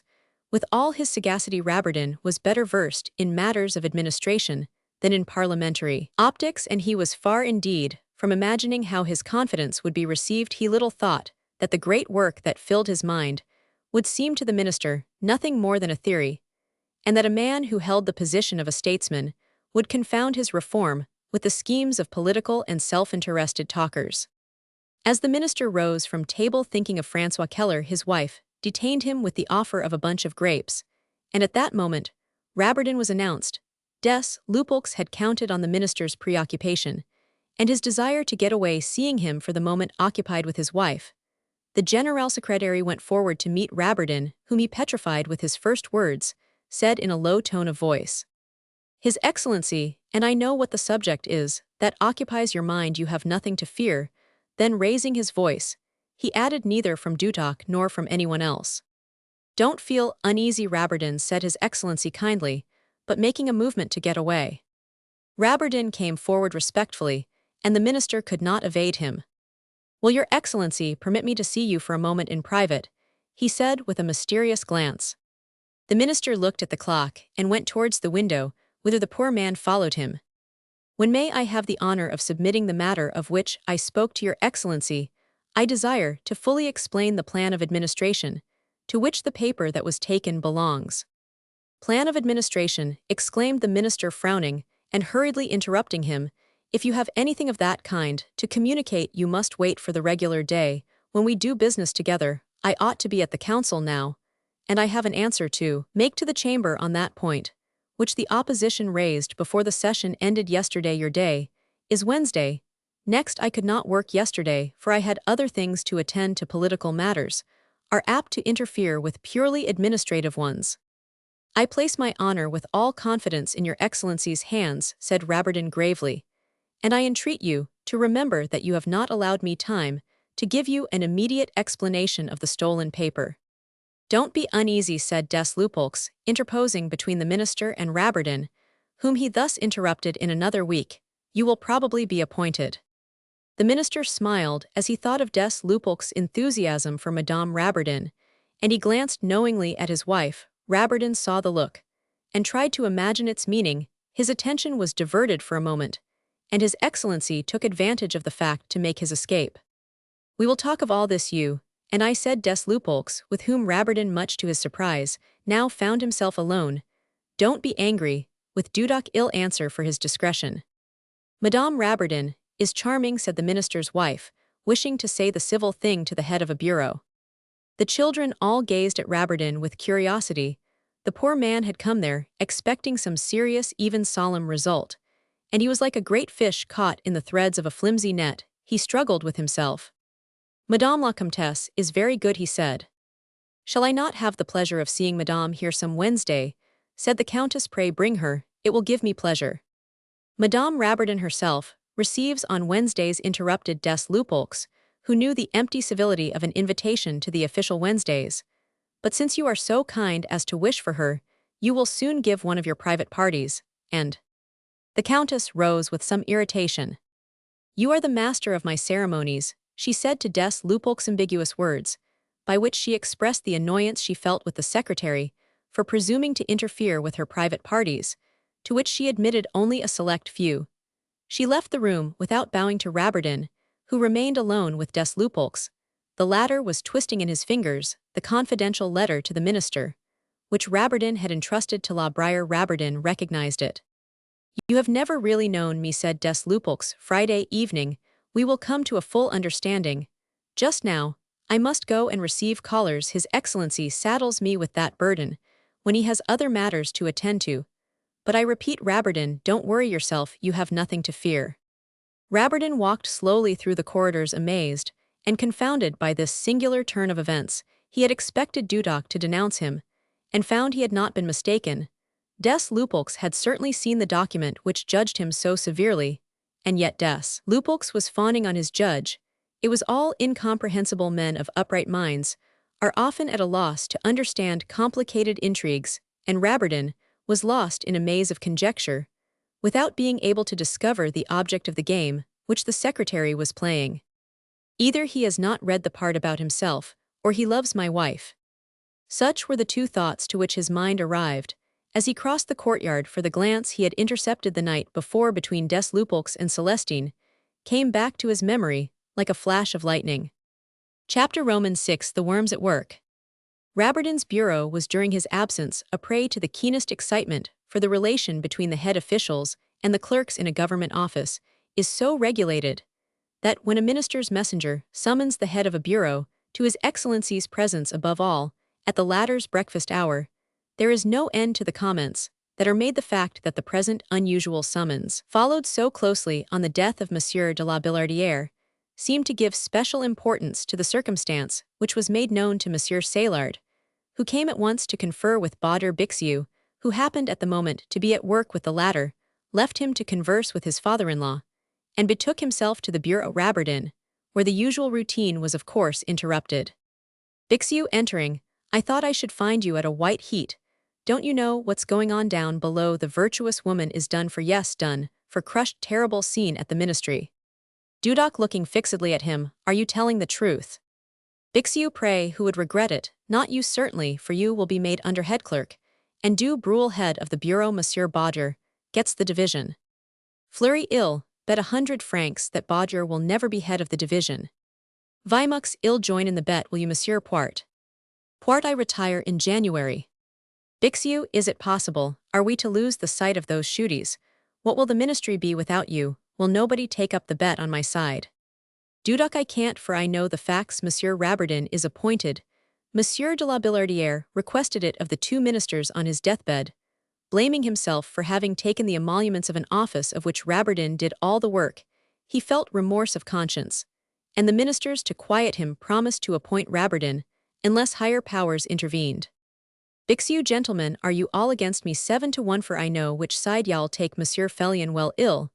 Bet a dinner, costing 500 francs at the Rocher de Cancale, that Rabardin does not get la Billardière's place. That will cost you only 100 francs each, and I am risking 500 against me. Do you take it up? Shouting into the next room, Du Bruel, what say you?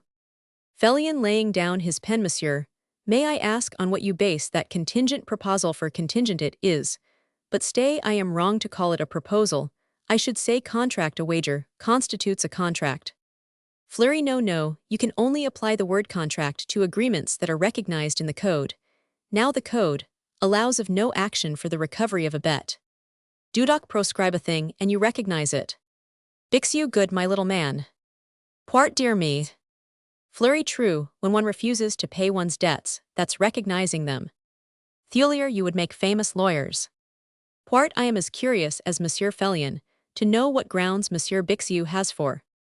Bixiou, shouting across the office, Du Bruel, will you bet? Du Bruel appearing at the door, heavens and earth, gentlemen, I am very busy. I have something very difficult to do. I've got to write an obituary notice of Monsieur de la Billardière. I do beg you to be quiet. You can laugh and bet afterwards. Bixiou, that's true. Du Bruel, the praise of an honest man is a very difficult thing to write. Id rather any day draw a caricature of him. Du Bruel, do come and help me. Bixiou.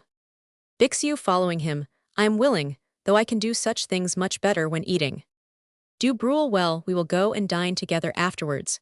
But listen, this is what I have written reads: the church and the monarchy are daily losing many of those who fought for them in revolutionary times. Bixiou, bad, very bad. Why don't you say death carries on its ravages amongst the few surviving defenders of the monarchy, and the old and faithful servants of the king, whose heart bleeds under these reiterated blows? Du Bruel writes rapidly, Monsieur le Baron Flampt de la Billardière died this morning of dropsy caused by heart disease. You see, it is just as well to show there are hearts in government offices, and you ought to slip in a little flummery about the emotions of the royalists during the terror might be useful. Hey, but Steno, the petty papers would be sure to say the emotions came more from the stomach than the heart. Better leave that out. What are you writing now? Du Bruel reading, issuing from an old parliamentary stock, in which devotion to the throne was hereditary, as was also attachment to the faith of our fathers, Monsieur de la Billardière. Bixiou better, say Monsieur le Baron de la Billardière. Du Bruel, but he wasn't Baron in 1793.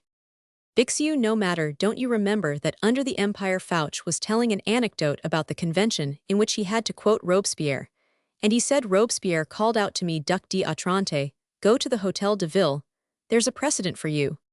Du Bruel, let me just write that down, I can use it in a vaudeville, but to go back to what we were saying, I don't want to put Monsieur le Baron, because I am reserving his honors till the last when they rained upon him. Bixiou, oh very good, that's theatrical finale of the article. Du Bruel, continuing in appointing Monsieur de la Billardière, gentleman and ordinary. Bixiou, very ordinary.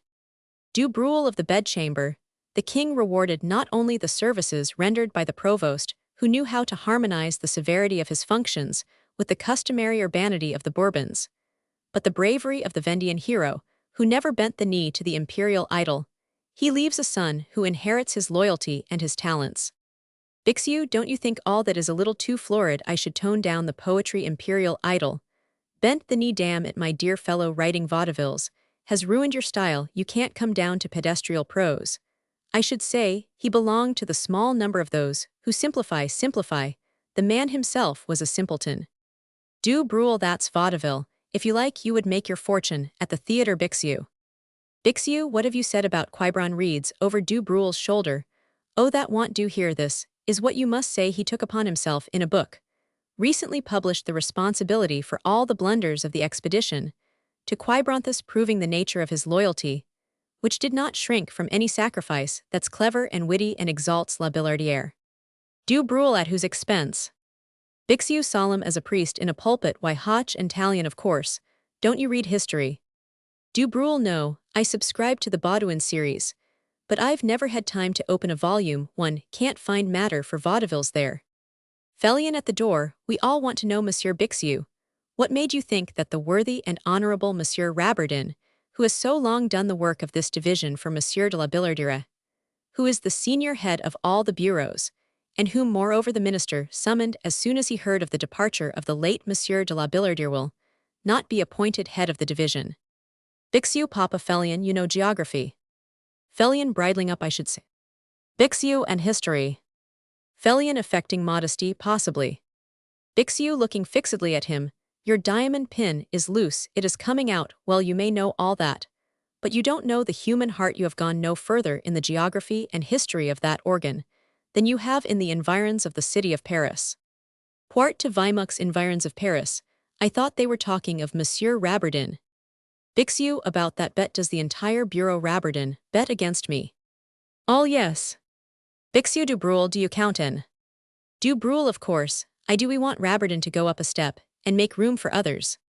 Bixiou, well, I accept the bet for this reason. You can hardly understand it, but I'll tell it to you all the same. It would be right, and just to appoint Monsieur Rabardin, looking full at Dudoc, because in that case, long and faithful service, honor, and talent would be recognized, appreciated, and properly rewarded. Such an appointment is in the best interests of the administration. Fellien, Poart, and Thulier listened stupidly, with the look of those who try to peer before them in the darkness. Well, it is just because the promotion would be so fitting, and because the man has such merit, and because the measure is so eminently wise and equitable, that I bet Rabardin will not be appointed. Yes, y'all see, that appointment will slip up just like the invasion from Boulogne and the march to Russia, for the success of which a great genius has gathered together all the chances. It will fail as all good, and just things do fail in this low world. I am only backing the devil's game. Du Bruel, who do you think will be appointed? Bixiou, the more I think about Baudier, the more sure I feel that he unites all the opposite qualities. Therefore, I think he will be the next head of this division. Dudoc, but Monsieur des Lupeaulx, who sent for me to borrow my Charlotte, told me positively that Monsieur Rabardin was appointed, and that the little La Billardière would be made clerk of the seals. Bixiou, appointed indeed. The appointment can't be made and signed under 10 days. It will certainly not be known before New Year's Day. There he goes now across the courtyard. Look at him, and say if the virtuous Rabardin looks like a man in the sunshine of favor, I should say he knows. He's dismissed. Fleury rushes to the window. Gentlemen, adieu, ill go. And tell Monsieur Baudier that I hear from you that Rabardin is appointed. It will make him furious, the pious creature. Then I'll tell him of our wager to cool him down a process. We call it the theater, turning the wheel of fortune. Don't we do Brule? Why do I care who gets the place? Simply because if Bodder does, he will make me under head clerk. Goes out. Port. Everybody says that man is clever, but as for me, I can never understand a word he says. Goes on copying. I listen and listen. I hear words, but I never get at any meaning. He talks about the environs of Paris when he discusses the human heart, and lays down his pen, and goes to the stove. Declares he backs the devil's game when it is a question of Russia and Boulogne. Now what is there so clever in that? I'd like to know. We must first admit that the devil plays any game at all, and then find out what game, possibly dominoes, blows his nose. Fleury interrupting. Pierrepart is blowing his nose. It must be 11 o'clock. Do Brule, so it is. Goodness, I am off to the secretary. He wants to read the obituary. Port. What was I saying? Thulier. Dominoes, perhaps. The devil plays dominoes. Sebastian enters to gather up the different papers and circulars for signature. Vimux. Ah, there you are, my fine young man. Your days of hardship are nearly over. You'll get a post. Monsieur Rabardin will be appointed. Weren't you at Madame Rabardin's last night? Lucky fellow. They say that really superb women go there. Sebastian. Do they? I didn't know. Fleury. Are you blind? Sebastian. I don't like to look at what I ought not to see. Felion. Delighted. Well said, young man. Vimux. The devil. Well, you looked at Madame Rabardin. Enough anyhow, a charming woman. Fleury. Pooh, thin as a rail. I saw her in the Tuileries, and I much prefer personally the ballet mistress Castaing's victim. Felion. What has an actress to do with the wife of a government official? Dudok. They both play comedy. Fleury. Looking askance at Dudok. The physical has nothing to do with the moral, and if you mean Dudok, I mean nothing. Fleury. Do you all want to know which of us will really be made head of this bureau? All. Yes, tell us. Fleury. Colville. Thulier. Why? Fleury. Because Madame Colville has taken the shortest way to it through the sacristy. Thulier. I am too much Colville's friend not to beg you, Monsieur Fleury, to speak respectfully of his wife. Felion. A defenseless woman should never be made the subject of conversation here. Vimux. All the more because the charming Madame Colville won't invite Fleury to her house. He backbites her in revenge. Fleury. She may not receive me on the same footing that she does Thulier, but I go there. Thulier went how under her windows. Though Fleury was dreaded as a bully, in all the offices he received Thulier's speech. In silence, this meekness which surprised the other clerks was owing to a certain note for 200 francs of doubtful value, which Thulier agreed to pass over to his sister. After this skirmish, dead silence prevailed. They all wrote steadily. From 1 to 3 o'clock. Du Brule did not return. About 3:30, the usual preparations for departure, the brushing of hats, the changing of coats, went on in all the ministerial offices. That precious 30 minutes thus employed served to shorten, by just so much, the day's labor. At this hour, the overheated rooms cool off. The peculiar odor that hangs about the bureaus evaporates. Silence is restored by 4 o'clock. None but a few clerks who do their duty conscientiously remain. A minister may know who are the real workers under him if he will take the trouble to walk through the divisions. After 4 o'clock, a species of prying, however, that no one of his dignity would condescend to. The various heads of divisions and bureaus usually encountered each other in the courtyards at this hour, and exchanged opinions on the events of the day. On this occasion, they departed by 2s and 3s, most of them agreeing in favor of Rabardin, while the old stagers like Monsieur Clergiot shook their heads, and said habent sua caetera. Lights, Saillard and Bodger were politely avoided, for nobody knew what to say to them about La Billardiere's death, it being fully understood that Bodger wanted the place, though it was certainly not due to him. When Saillard and his son-in-law had gone a certain distance from the ministry, the former broke silence, and said, "Things look badly for you, my poor Bodger." "I can't understand," replied the other, "what Elizabeth was dreaming of when she sent Goddard in such a hurry to get a passport for Félix Goddard. Tells me she hired a post-chaise by the advice of my uncle Mitral, and that Félix has already started for his own part of the country." "Some matter connected with our business," suggested Saillard. "Our most pressing business just now is to look after Monsieur La Billardiere's place," returned Bodger crossly. They were just then near the entrance of the Palais Royal, on the Rue Saint-Honore. Dudok came up bowing and joined them. "Monsieur," he said to Bodger, "if I can be useful to you in any way under the circumstances in which you find yourself, pray command me, for I am not less devoted to your interests than Monsieur Goddard. Such an assurance is at least consoling, replied Baudier. It makes me aware that I have the confidence of honest men. If you would kindly employ your influence to get me placed in your division, taking Bixiou as head of the bureau, and me as under-head clerk, you will secure the future of two men who are ready to do anything for your advancement. Are you making fun of us, monsieur? Asked Saillard, staring at him stupidly. Far be it from me to do that, said Dudok. I have just come from the printing office of the ministerial journal, where I carried from the general secretary an obituary notice of Monsieur de la Billardière. And I there read an article which will appear tonight about you, which has given me the highest opinion of your character and talents. If it is necessary to crush Rabardin, I am in a position to give him the final blow. Please to remember that. Dudok disappeared. May I be shot if I understand a single word of it, said Saillard, looking at Baudier, whose little eyes were expressive of stupid bewilderment. I must buy the newspaper tonight.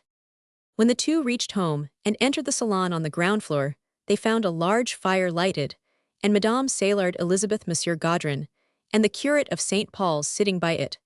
The curate turned at once to Monsieur Baudier, to whom Elizabeth made a sign which he failed to understand. Monsieur, said the curate, I have lost no time in coming in person to thank you for the magnificent gift with which you have adorned my poor church. I dared not run in debt to buy that beautiful monstrance, worthy of a cathedral. You who are one of our most pious and faithful parishioners must have keenly felt the bareness of the high altar. I am on my way to see Monseigneur the coadjutor, and he will, I am sure, send you his own thanks later. I have done nothing, as yet, began Baudier. Monsieur le Curé, interposed his wife, cutting him short. I see. I am forced to betray the whole secret. Monsieur Baudier hopes to complete the gift by sending you a dais for the coming fête dia. But the purchase must depend on the state of our finances, and our finances depend on my husband's promotion. God will reward those who honor him, said Monsieur Gaudrin, preparing with the curate to take leave. But will you not, said Saillard to the two ecclesiastics, do us the honor to take pot luck with us? You can stay, my dear vicar, said the curate to Gaudrin. You know, I am engaged to dine with the curate of St. Roch, who, by the by, is to bury Monsieur de la Billardière tomorrow. Monsieur le Curé de St. Roch might say a word for us, began Baudier. His wife pulled the skirt of his coat violently. Do hold your tongue, Baudier, she said, leading him aside and whispering in his ear. You have given a monstrance to the church that cost 5,000 francs. I'll explain it all later. The miserly Baudier make a sulky grimace, and continued gloomy and cross for the rest of the day. What did you busy yourself about Follick's passport, for why do you meddle in other people's affairs? He presently asked her. I must say I think Follick's affairs are as much ours as his, returned Elizabeth, dryly glancing at her husband, to make him notice Monsieur Gaudrin, before whom he ought to be silent. Certainly, certainly, said old Saillard, thinking of his co-partnership. I hope you reached the newspaper office in time, remarked Elizabeth to Monsieur Gaudrin, as she helped him to soup. Yes, my dear lady, answered the vicar when the editor read the little article I gave him, written by the secretary of the Grand Almoner. He made no difficulty, he took pains to insert it in a conspicuous place. I should never have thought of that. But this young journalist has a wide-awake mind. The defenders of religion can enter the lists against impiety without disadvantage at the present moment, for there is a great deal of talent in the royalist press. I have every reason to believe that success will crown your hopes. But you must remember, my dear Baudier, to promote Monsieur Colville. He is an object of great interest to His Eminence. In fact, I am desired to mention him to you. If I am head of the division, I will make him head of one of my bureaus, if you want me to, said Baudier. The matter thus referred to was explained after dinner, when the ministerial organ, bought and sent up by the porter, proved to contain among its Paris news the following articles called items. Monsieur le Baron de la Billardière died this morning after a long and painful illness. The king loses a devoted servant, the church a most pious son, Monsieur de la Billardière's, and has fitly crowned a noble life, consecrated in dark and troublesome times to perilous missions, and of late years to arduous civic duties. Monsieur de la Billardière was provost of a department where his force of character triumphed over all the obstacles that rebellion arrayed against him. He subsequently accepted the difficult post of director of a division in which his great acquirements were not less useful than the truly French affability of his manners for the express purpose of conciliating the serious interests that arise under its administration. No rewards have ever been more truly deserved than those by which the King Louis Roman XVIII and his present Majesty took pleasure in crowning a loyalty which never faltered under the usurper. This old family still survives in the person of a single heir to the excellent man, whose death now afflicts so many warm friends. His Majesty has already graciously made known that Monsieur Benjamin de la Billardière will be included among the gentlemen in ordinary of the bedchamber. The numerous friends who have not already received their notification of this sad event are hereby informed that the funeral will take place tomorrow at 4 o'clock in the church of Saint Roch. The memorial address will be delivered by Monsieur L. Abbe Fontanin. Monsieur Isidore Charles Thomas Baudier, representing one of the oldest bourgeois families of Paris and head of a bureau in the late Monsieur de la Billardière's division, has lately recalled the old traditions of piety and devotion which formerly distinguished these great families, so jealous for the honor and glory of religion, and so faithful in preserving its monuments. The Church of St. Paul has long needed a monstrance in keeping with the magnificence of that basilica itself, due to the company of Jesus. Neither the vestry nor the curate were rich enough to decorate the altar Monsieur Baudier has bestowed upon the parish, a monstrance that many persons have seen and admired at Monsieur Gohir's, the king's jeweler, thanks to the piety of this gentleman, who did not shrink from the immensity of the price. The Church of St. Paul possesses today a masterpiece of the jeweler's art designed by Monsieur de Sommerville. It gives us pleasure to make known this fact, which proves how powerless the declamations of liberals have been on the mind of the Parisian bourgeoisie. The upper ranks of that body have at all times been royalist, and they prove it when occasion offers. The price was 5,000 francs, said the Abbé Gaudrin, but as the payment was in cash, the court jeweler reduced the amount. Representing one of the oldest bourgeois families in Paris, Saillard was saying to himself there, "It is printed in the official paper too."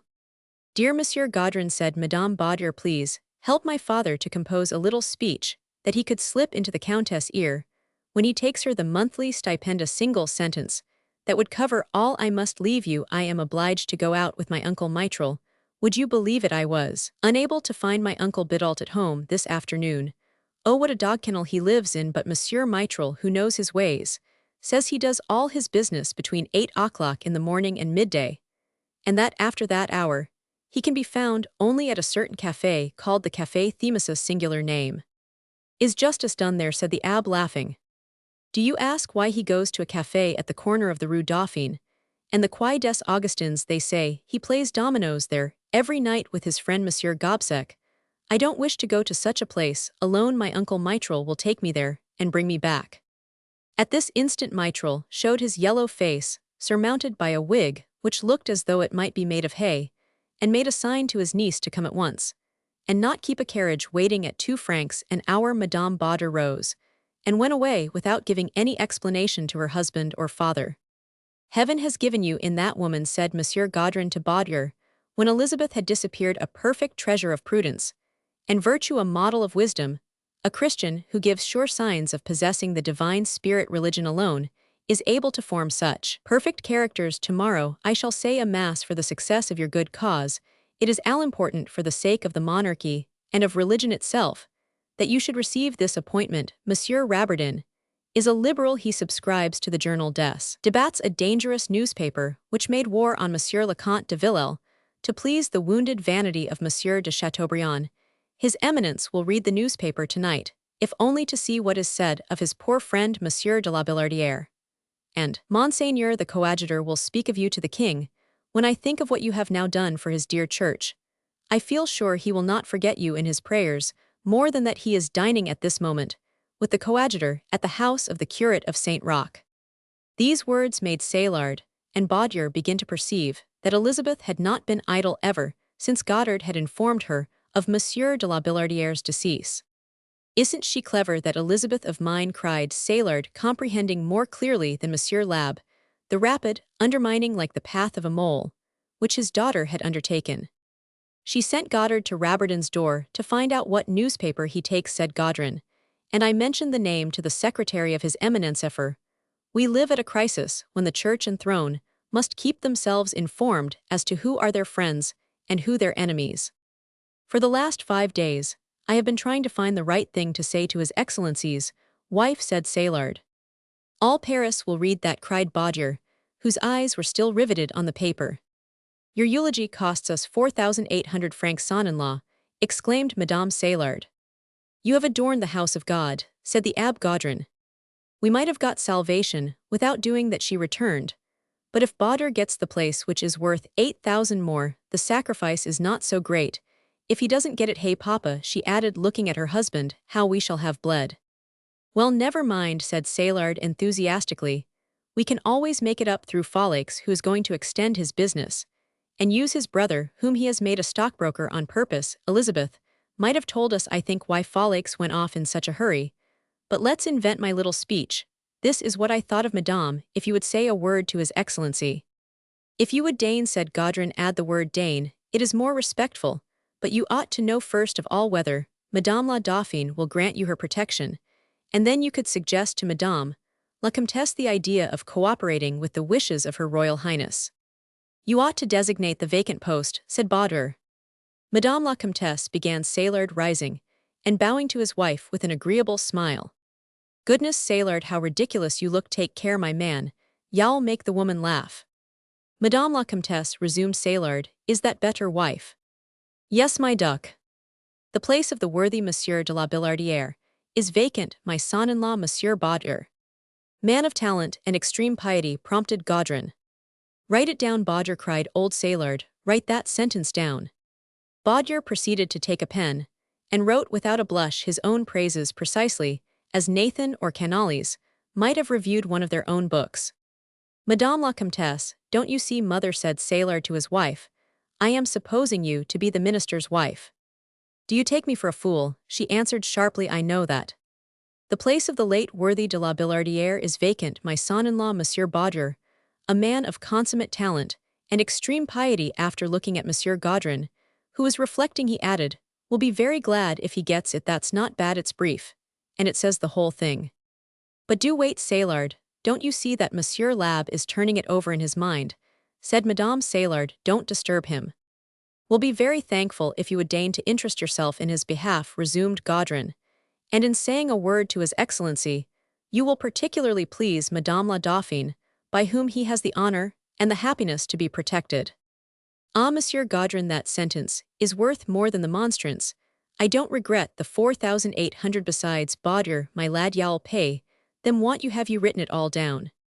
I shall make you repeat it, Father, morning and evening, said Madame Saillard. Yes, that's a good speech. How lucky you are, Monsieur Gaudrin, to know so much. That's what it is to be brought up in a seminary. They learn there how to speak to God and His saints. He is as good as he has learned, said Baudier, pressing the priest's hand. Did you write that article? He added, pointing to the newspaper. No, it was written by the secretary of His Eminence, a young abbé who is under obligations to me, and who takes an interest in Monsieur Colville. He was educated at my expense.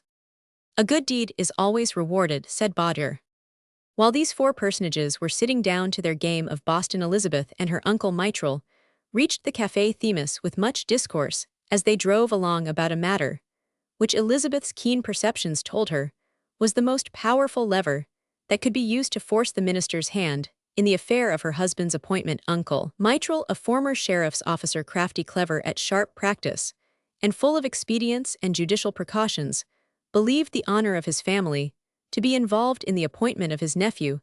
His avarice had long led him to estimate the contents of old Gigonet's strongbox, for he knew very well they would go in the end to benefit his nephew Baudier, and it was therefore important that the latter should obtain a position which would be in keeping with the combined fortunes of the Saillards and the old Gigonet, which would finally devolve on the Baudier's little daughter. And what an heiress she would be with an income of 100,000 francs. To what social position might she not aspire with that fortune? He adopted all the ideas of his niece Elizabeth, and thoroughly understood them. He had helped in sending off Folix expeditiously, explaining to him the advantage of taking post horses, after which, while eating his dinner, He reflected that it be as well to give a twist of his own to the clever plan invented by Elizabeth. When they reached the Café Themis, he told his niece that he alone could manage Gigonnet in the matter they both had in view, and he made her wait in the hackney coach and bide her time to come forward at the right moment. Elizabeth saw through the window panes the two faces of Gobseck and Gigonnet, her uncle Biddult, which stood out in relief against the yellow woodwork of the old café like two cameo heads, cold and impassible in the rigid attitude that their gravity gave them. The two Parisian misers were surrounded by a number of other old faces, on which 30% discount was written in circular wrinkles that started from the nose and turned round the glacial cheekbones. These remarkable physiognomies brightened up on seeing Mitral, and their eyes gleamed with tigerish curiosity. "Hey, hey, it is Papa," Mitral cried, one of them named Chaboseau, a little old man, who discounted for a publisher. "Bless me, so it is," said another, a broker named Medivere. "Ha, that's an old monkey well up in his tricks." "And you," retorted Mitral, "you are an old crow, who knows all about carcasses." "True," said the stern Gobseck. "What are you here for? Have you come to seize friend Medivere?" asked Gigonnet, pointing to the broker, who had the bluff face of a porter. "Your great niece, Elizabeth, is out there, Papa," Gigonnet whispered Mitral. "What some misfortune," said Biddult. The old man drew his eyebrows together and assumed a tender look like that of an executioner when about to go to work officially. In spite of his Roman virtue, he must have been touched, for his red nose lost somewhat of its color.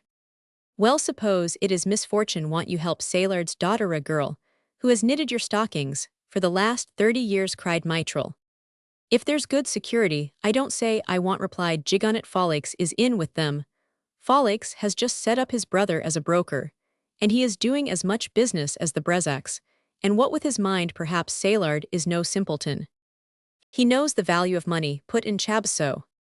That remark, uttered among those old men, would have made an artist and thinker shudder, as they all nodded their heads. "But it is none of my business," resumed Biddult Gigonnet. "I am not bound to care for my neighbor's misfortunes. My principle is never to be off my guard with friends or relatives. You can't perish, except through weakness." Applied to Gobseck, he is softer. The usurers all applauded these doctrines, with a shake of their metallic heads. An onlooker would have fancied he heard the creaking of a oiled machinery. "Come, Gigonnet, show a little feeling," said Chaboseau. "They've knit your stockings for 30 years. "That counts for something," remarked Gobseck.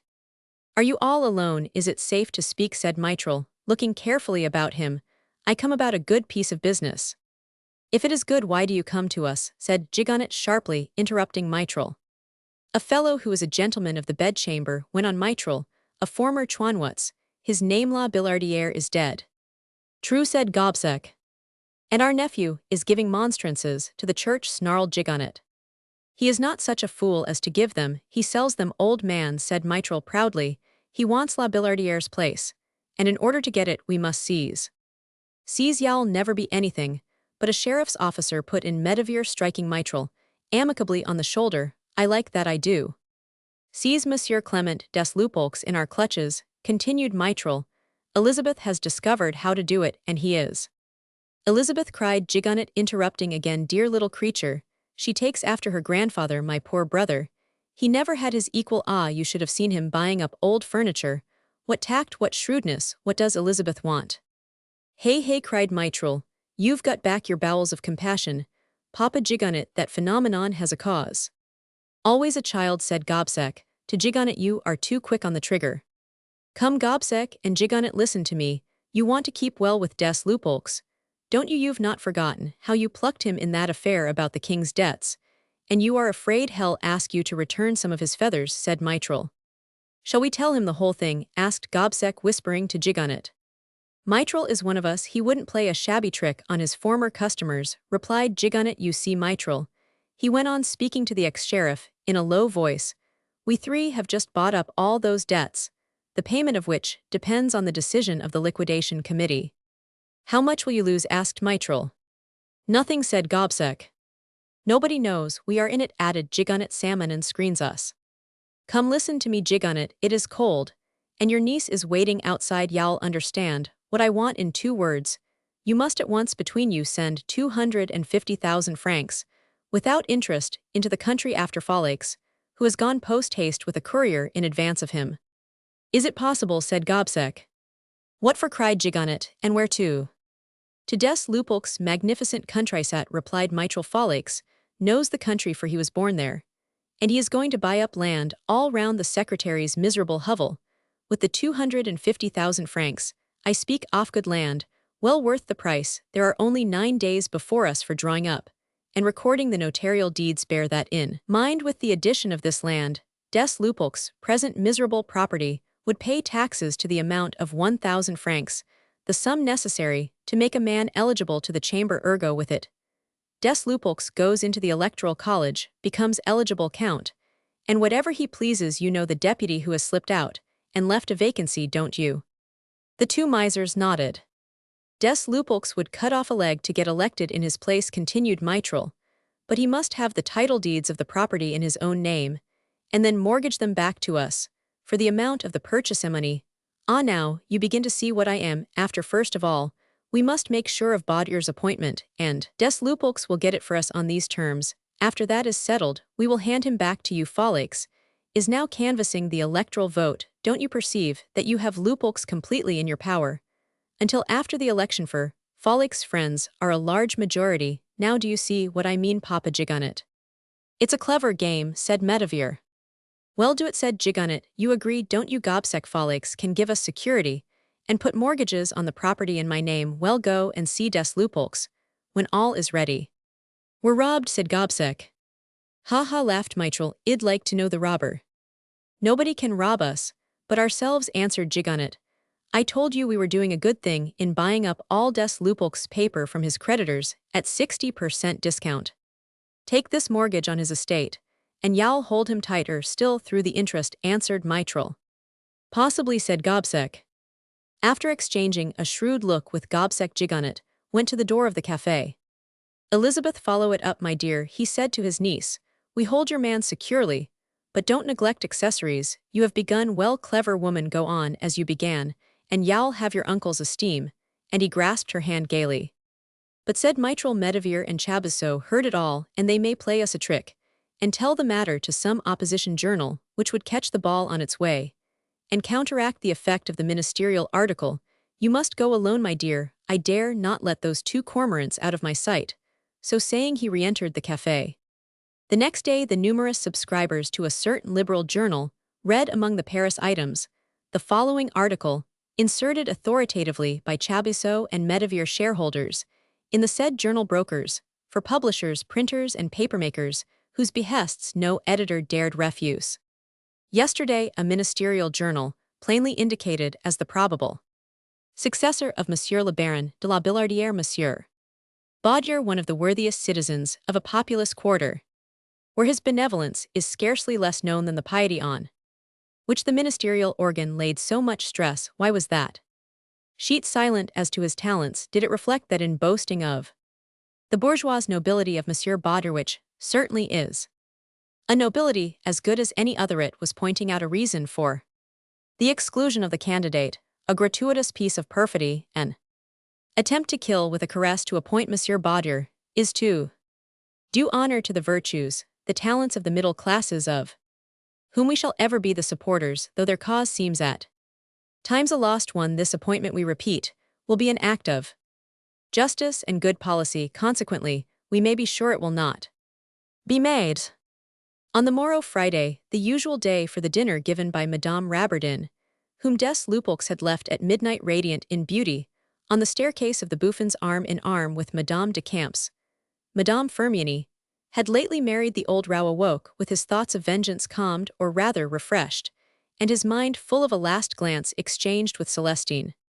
I'll make sure of Rabardin's support by forgiving him. Now I'll get even with him later.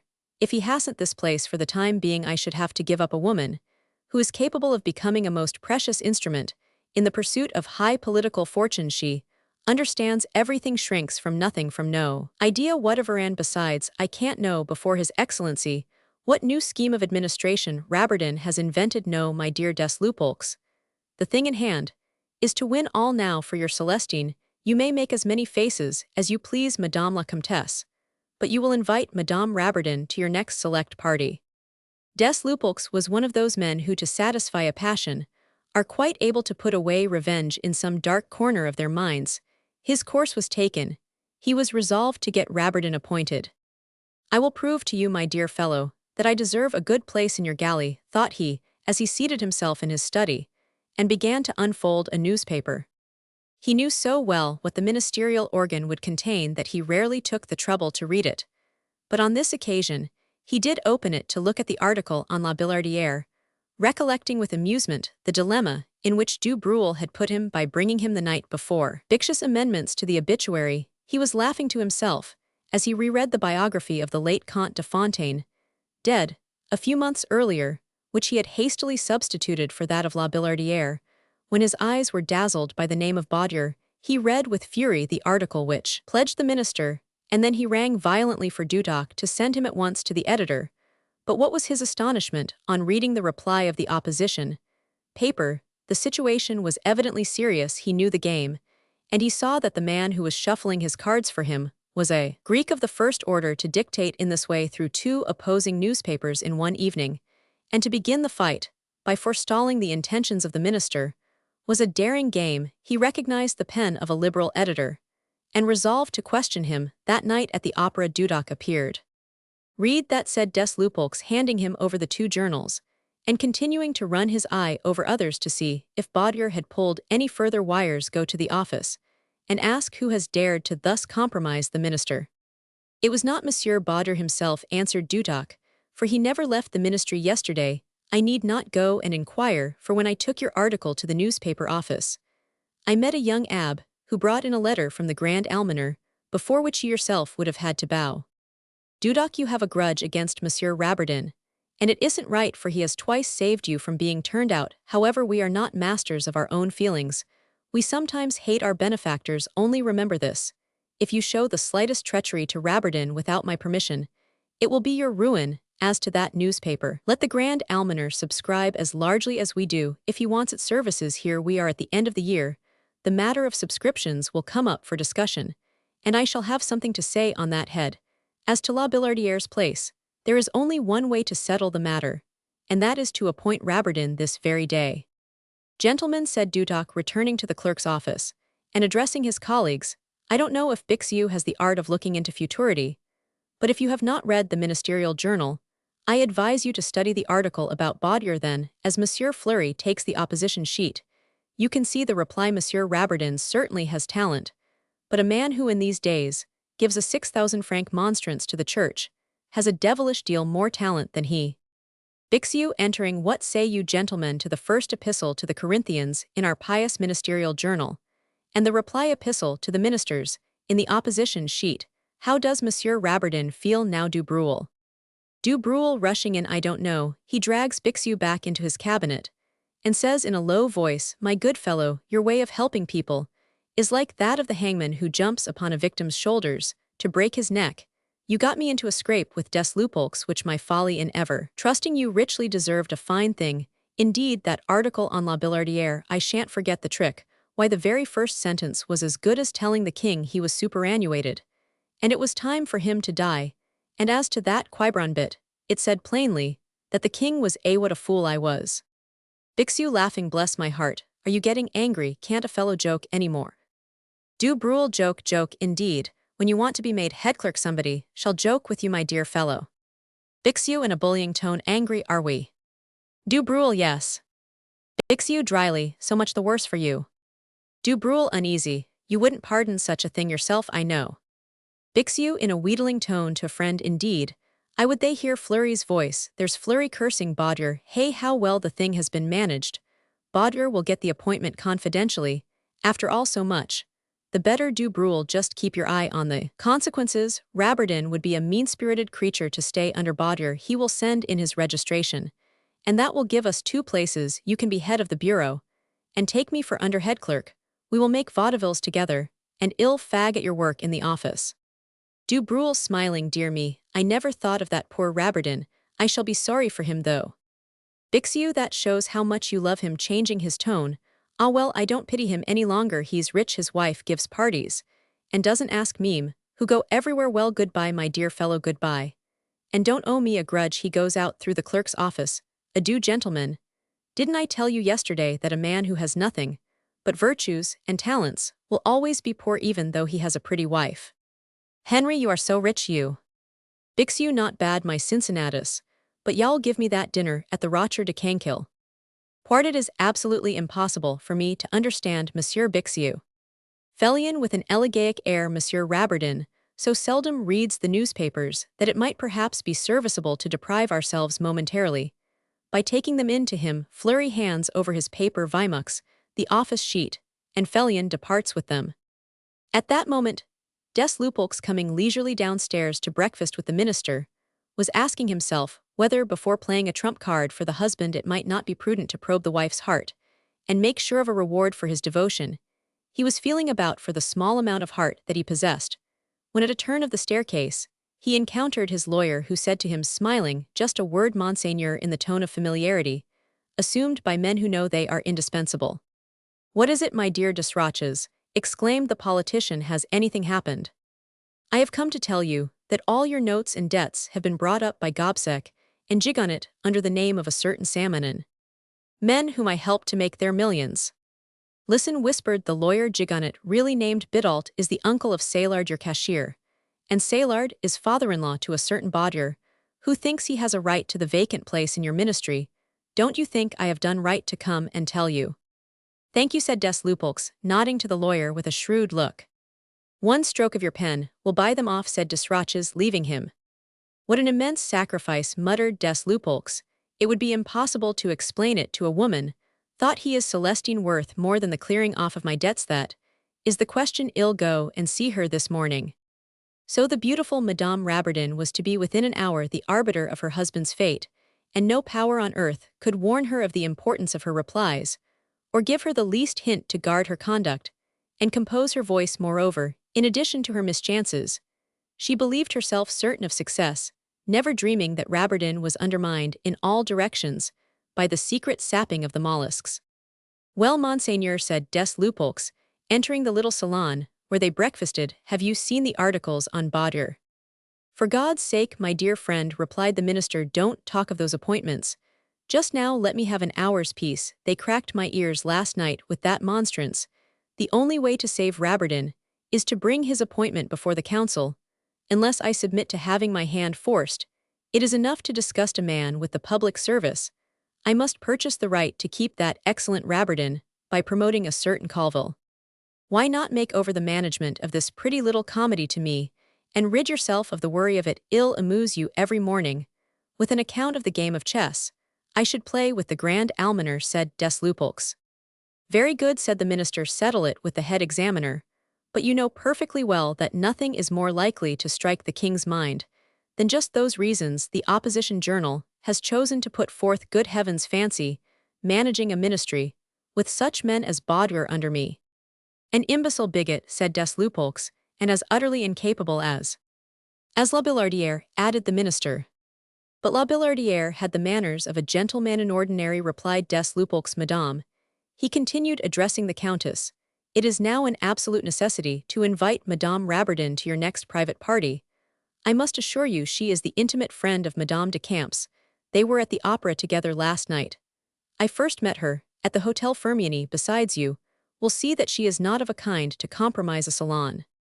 Invite Madame Rabardin, my dear, said the minister, and pray, let us talk of something else. Chapter Roman 7. Scenes from domestic life.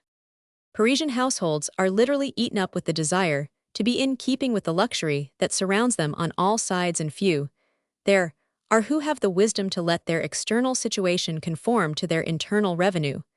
But this vice may perhaps denote a truly French patriotism, which seeks to maintain the supremacy of the nation in the matter of dress. France reigns through clothes over the whole of Europe, and every one must feel the importance of retaining a commercial scepter that makes fashion in France what the navy is to England. This patriotic ardor, which leads a nation to sacrifice everything to appear incesto, the paroister, as d'Aubigné said in the days of Henry Roman IV, is the cause of those vast secret labors which employ the whole of a Parisian woman's morning, when she wishes, as Madame Rabardin wished, to keep up on 12,000 francs a year, the style that many a family with 30,000 does not indulge in. Consequently, every Fridayth day of her dinner parties. Madame Rabbardin helped the chambermaid to do the rooms, for the cook went early to market, and the manservant was cleaning the silver, folding the napkins, and polishing the glasses. The ill-advised individual, who might happen through an oversight, porter to enter Madame Rabbardin's establishment about 11 o'clock in the morning, would have found her in the midst of a disorder, the reverse of picturesque, wrapped in a dressing-gown, her hair ill-dressed, and her feet in old slippers, attending to the lamps, arranging the flowers, or cooking in haste an extremely unpoetic breakfast. The visitor, to whom the mysteries of Parisian life were unknown, would certainly have learned for the rest of his life not to set foot in these greenrooms at the wrong moment.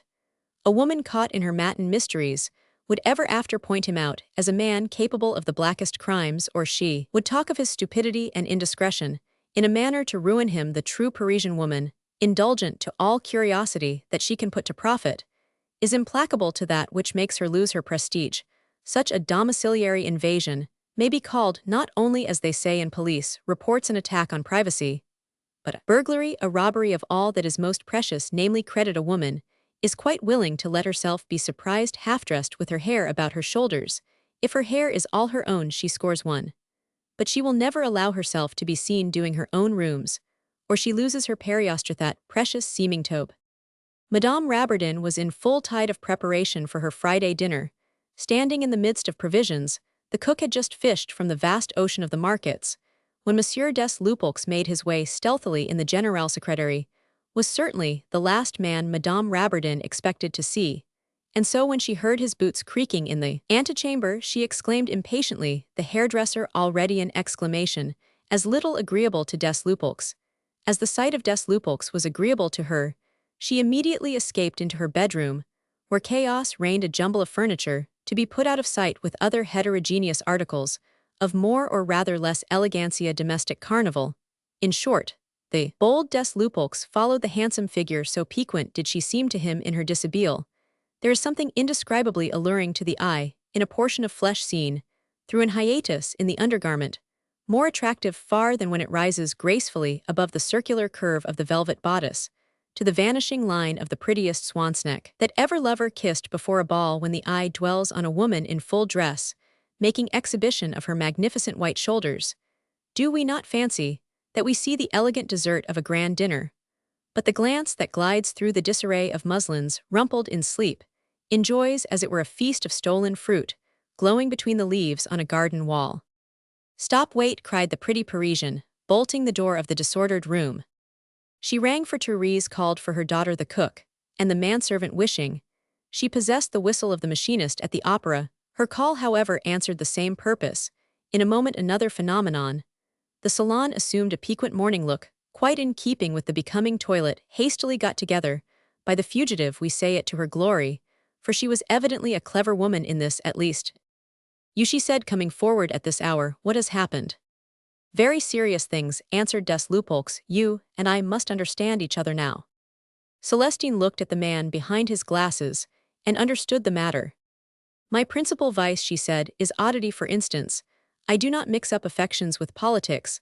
Let us talk politics business, if you will. The rest can come later. However, it is not really oddity, nor a whim that forbids me to mingle ill-assorted colors and put together things that have no affinity, and compels me to avoid discords. It is my natural instinct as an artist. We women have politics of our own." Already the tones of her voice and the charm of her manners were producing their effect on the secretary and metamorphosing his roughness into sentimental courtesy. She had recalled him to his obligations. As a lover, a clever, pretty woman makes an atmosphere about her in which the nerves relax and the feelings soften. "You are ignorant of what is happening," said des Lupeaulx harshly, for he still thought it best to make a show of harshness. "Read that." He gave the two newspapers to the graceful woman, having drawn a line in red ink round each of the famous articles. "Good heavens," she exclaimed, "but this is dreadful. Who is this bawder?" "A donkey," answered des Lupeaulx, "but as you see he uses Minch, gives monstrances. He succeeds, thanks to some clever hand that pulls the wires." The thought of her debts crossed Madame Rabbardin's mind and blurred her sight, as if two lightning flashes had blinded her eyes at the same moment. Her ears hummed under the pressure of the blood that began to beat in her arteries. She remained for a moment quite bewildered, gazing at a window which she did not see. "But are you faithful to us?" she said at last with a winning glance at des Lupeaulx, as if to attach him to her. That is as it may be, he replied, answering her glance with an interrogative look, which made the poor woman blush. If you demand caution money, you may lose all, she said, laughing. I thought you more magnanimous than you are, and you thought me less a person than I am, a sort of schoolgirl. You have misunderstood me, he said with a covert smile.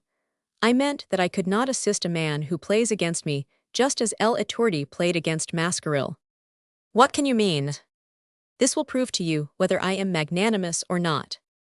He gave Madame Rabardin the memorandum stolen by Dutoc, pointing out to her the passage in which her husband had so ably analyzed him. Read that. Celestine recognized the handwriting, read the paper, and turned pale under the blow. All the ministries, the whole service is treated in the same way, said des Lupeaulx. Happily, she said, you alone possess this document. I cannot explain it even to myself.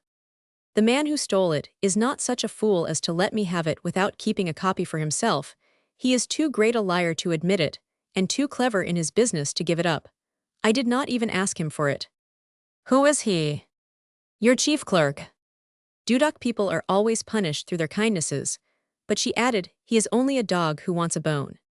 Do you know what the other side offer me, poor devil, of a general secretary? What?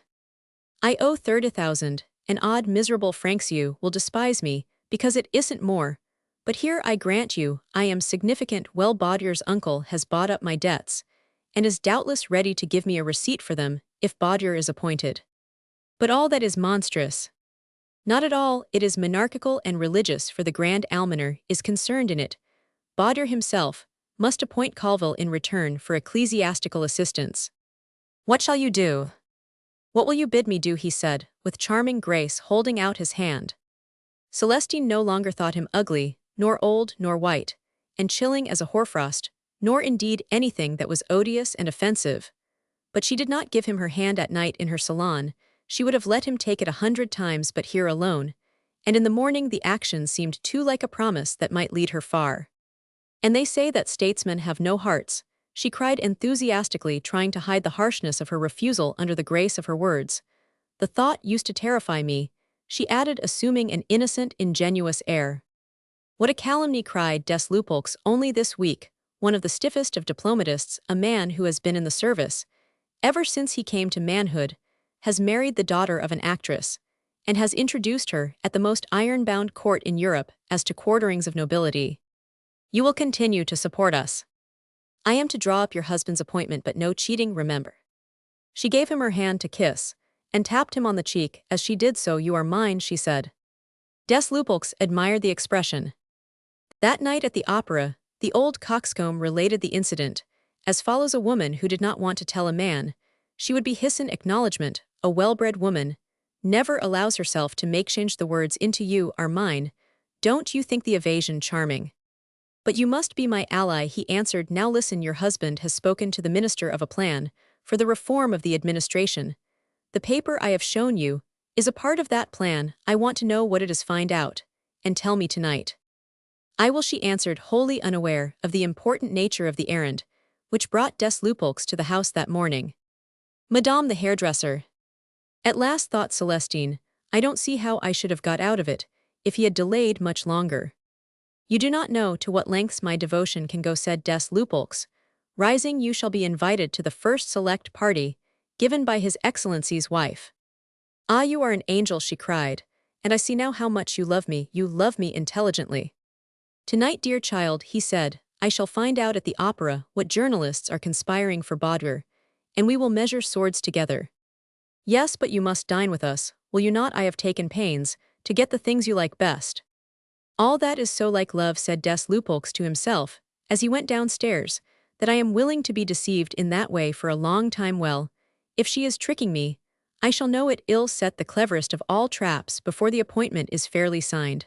And ill read her heart. Ah, my little cats, I know you, for after all women are just what we men are, 28 years old, virtuous, and living here in the Rue du Fouta. Rare piece of luck, and worth cultivating, thought the elderly butterfly as he fluttered down the staircase. Good heavens, that man without his glasses must look funny enough in a dressing gown, thought Celestine. But the harpoon is in his back, and hell tow me, Where I want to go I am sure now of that invitation. He has played his part in my comedy. When at 5 o'clock in the afternoon Rabardin came home to dress for dinner his wife presided at his toilet, and presently laid before him the fatal memorandum which, like the slipper in the Arabian Nights, the luckless man was fated to meet at every turn. "Who gave you that?" he asked, thunderstruck. "Monsieur des Lupeaulx." "So he has been here," cried Rabardin, with a look which would certainly have made a guilty woman turn pale, but which Celestine received with unruffled brow and a laughing eye. "And he is coming back to dinner," she said. "Why that startled air?" "My dear," replied Rabardin, "I have mortally offended des Lupeaulx, such men never forgive, and yet he fawns upon me. Do you think I don't see why? The man seems to me," she said, "to have good taste. You can't expect me to blame him. I really don't know anything more flattering to a woman than to please a worn-out palate after." "A truce to nonsense, Celestine, spare a much-treated man. I cannot get an audience of the minister, and my honor is at stake." "Good heavens, no Dutoc can have the promise of a good place as soon as you are named head of the division." "Ah, I see what you are about, dear child," said Rabardin, "but the game you are playing is just as dishonorable as the real thing that is going on around us. A lie is a lie, and an honest woman. Let me use the weapons employed against us. Celestine, the more that man des Lupeaulx feels he is foolishly caught in a trap, the more bitter he will be against me. What if I get him dismissed altogether?" Rabardin looked at his wife in amazement. "I am thinking only of your advancement. It was high time, my poor husband," continued Celestine. "But you are mistaking the dog for the game," she added after a pause. "In a few days, des Lupeaulx will have accomplished all that I want of him, while you are trying to speak to the minister, and before you can even see him on business, I shall have seen him and spoken with him. You are worn out in trying to bring that plan of your brain to birth, a plan which you have been hiding from me. But you will find that in 3 months your wife has accomplished more than you have done in 6 years. Come, tell me this fine scheme of yours." Rabardin, continuing to shave, cautioned his wife not to say a word about his work, and after assuring her that to confide a single idea to des Lupeaulx would be to put the cat near the milk jug, he began an explanation of his labors. "Why didn't you tell me this before, Rabardin?" said Celestine, cutting her husband short at his 5th sentence. "You might have saved yourself a world of trouble. I can understand that a man should be blinded by an idea for a moment, but to nurse it up for 6 or 7 years, that's a thing I cannot comprehend. You want to reduce the budget of vulgar and commonplace idea. The budget ought, on the contrary, to reach 200 millions. Then indeed France would be great. If you want a new system, let it be one of loans, as Monsieur de Nucingen keeps saying. The poorest of all treasuries is the one with a surplus that it never uses. The mission of a minister of finance is to fling gold out of the windows. It will come back to him through the cellars, and you want to hoard it. The thing to do is to increase the offices and all government employments, instead of reducing them. So far from lessening the public debt, you ought to increase the creditors. If the Bourbons want to reign in peace, let them seek creditors in the towns and villages, and place their loans there. Above all, they ought not to let foreigners draw interest away from France. Some day an alien nation might ask us for the capital, whereas if capital and interest are held only in France, neither France nor credit can perish. That's what saved England. Your plan is the tradesman's plan. An ambitious public man should produce some bold scheme, should make himself another law without laws, fatal a luck. He ought to exhibit the power of credit, and show that we should reduce not principal, but interest, as they do in England." Come, Celestine," said Rabardin, "mix up ideas as much as you please, and make fun of them. I'm accustomed to that, but don't criticize a work of which you know nothing as yet." "Do I need," she asked, "to know a scheme the essence of which is to govern France with a civil service of 6,000 men, instead of 20,000? My dear friend, even allowing it were the plan of a man of genius, a king of France who attempted to carry it out would get himself dethroned. You can keep down a feudal aristocracy by leveling a few heads, but you can't subdue a hydra with thousands. And is it with the present minister Spetween, ourselves a wretched cruthet, you expect to carry out your reform? No, change the monetary system, if you will, but do not meddle with men, with little men. They cry out too much, whereas gold is dumb. But Celestine, if you will talk and put wit before argument, we shall never understand each other." "Understand? I understand what that paper in which you have analyzed the capacities of the men in office will lead to," she replied, paying no attention to what her husband said. "Good heavens, You have sharpened the axe to cut off your own head, Holy Virgin. Why didn't you consult me? I could have at least prevented you from committing anything to writing, or at any rate, if you insisted on putting it to paper, I would have written it down myself. And it should never have left this house. Good God, to think that he never told me that's what men are capable of, sleeping with the wife of their bosom for 7 years. And keeping a secret from her, hiding their thoughts from a poor woman, for 7 years, doubting her devotion. But, cried Rabardin, provoked, for 11 years, and more I have been unable to discuss anything with you, because you insist on cutting me short, and substituting your ideas for mine. You know nothing at all about my scheme. Nothing. I know all. Then tell it to me, cried Rabardin, angry for the first time since his marriage. There it is, 6:30. Finish shaving and dress. At once, she cried hastily, after the fashion of women when pressed on a point they are not ready to talk of. I must go. Well, adjourn the discussion, for I don't want to be nervous on a reception day. Good heavens, the poor soul, she thought, as she left the room. It is hard to be in labor for 7 years, and bring forth a dead child, and not trust his wife. She went back into the room. If you had listened to me, you would never had interceded to keep your chief clerk. He stole that abominable paper, and has no doubt kept a facsimile of it. Adieu, man of genius. Then she noticed the almost tragic expression of her husband's grief. She felt she had gone too far, and ran to him, seized him just as he was all lathered with soapsuds, and kissed him tenderly. Dear Xavier, don't be vexed, she said. Tonight, after the people are gone, we will study your plan. You shall speak at your ease. I will listen just as long as you wish me to. Isn't that nice of me? What do I want better than to be the wife of Mohammed?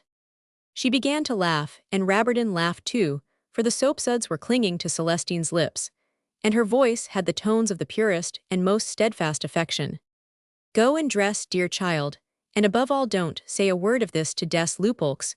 Swear you will not. That is the only punishment that I impose. Impose, she cried. Then I won't swear anything.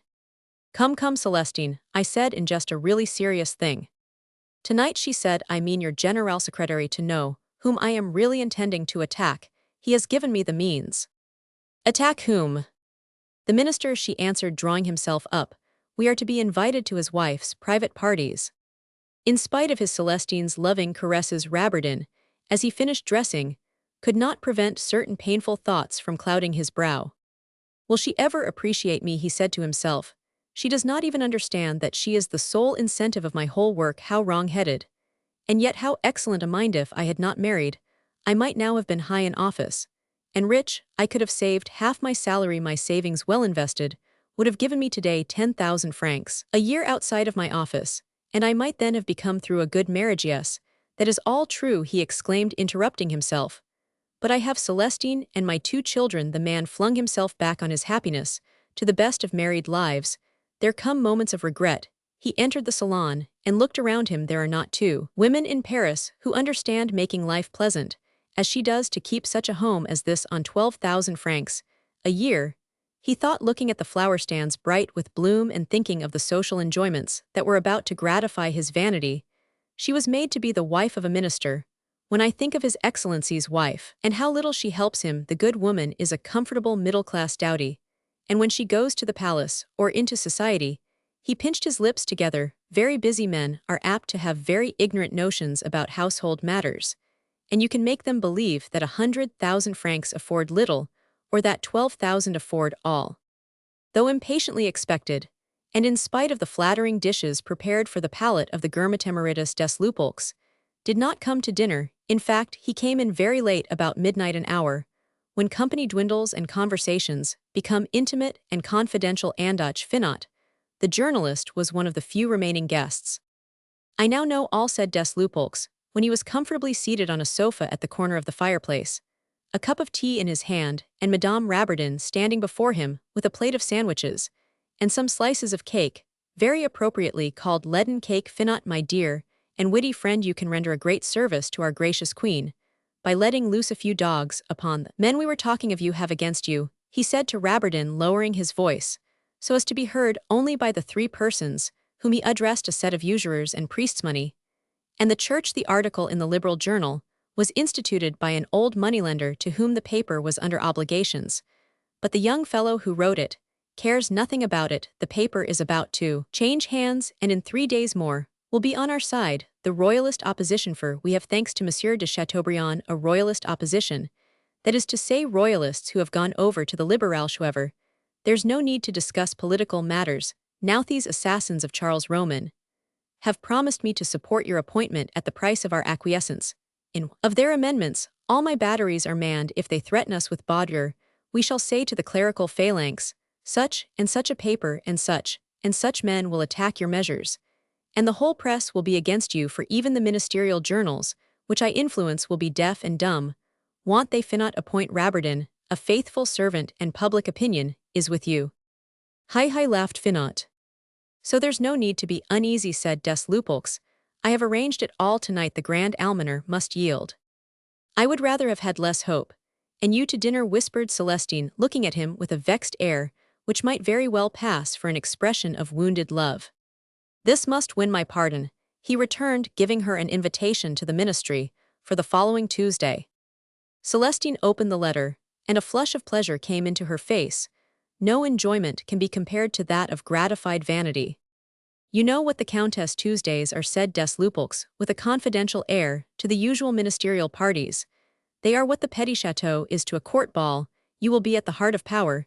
You will see there the Comtesse Farrad who is still in favor notwithstanding, Louis Roman XVIII's death Delphine de Nucingen Madame de Listomere, the Marquise d'Espard, and your dear Firmiani, I have had her invited to give you her support. In case the other women attempt to blackball you, I long to see you in the midst of them. Celestine threw up her head like a thoroughbred before the race, and reread the invitation, just as Baudour and Saillard had reread the articles about themselves in the newspapers, without being able to quaff enough of it. There first and next at the Tuileries, she said to des Lupeaulx, who was startled by the words, and by the attitude of the speaker so expressive, were they of ambition and security. Can it be that I am only a stepping-stone, he asked himself. He rose and went into Madame Rabardin's bedroom, where she followed him understanding from a motion of his head, that he wished to speak to her privately. Well, your husband's plan, he said, what of it? Bah, the useless nonsense of an honest man, she replied. He wants to suppress 15,000 offices, and do the work with 5,000 or 6,000, you never heard of such nonsense. I will let you read the whole document, when copied it is written in perfect good faith. His analysis of the officials was prompted only by his honesty and rectitude, poor dear man. Des Lupeaulx was all the more reassured by the genuine laugh, which accompanied these jesting and contemptuous words, because he was a judge of lying, and knew that Celestine spoke in good faith. But still, what is at the bottom of it all, he asked. Well, he wants to do away with the land tax and substitute taxes on consumption. Why, it is over a year since François Keller and Nucingen proposed some such plan, and the minister himself is thinking of a reduction of the land tax. There, exclaimed Celestine, I told him there was nothing new in his scheme. No, but he is on the same ground with the best financier of the epoch, Napoleon of finance. Something may come of it. Your husband must surely have some special ideas in his method of putting the scheme into practice. No, it is all commonplace, she said, with a disdainful curl of her lip. Just think of governing France with 5,000 or 6,000 offices, when what is really needed is that everybody in France should be personally enlisted in the support of the government. Des Lupeaulx seemed satisfied that Rabardin, to whom in his own mind he had granted remarkable talents, was really a man of mediocrity. Are you quite sure of the appointment? You don't want a bit of feminine advice, she said. You women are greater adepts than we in refined treachery, he said, nodding. Well then, say Baudour to the court and clergy to divert suspicion and put them to sleep, and then at the last moment write Rabardin. There are some women who say yes as long as they need a man, and no when he has played his part, returned des Lupeaulx significantly. I know they do, she answered, laughing, but they are very foolish, for in politics everything recommences. Such proceedings may do with fools. But you are a man of sense, in my opinion. The greatest folly anyone can commit is to quarrel with a clever man. You are mistaken, said des Lupeaulx, for such a man pardons. The real danger is with the petty spiteful natures who have nothing to do but study revenge. I spend my life among them.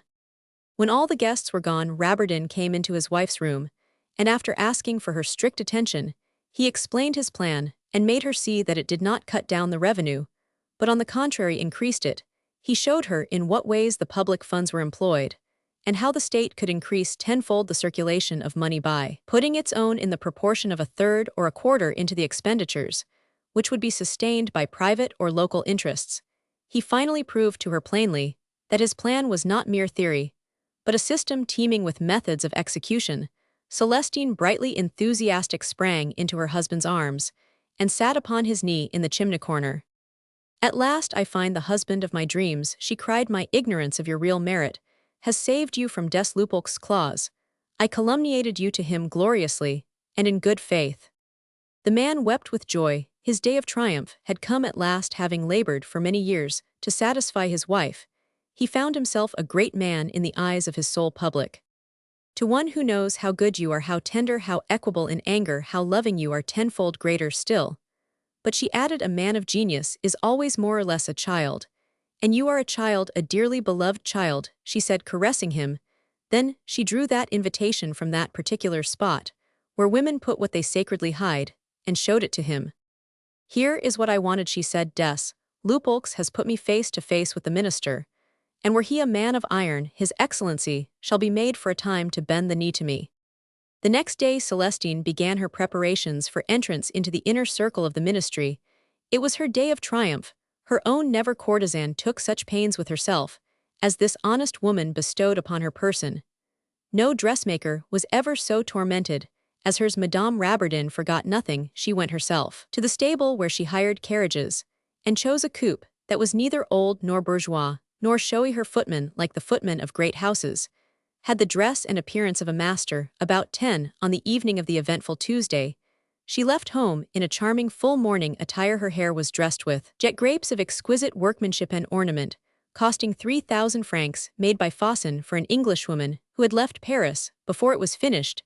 The leaves were of stamped ironwork, as light as the vine leaves themselves, and the artist had not forgotten the graceful tendrils which twined in the wearer's curls, just as in nature they catch upon the branches. The bracelets, necklace, and earrings were all what is called Berlin ironwork, but these delicate arabesques were made in Vienna, and seem to have been fashioned by the fairies, who the stories tell us are condemned by a jealous Caraboss to collect the eyes of ants, or weave a fabric so diaphanous that a nutshell can contain it. Madame Rabardin's graceful figure, made more slender still by the black draperies, was shown to advantage by a carefully cut dress, the two sides of which met at the shoulders in a single strap, without sleeves. At every motion she seemed like a butterfly to be about to leave her covering, but the gown held firmly on by some contrivance of the wonderful dressmaker. The robe was of mousseline de lania material, which the manufacturers had not yet sent to the Paris markets, a delightful stuff, which some months later was to have a wild success, a success which went further and lasted longer than most French fashions. The actual economy of mousseline de laine, which needs no washing, has since injured the sale of cotton fabrics enough to revolutionize the Rouen manufactories. Celestine's little feet, covered with fine silk stockings and Turksatin shoes for silksatin, is inadmissible in deep mourning, were of elegant proportions. Thus dressed, she was very handsome. Her complexion, beautified by a branbath, was softly radiant, her eyes suffused with the light of hope, and sparkling with intelligence, justified her claims to the superiority which des Lupeaulx, proud and happy on this occasion, asserted for her. She entered the room. Well, women will understand the meaning of that expression, bowed gracefully to the minister's wife, with a happy mixture of deference and of self-respect, and gave no offense by a certain reliance on her own dignity, for every beautiful woman has the right to seem a queen with the minister himself.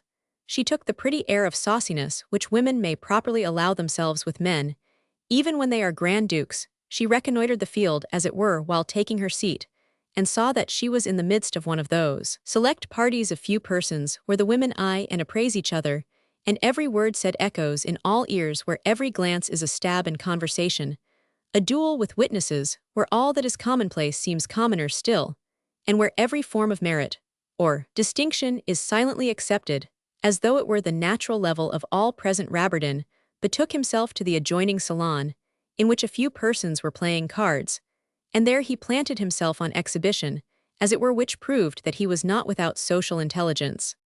"My dear," said the Marquise d'Espard to the Comtesse, Farad, Louis Roman XVIII's last mistress, "Paris is certainly unique at produce-essence, and how who knows women like this person, who seems ready to will, and to do anything. She really does will, and does do everything put in des Lupeaulx puffed up with satisfaction. At this moment, the wily Madame Rabbardin was courting the minister's wife, carefully coached the evening before by des Lupeaulx, who knew all the Countess' weak spots. She was flattering her, without seeming to do so every now and then. She kept silence for des Lupeaulx in love, as he was knew her defects, and said to her the night before, "Be careful not to talk too much," words, which were really an immense proof of attachment Bertrand Bearer left behind him. This sublime axiom, "Never interrupt a woman when dancing to give her advice," to which we may add, to make this chapter of the female code complete, "Never blame a woman for scattering her pearls." The conversation became general from time to time. Madame Rabbardin joined in just as a well-trained cat puts a velvet paw on her mistress, laces with the claws carefully drawn in. The minister, in matters of the heart, had few emotions. There was not another statesman under the Restoration who had so completely done with gallantry as he. Even the opposition papers, the Miroir, Pandora, and Figaro, could not find a single throbbing artery with which to reproach him. Madame Rabbardin knew this, but she knew also that ghosts returned to old castles, and she had taken it into her head to make the minister jealous of the happiness which des Lupeaulx was appearing to enjoy. The latter's throat literally gurgled with the name of his divinity to launch his supposed mistress successfully. He was endeavoring to persuade the Marquise d'Espard, Madame de Nucingen, and the Countess in an 8-year conversation that they had better admit Madame Rabbardin to their coalition, and Madame de Camps was supporting him at the end of the hour. The minister's vanity was greatly tickled. Madame Rabbardin's cleverness pleased him, and she had won his wife, who, delighted with the siren, invited her to come to all her receptions whenever she pleased. "For your husband, my dear," she said, "will soon be director. The minister intends to unite the two divisions and place them under one director. You will then be one of us." His Excellency carried off Madame Rabbardin on his arm to show her a certain room, which was then quite celebrated, because the opposition journals blamed him for decorating it extravagantly, and together they laughed over the absurdities of journalism. "Madame, you really must give the Countess and myself the pleasure of seeing you here often." And he went on with a round of ministerial compliments. "But Monseigneur," she replied with one of those glances which women hold in reserve, "it seems to me that depends on you." "How so?" "You alone can give me the right to come here." "Pray explain." "No, I said to myself, before I came, that I would certainly not have the bad taste to seem a petitioner." No, speak freely. Places asked in this way are never out of place," said the minister, laughing, "for there is no jest too silly to amuse a solemn man."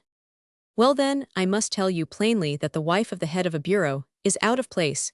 Here a director's wife is not." "That point need not be considered," said the minister. "Your husband is indispensable to the administration he is already appointed." "Is that a veritable fact? Would you like to see the papers in my study? They are already drawn up." Then she said, pausing in a corner where she was alone with the minister, whose eager attentions were now very marked, "Let me tell you that I can make you a return." She was on the point of revealing her husband's plan when des Lupeaulx, who had glided noiselessly up to them, uttered an angry sound, which meant that he did not wish to appear to have overheard what in fact he had been listening to. The minister gave an ill-tempered look at the old beau, who, impatient to win his reward, had hurried beyond all precedent the preliminary work of the appointment. He had carried the papers to His Excellency that evening, and desired to take himself on the morrow the news of the appointment to her, whom he was now endeavoring to exhibit as his mistress. Just then the minister's valet approached des Lupeaulx in a mysterious manner, and told him that his own servant wished him to deliver to him at once a letter of the utmost importance. The general secretary went up to a lamp and read a note thus worded: "Contrary to my custom, I am waiting in your antechamber to see you. You have not a moment to lose if you wish to come to terms with your obedient servant Gobseck." The secretary shuddered when he saw the signature, which we regret we cannot give in facsimile, for it would be valuable to those who like to guess character from what may be called the physiognomy of signature. If ever a hieroglyphic sign expressed an animal, it was assuredly this written name, in which the first and the final letter approached each other like the voracious jaws of a shark, insatiable, always open, seeking whom to devour, both strong and weak. As for the wording of the note, the spirit of usury alone could have inspired a sentence so imperative, so insolently curt and cruel, which said all and revealed nothing. Those who had never heard of Gobseck would have felt on reading words, which compelled him to whom they were addressed to obey, yet gave no order. The presence of the implacable moneylender of the Rue des Grès, like a dog called to heel by the huntsman, Des Lupeaulx left his present quest, and went immediately to his own rooms, thinking of his hazardous position. Imagine a general, to whom an aide-de-camp rides up, and says the enemy with 30,000 fresh troops is attacking on our right flank. A very few words will serve to explain this sudden arrival of Gigonnet and Gobseck on the field of battle. For Des Lupeaulx found them both waiting at 8 o'clock that evening. Martin Follix returning on the wings of the wind, thanks to 3 francs to the postboys, and a courier in advance had brought back with him the deeds of the property, signed the night before, taken at once to the Café Themis. By Mitral these securities passed into the hands of the 2 usurers, who hastened though on foot to the ministry. It was past 11 o'clock. Des Lupeaulx trembled when he saw those sinister faces emitting a simultaneous look, as direct as a pistol shot, and as brilliant as the flash itself. "What is it, my masters?" he said. The 2 extortioners continued cold and motionless. Gigonnet silently pointed to the documents in his hand, and then at the servant. "Come into my study," said Des Lupeaulx, dismissing his valet by a sign. "You understand French." "Very well," remarked Gigonnet approvingly. "Have you come here to torment a man who enabled each of you to make a couple of 100,000 francs? And who will help us to make more, I hope," said Gigonnet. "Some new affair?" asked Des Lupeaulx. "If you want me to help you, consider that I recollect the past." "So do we," answered Gigonnet. "My debts must be paid," said Des Lupeaulx disdainfully, so as not to seem worsted at the outset. "True," said Gobseck. "Let us come to the point, my son," said Gigonnet. "Don't stiffen your chin in your cravat with us all. That is useless. Take these deeds and read them." The 2 usurers took a mental inventory of Des Lupeaulx's study, while he read with amazement and stupefaction a deed of purchase, which seemed wafted to him from the clouds by angels. "Don't you think you have a pair of intelligent business agents in Gobseck and me?" asked Gigonnet. "But tell me, to what do I owe such able cooperation?" said Des Lupeaulx, suspicious and uneasy. "We knew 8 days ago a fact that without us you would not have known till tomorrow morning. The President of the Chamber of Commerce, a deputy, as you know, feels himself obliged to resign." Des Lupeaulx's eyes dilated, and were as big as daisies. "Your minister has been tricking you about this event," said the concise Gobseck. "You master me," said the General Secretary, bowing, with an air of profound respect bordering, however, on sarcasm. "True," said Gobseck. "Can you mean to strangle me?" "Possibly." "Well then, begin your work, executioners," said the secretary, smiling. "You will see," resumed Gigonnet, "that the sum total of your debts is added to the sum loaned by us. For the purchase of the property, we have bought them up." "Here are the deeds," said Gobseck, taking from the pocket of his greenish overcoat a number of legal papers. "You have 3 years in which to pay off the whole sum," said Gigonnet. "But," said Des Lupeaulx, frightened at such kindness, and also by so apparently fantastic an arrangement, "what do you want of me?" "La Billardiere's place for Baudour," said Gigonnet quickly. "That's a small matter, though it will be next to impossible for me to do it," said Des Lupeaulx. "I have just tied my hands." "Bite the cords with your teeth," said Gigonnet. "They are sharp," added Gobseck. "Is that all?" asked Des Lupeaulx. "We keep the title deeds of the property till the debts are paid," said Gigonnet, putting one of the papers before Des Lupeaulx. "And if the matter of the appointment is not satisfactorily arranged, within 6 days our names will be substituted in place of yours." "You are deep," cried the secretary. "Exactly," said Gobseck. "And this is all?" exclaimed Des Lupeaulx. "All," said Gobseck. "You agree?" asked Gigonnet. Des Lupeaulx nodded his head. "Well then, sign this power of attorney within 2 days. Baudour is to be nominated within 6. Your debts will be cleared off and—" "And what?" asked Des Lupeaulx. "We guarantee." "Guarantee what?" said the secretary, more and more astonished. "Your election to the chamber," said Gigonnet, rising on his heels. "We have secured a majority of 52 farmers' and mechanics' votes, which will be thrown precisely as those who lend you this money dictate."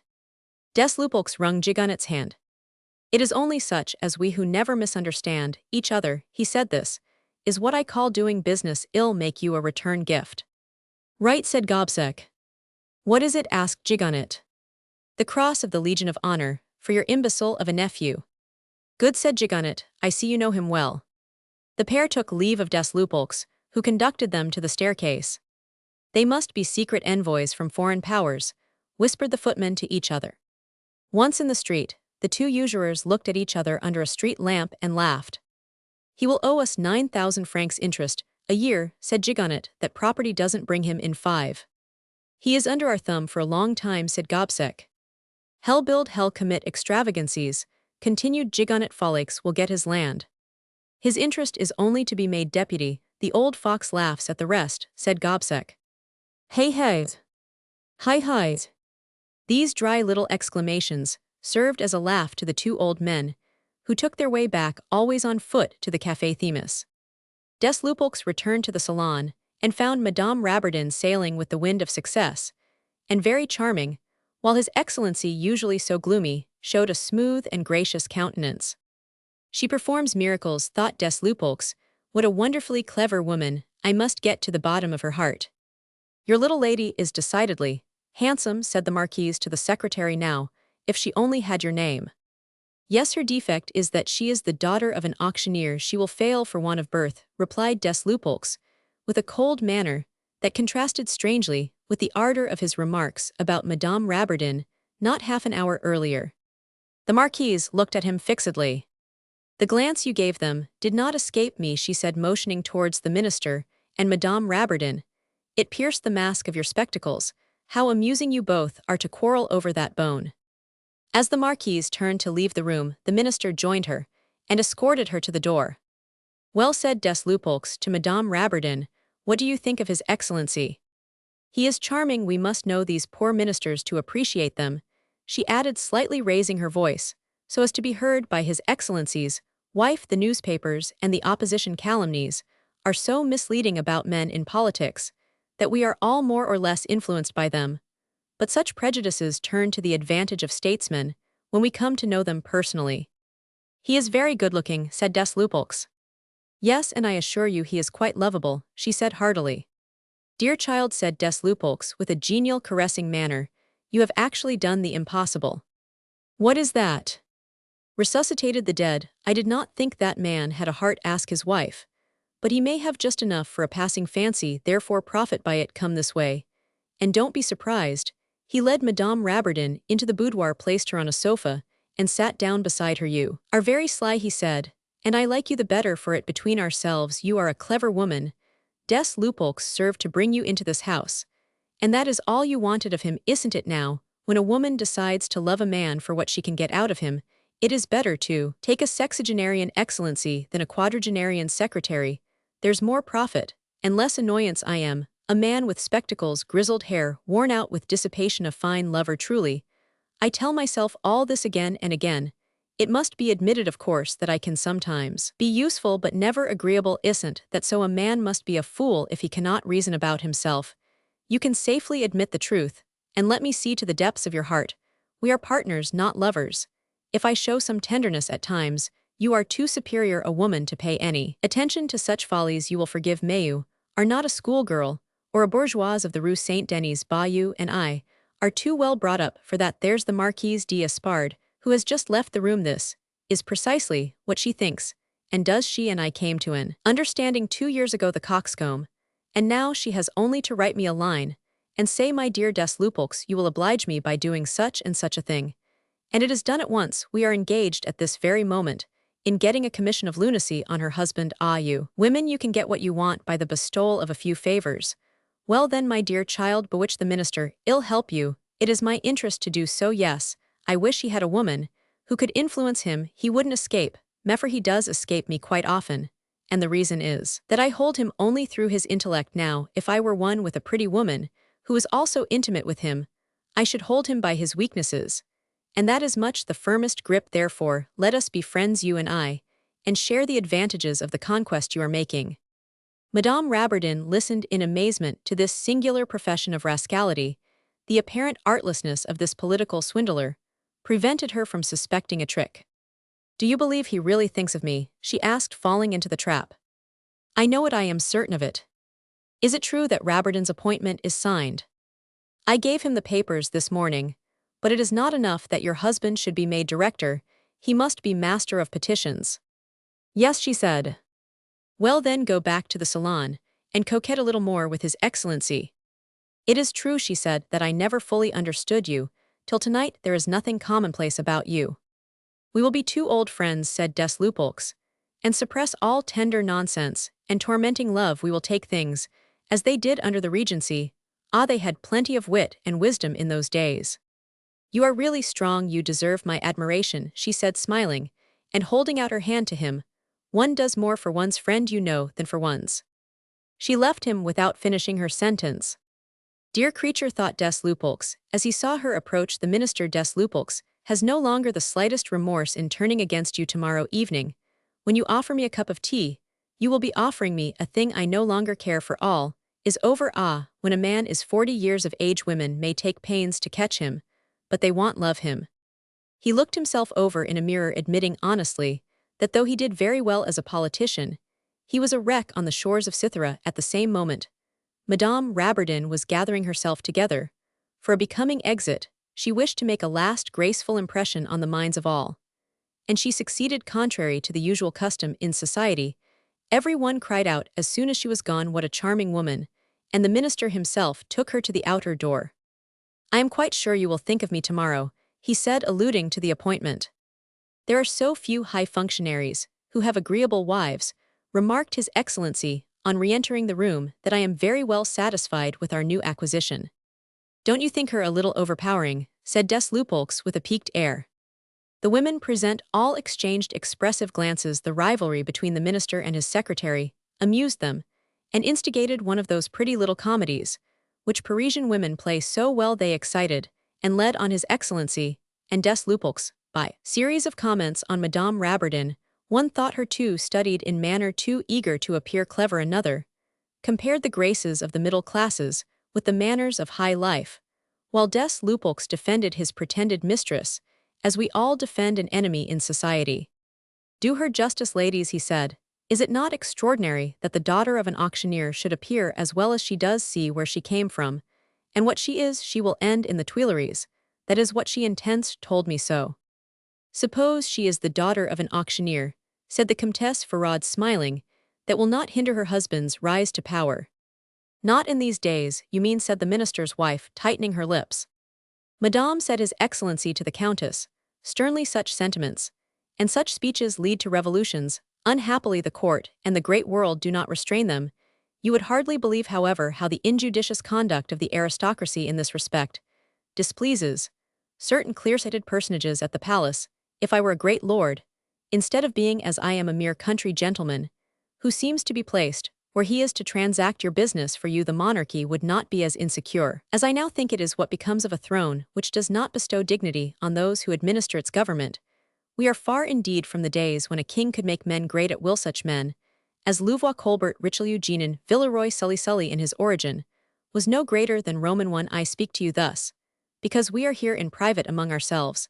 I should be very paltry indeed if I were personally offended by such speeches. After all, it is for us, and not for others, to make us great. You are appointed, dear, cried Celestine, pressing her husband's hand as they drove away. If it had not been for des Lupeaulx, I should have explained your scheme to His Excellency, but I will do it next Tuesday, and it will help the further matter of making you master of petitions.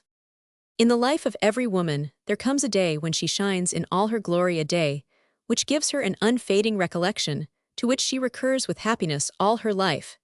As Madame Rabbardin took off one by one the ornaments of her apparel, she thought over the events of this evening, and marked the day among the triumphs and glories of her life. All her beauties had been seen and envied. She had been praised and flattered by the minister's wife, delighted thus to make the other women jealous of her. But above all, her grace and vanities had shown to the profit of conjugal love. Her husband was appointed. Did you think I looked well tonight? She said to him joyously. At the same instant, Mitral, waiting at the Café Themis, saw the two usurers returning, but was unable to perceive the slightest indications of the result on their impassible faces. What of it? He said, when they were all seated at table. Same as ever, replied Gigonnet, rubbing his hands. Victory with gold. True, said Gobseck. Mitral took a cabriolet and went straight to the Saillards and Bawdiers, who were still playing Boston at a late hour. No one was present, but the Abbe Gaudron Folix hafted, with the fatigue of his journey, had gone to bed. "You will be appointed," nephew said Mitral, "and there's a surprise in store for you." "What is it?" asked Saillard. "The cross of the Legion of Honor," cried Mitral. "God protects those who guard his altars," said Gaudron. Thus the Te Deum was sung with equal joy and confidence in both camps. Chapter Roman 8 Forward Mollusks. The next day, Wednesday, Monsieur Rabardin was to transact business with the minister, for he had filled the late La Billardiere's place, since the beginning of the latter's illness on such days. The clerks came punctually.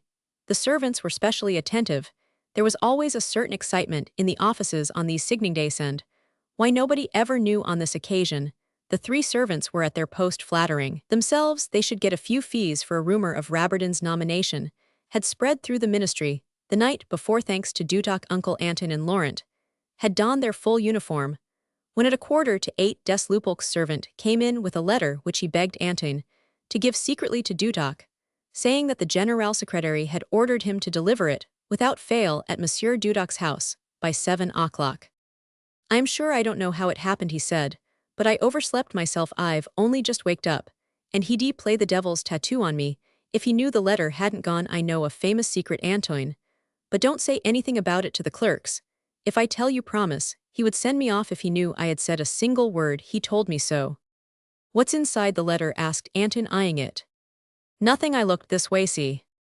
He made the letter gape open, and showed Anton that there was nothing but blank paper to be seen.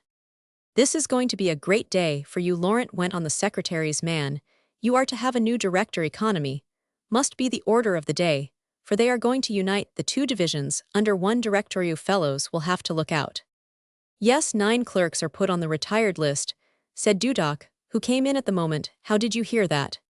Anton gave him the letter, and he had no sooner opened it than he rushed headlong downstairs in the direction of the secretary's office. The bureaus Rabardin and Baudier, after idling and gossiping since the death of Monsieur de la Billardière, were now recovering their usual official look, and the dolce far niente habits of a government office. Nevertheless, the approaching end of the year did cause rather more application among the clerks, just as porters and servants become at that season more unctuously. Roman 153. They all came punctually. For one thing more remained after 4 o'clock than was usual at other times. It was not forgotten that fees and gratuities depend on the last impressions made upon the minds of masters. The news of the union of the two divisions, that of La Billardière and that of Clergiot under one director, had spread through the various offices. The number of the clerks to be retired was known, but all were in ignorance of the names. It was taken for granted that Poit would not be replaced, and that would be a retrenchment. Little La Billardière had already departed. 2 new supernumeraries had made their appearance, an alarming circumstance. They were both sons of deputies. The news told about in the offices the night before, just as the clerks were dispersing, agitated all minds, and for the first half hour after arrival in the morning, they stood around the stoves and talked it over. But earlier than that, Dutoc, as we have seen, had rushed to Des Lupeaulx on receiving his note, and found him dressing, without laying down his razor.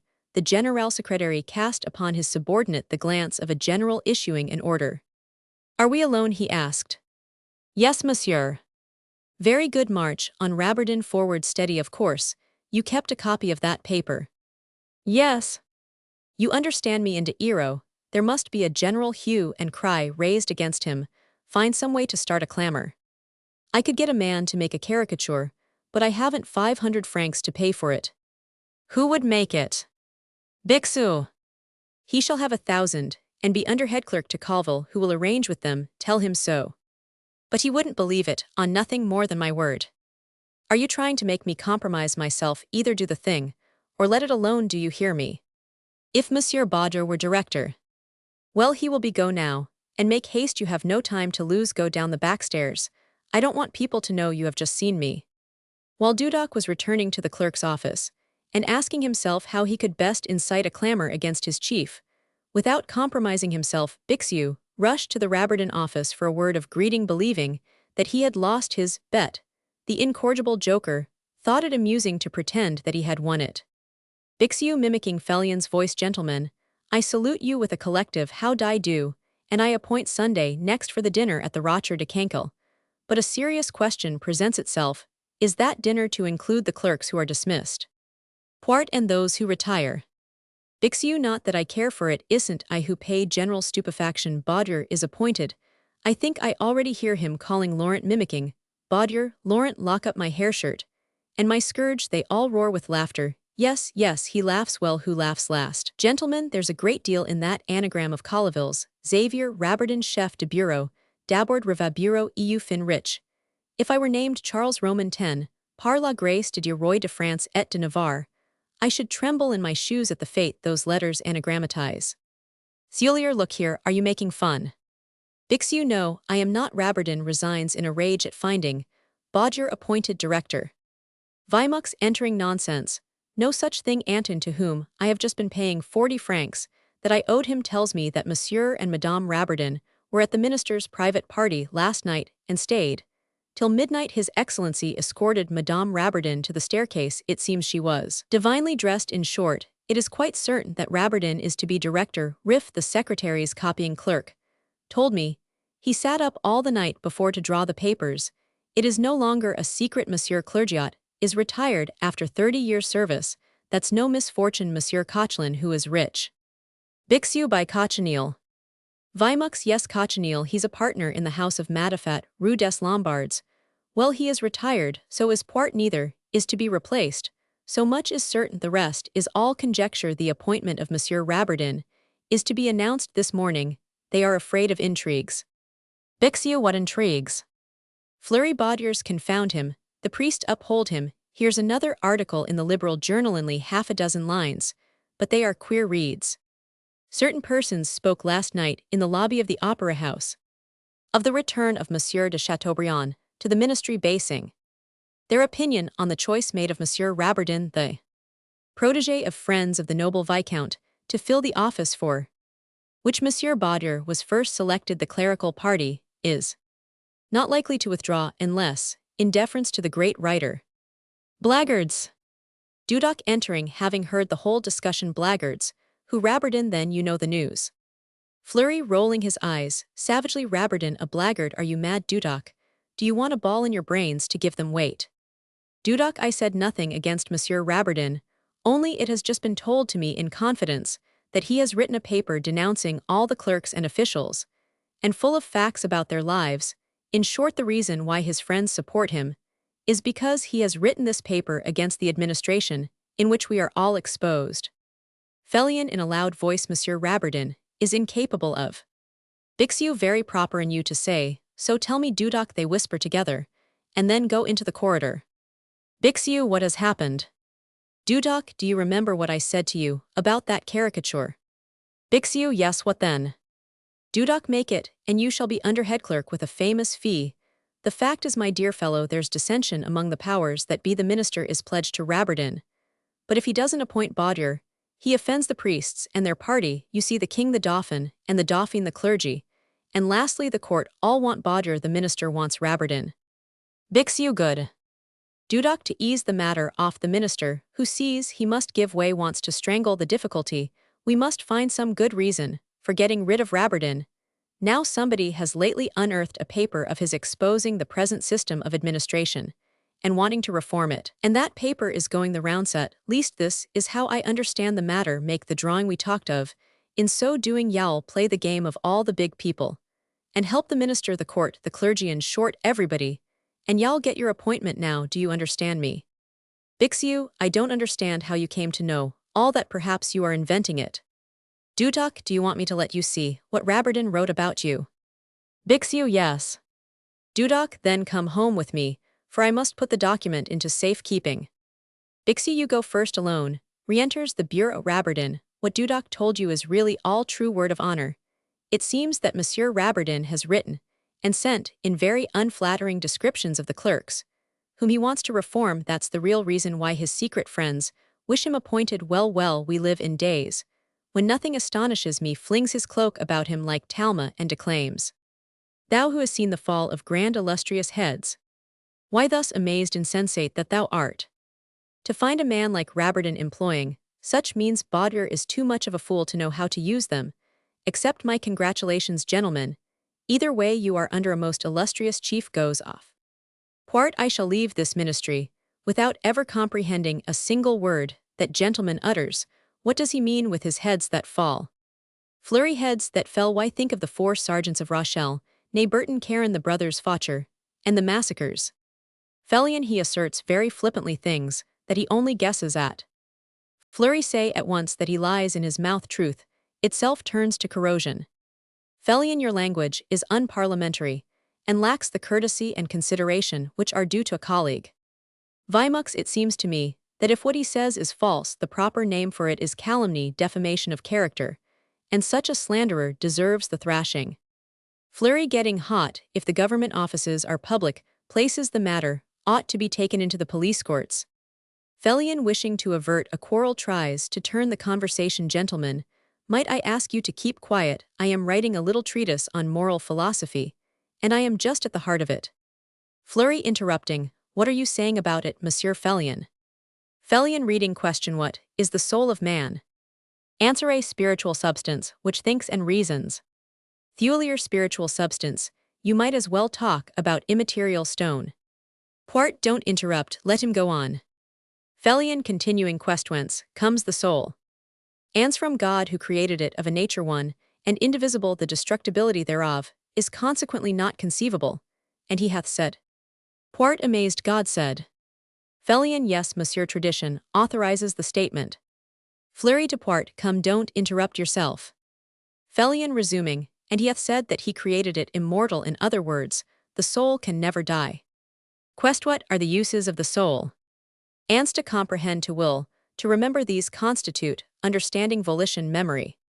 Quest, what are the uses of the understanding? Ans, to know it is the eye of the soul. Fleury, and the soul is the eye of what? Fellion, continuing, quest, what ought the understanding to know? Ans, truth. Quest, why does man possess volition? Ans, to love good and hate evil. Quest, what is good? Ans, that which makes us happy. Vimux, heavens, do you teach that to young ladies? Fellion, yes, continuing, quest, how many kinds of good are there? Fleury, amazingly indecorous to say the least. Fellion, aggrieved, oh Monsieur, controlling himself, but here's the answer, that's as far as I have got. Reads. Ans, there are 2 kinds of good, eternal good and temporal good. Quart, with a look of contempt, and does that sell for anything? Fellion, I hope it will. It requires great application of mind to carry on a system of questions and answers. That is why I ask you to be quiet, and let me think for the answers. Thulier, interrupting, the answers might be sold separately. Quart, is that a pun? Thulier, no, a riddle. Fellion, I am sorry, I interrupted you. He dives into his office desk, but to himself, at any rate, I have stopped there talking about Monsieur Rabardin. At this moment, a scene was taking place between the minister and des Lupeaulx, which decided Rabardin's fate. The general secretary had gone to see the minister in his private study before the breakfast there, to make sure that La Brière was not within hearing. Your Excellency is not treating me frankly. He means a quarrel, thought the minister, and all because his mistress coquetted with me last night. I did not think you so juvenile, my dear friend, he said aloud. Friend, said the general secretary, that is what I want to find out. The minister looked haughtily at des Lupeaulx. We are alone, continued the secretary, and we can come to an understanding. The deputy of the arrondissement, in which my estate is situated. So it is really an estate, said the minister, laughing to hide his surprise. Increased by a recent purchase of 200,000 francs worth of adjacent property, replied des Lupeaulx carelessly. You knew of the deputy's approaching resignation at least 10 days ago, and you did not tell me of it. You were perhaps not bound to do so, but you knew very well that I am most anxious to take my seat in the center. Has it occurred to you that I might fling myself back on the doctrine which, let me tell you, will destroy the administration and the monarchy both if you continue to allow the party of representative government to be recruited from men of talent, whom you ignore? Don't you know that in every nation there are 50 to 60 not more dangerous heads, whose schemes are in proportion to their ambition? The secret of knowing how to govern is to know those heads well and either to chop them off or buy them. I don't know how much talent I have, but I know that I have ambition, and you are committing a serious blunder when you set aside a man who wishes you well. The anointed head dazzles for the time being, but what next? Why, a war of words discussions will spring up once more, and grow embittered, envenomed then, for your own sake. I advise you not to find me at the left center, in spite of your prefect's maneuvers instructions, for which no doubt went from here confidentially. I am secure of a majority. The time has come for you and me to understand each other after a breeze like this. People sometimes become closer friends than ever. I must be made count, and receive the grand cordon of the Legion of Honor, as a reward for my public services. However, I care less for those things just now than I do for something else in which you are more personally concerned.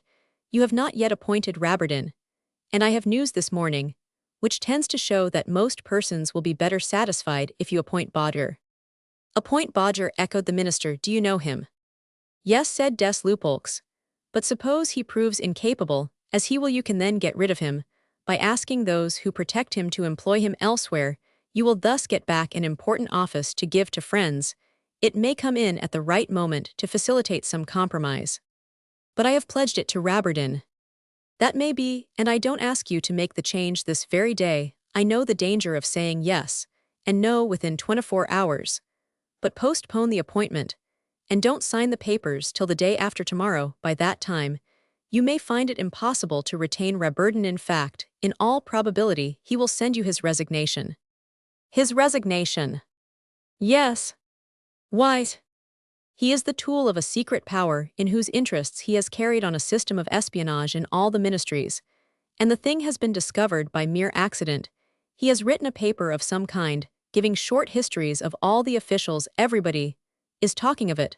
The clerks are furious. For heaven's sake, don't transact business with him today. Let me find some means for you to avoid it. Ask an audience of the king. I am sure you will find great satisfaction there. If you concede the point about Bodger, and you can obtain something as an equivalent, your position will be better than ever if you are forced later to dismiss a fool whom the court party impose upon you. What has made you turn against Rabardin? Would you forgive Monsieur de Chateaubriand for writing an article against the ministry? Well, read that, and see how Rabardin has treated me in his secret document, said des Lupeaulx, giving the paper to the minister. He pretends to reorganize the government from beginning to end, no doubt, in the interests of some secret society of which, as yet, we know nothing. I shall continue to be his friend for the sake of watching him. By that means, I may render the government such signal service that they will have to make me count for the peerage. Is the only thing I really care for. I want you fully to understand that I am not seeking office or anything else that would cause me to stand in your way. I am simply aiming for the peerage, which will enable me to marry a banker's daughter with an income of a couple of 100,000 francs, and so allow me to render you a few signal services, which will make the king feel that I have saved the throne. I have long said that liberalism would never offer us a pitched battle. It has given up conspiracies, Carbonaroism, and revolts with weapons. It is now sapping and mining, and the day is coming when it will be able to say out of that, and let me in. Do you think I have been courting Rabardin's wife for my own pleasure? No. But I got much information from her. So now, let us agree on two things. First, the postponement of the appointment. Second, your sincere support of my election.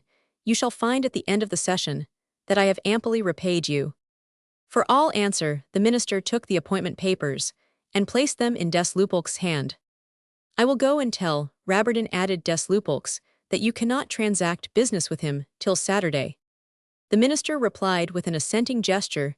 The secretary dispatched his man with a message to Rabardin that the minister could not work with him until Saturday, on which day the chamber was occupied with private bills, and His Excellency had more time at his disposal.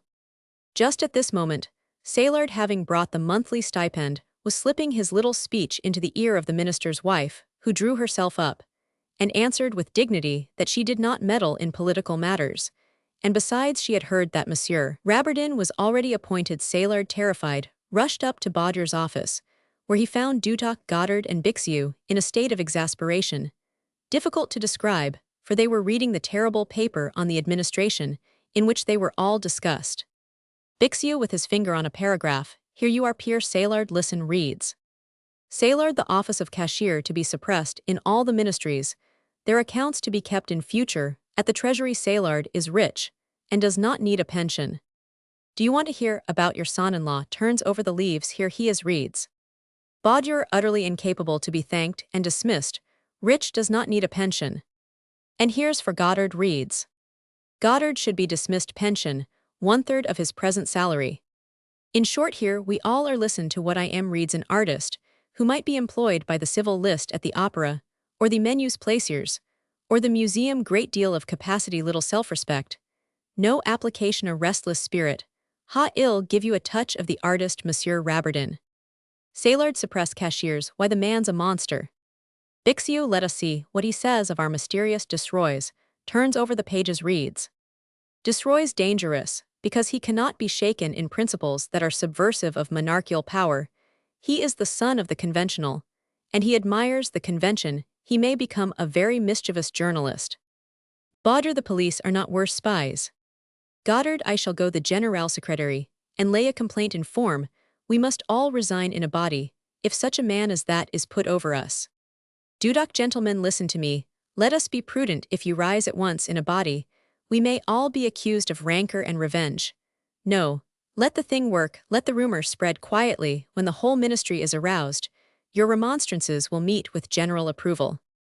Bixiou Dudoc believes in the principles of the grand air, composed by the sublime Rossini for Basilio Hitch, goes to show by the by that the great composer was also a great politician. I shall leave my card on Monsieur Rabardin tomorrow morning. Inscribed thus Bixiou no self-respect, no application, restless mind. Goddard a good idea gentlemen, let us all leave our cards tomorrow on Rabardin, inscribed in the same way. Dudoc leading Bixiou apart come y'all agree, to make that caricature now want you. Bixiou I see plainly my dear fellow that you knew all about this affair, 10 days ago, looks him in the eye, am I to be under head clerk? Dudoc on my word of honor yes, and 1,000 franc fee, beside just as I told you, you don't know what a service y'all be rendering to powerful personages. Bixiou you know them. Dudoc yes. Bixiou well, then I want to speak with them. Dudoc dryly, you can make the caricature or not, and you can be under head clerk or note as you please. Bixiou at any rate let me see that 1,000 francs. Dudoc you shall have them when you bring the drawing. Bixiou forward march that lampoon shall go from end to end of the bureaus tomorrow morning. Let us go and torment the Rabardins. Then speaking to Sailard, Goddard and Baudre who were talking together in a low voice. We are going to stir up the neighbors goes with Dudoc, into the Rabardin bureau Fleury Thuelier, and Vimux. Are they talking excitedly? What's the matter gentlemen, all that I told you turns out to be true, you can go and see for yourselves the work of this infamous informer for it is in the hands of the virtuous, honest, estimable, upright, and pious Baudre, who is indeed utterly incapable of doing any such thing. Your chief has got every one of you under the guillotine. Go and see follow, the crowd money returned, if you are not satisfied execution. Gratis, the appointments are postponed, all the bureaus are in arms. Rabardin has been informed that the minister will not work with him. Come be off, go and see for yourselves. They all depart, except Felion and Poart, who are left alone. The former loved Rabardin too well to look for proof that might injure a man, he was determined not to judge. The other had only 5 days more to remain in the office, and cared nothing either way. Just then Sebastian came down to collect the papers for signature. He was a good deal surprised, though he did not show it, to find the office deserted. Felion my young friend, he rose a rare thing, do you know what is going on? What scandals are rife about Monsieur Rabardin, whom you love, and bending to whisper in Sebastian's ear, whom I love as much as I respect him, they say, he has committed the imprudence to leave a paper containing comments on the officials lying about in the office. Felion stopped short, caught the young man in his strong arms, seeing that he turned pale, and was near fainting, and placed him on a chair. A key, Monsieur Poart, to put down his back. Have you a key? Poart, I have the key of my domicile. Old Poart Jr. promptly inserted the said key between Sebastian's shoulders, while Felion gave him some water to drink. The poor lad no sooner opened his eyes than he began to weep. He laid his head on Felion's desk, and all his limbs were limp as if struck by lightning, while his sobs were so heartrending, so genuine, that for the first time in his life, Poart's feelings were stirred by the sufferings of another. Felion speaking firmly, come, my young friend, courage. In times of trial, we must show courage. You are a man. What is the matter? What has happened to distress you so terribly? Sebastian sobbing, it is I who have ruined Monsieur Rabardin. I left that paper lying about. When I copied it, I have killed my benefactor. I shall die myself, such a noble man who ought to be minister. Poart blowing his nose, then it is true he wrote the report. Sebastian still sobbing, but it was t'other I was going to tell his secrets. Ah, that wretch of a Dudoc, it was he who stole the paper. His tears and sobs recommenced, and made so much noise that Rabardin came up to see what was the matter. He found the young fellow almost fainting in the arms of Poart and Felion. "Rabardin, what is the matter, gentlemen?" Sebastian struggling to his feet, and then falling on his knees before Rabardin. "I have ruined you, monsieur, that memorandum, Dudoc the monster, he must have taken it." Rabardin calmly, I knew that already. He lifts Sebastian. "You are a child, my young friend," speaks to Felion. "Where are the other gentlemen?" Felion, "They have gone into Monsieur Baudier's office, to see a paper which it is said." Rabardin interrupting him, enough, goes out, taking Sebastian with him. Poart and Felion look at each other in amazement, and do not know what to say. Poart to Felion, "Monsieur Rabardin." Felion to Poart, "Monsieur Rabardin." Poart, "Well, I never, Monsieur Rabardin." Felion, "But did you notice how calm and dignified he was?" Poart with a sly look that was more like a grimace, "I shouldn't be surprised if there were something under it all." Felion, "A man of honor, pure and spotless." Poart, "Who is?" Felion, "Monsieur Poart, you think, as I think about Dudoc, surely you understand me." Poart nodding his head 3 times, and answering with a shrewd look, "Yes." The other clerks return. Fleury, a great shock, "I still don't believe the thing, Monsieur Rabardin, a king among men. If such men are spies, it is enough to disgust one with virtue. I have always put Rabardin among Plutarch's heroes." Vimux, "It is all true." Poart reflecting that he had only 5 days more to stay in the office. "But gentlemen, what do you say about the man who stole that paper, who spied upon Rabardin?" Dudoc left the room. Fleury, "I say he is a Judas Iscariot. Who is he?" Felion significantly, "He is not here at this moment." Vimux enlightened, "It is Dudoc." Felion, "I have no proof of it, gentlemen. While you were gone, that young man, Monsieur de la Roche, nearly fainted here. See his tears on my desk." Poart, "We held him fainting in our arms. My key, the key of my domicile, dear, it is down his back." Poart goes hastily out. Vimux, "The minister refused to transact business with Rabardin today, and Monsieur Saillard, to whom the secretary said a few words, came to tell Monsieur Baudier to apply for the cross of the Legion of Honor. There is one to be granted, you know, on New Year's Day, to all the heads of divisions. It is quite clear what it all means. Monsieur Rabardin is sacrificed by the very persons who employed him. Bixiou says, so we were all to be turned out, except Sebastian and Felion." Du Bruel entering, "Well, gentlemen, is it true?" Thulier to the last word. Du Bruel putting his hat on again, "Goodbye," hurries out. Thulier, "He may rush as much as he pleases to his Duc de Rhetor and Duc de Maufrigneuse, but Colville is to be our under-head clerk, that's certain." Felion, Du Bruel, "Always seemed to be attached to Monsieur Rabardin." Poart returning, "I have had a world of trouble to get back my key, that boy is crying still, and Monsieur Rabardin has disappeared." Dudoc and Bixiou enter. Bixiou, "Ha, gentlemen, strange things are going on in your bureau." Du Bruel, "I want you looks into the adjoining room." Gone. Thulier, full speed. Bixiou, "What about Rabardin?" Fleury, "Distilled, evaporated, melted, such a man, the king of men that he." Poart to Dudoc, "That little Sebastian in his trouble said that you, Monsieur Dudoc, had taken the paper from him 10 days ago." Bixiou looking at Dudoc, "You must clear yourself of that, my good friend." All the clerks look fixedly at Dudoc. Dudoc, "Where's the little viper who copied it?" Bixiou, "Copied it? How did you know he copied it? Ha ha, it is only the diamond that cuts the diamond." Dudoc leaves the room. Poart, "Would you listen to me, Monsieur Bixiou? I have only 5 days and a half to stay in this office, and I do wish that once, only once, I might have the pleasure of understanding what you mean. Do me the honor to explain what diamonds have to do with these present circumstances." Bixiou, "I meant papa, for I am willing for once to bring my intellect down to the level of yours, that, just as the diamond alone can cut the diamond, so it is only one inquisitive man who can defeat another inquisitive man." Fleury, "Inquisitive man stands for spy." Poart, "I don't understand." Bixiou, "Very well, try again some other time." Monsieur Rabardin, after taking Sebastian to his room, had gone straight to the minister, but the minister was at the Chamber of Deputies. Rabardin went at once to the chamber, where he wrote a note to His Excellency, who was at that moment in the tribune, engaged in a hot discussion. Rabardin waited not in the conference hall, but in the courtyard, where, in spite of the cold, he resolved to remain and intercept His Excellency as he got into his carriage. The usher of the chamber had told him that the minister was in the thick of a controversy raised by the 19 members of the extreme left, and that the session was likely to be stormy. Raberden walked to and fro in the courtyard of the palace for 5 mortal hours. A prey to feverish agitation, at 6:30, the session broke up, and the members filed out. The minister's chasseur came up to find the coachman. Hygiene, he called out to him, Monseigneur has gone with the Minister of War. They are going to see the king. And after that they dine together, and we are to fetch him at 10 o'clock. There's a council this evening. Raberden walked slowly home in a state of despondency. Not difficult to imagine it was 7 o'clock, and he had barely time to dress. Well, you are appointed, cried his wife joyously, as he entered the salon. Raberden raised his head with a grievous motion of distress, and answered, I fear I shall never again set foot in the ministry. What, said his wife, quivering with sudden anxiety. My memorandum on the officials is known in all the offices, and I have not been able to see the minister.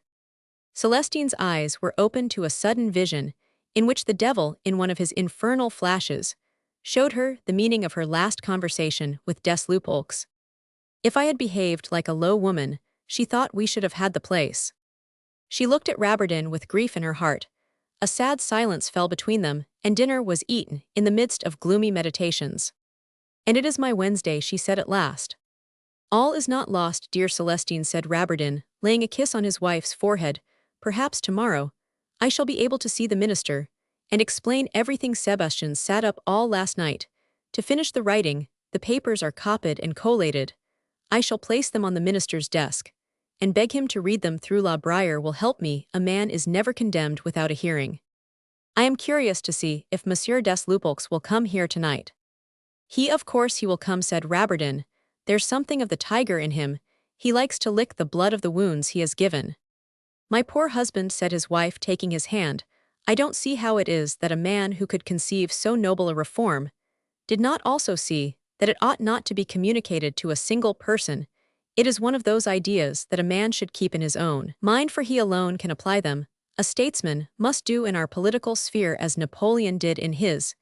He stooped, twisted, crawled. Yes, Bonaparte crawled to be made commander-in-chief of the army of Italy. He married Bearer's mistress. You should have waited, got yourself elected deputy, followed the politics of a party, sometimes down in the depths, at other times on the crest of the wave. And you should have taken, like Monsieur de Villèle, the Italian motto col tempo. In other words, all things are given to him who knows how to wait. That great orator worked for 7 years to get into power. He began in 1814 by protesting against the charter, when he was the same age that you are now. Here's your fault, you have allowed yourself to be kept subordinate when you were born to rule. The entrance of the painter Skinner imposed silence on the wife and husband, but these words made the latter thoughtful. Dear friend, said the painter, grasping Raberden's hand, the support of artists is a useless thing enough, but let me say, under these circumstances, that we are all faithful to you. I have just read the evening papers. Baudelaire is appointed director and receives the Cross of the Legion of Honor. I have been longer in the department. I have served 24 hours, said Raberden with a smile. I know Monsieur le Comte de Cerisy, the Minister of State, pretty well, and if he can help you I will go and see him, said Skinner. The salon soon filled with persons who knew nothing of the government proceedings. Du Bruel did not appear. Madame Raberden was gayer and more graceful than ever, like the charger wounded in battle that still finds strength to carry his master from the field. She is very courageous, said a few women who knew the truth and who were charmingly attentive to her, understanding her misfortunes. But she certainly did a great deal to attract des Lupeaulx, said the Baron du Châtelet to the Vicomtesse de Fontaine. Do you think, began the Vicomtesse. If so, interrupted Madame de Camps, in defense of her friend Monsieur Raberden, would at least have had the cross. About 11 o'clock des Lupeaulx appeared, and we can only describe him by saying that his spectacles were sad, and his eyes joyous. The glasses, however, obscured the glances so successfully that only a physiognomist would have seen the diabolical expression which they wore. He went up to Raberden and pressed the hand which the latter could not avoid giving him. Then he approached Madame Raberden. We have much to say to each other, he remarked, as he seated himself beside the beautiful woman who received him admirably. Ah, he continued, giving her a side glance, you are grand indeed. I find you just what I expected, glorious under defeat. Do you know that it is a very rare thing to find a superior woman who answers to the expectations formed of her? So defeat doesn't dishearten you, You are right, we shall triumph in the end, he whispered in her ear. Your fate is always in your own hand, so long I mean, as your ally is a man who adores you, we will hold counsel together. But is Baudur appointed, she asked. Yes, said the secretary. Does he get the cross? Not yet, but he will have it later. Amazing. Ah, you don't understand political exigencies. During this evening, which seemed interminable to Madame Rabbardin, another scene was occurring in the Place Royalone of those comedies which are played in 7 Parisian salons. Whenever there is a change of ministry, the Saillard's salon was crowded. Monsieur and Madame Transon arrived at 8 o'clock. Madame Transon kissed Madame Baudur, niece Saillard. Monsieur Battle, captain of the National Guard, came with his wife, and the curate of St. Paul's. Monsieur Baudur, said Madame Transon, I wish to be the first to congratulate you. They have done justice to your talents. You have indeed earned your promotion. Here you are director, said Monsieur Transon, rubbing his hands, and the appointment is very flattering to this neighborhood.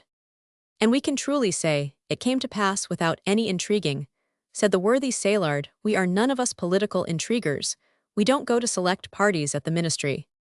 Uncle Mitral rubbed his nose and grinned as he glanced at his niece.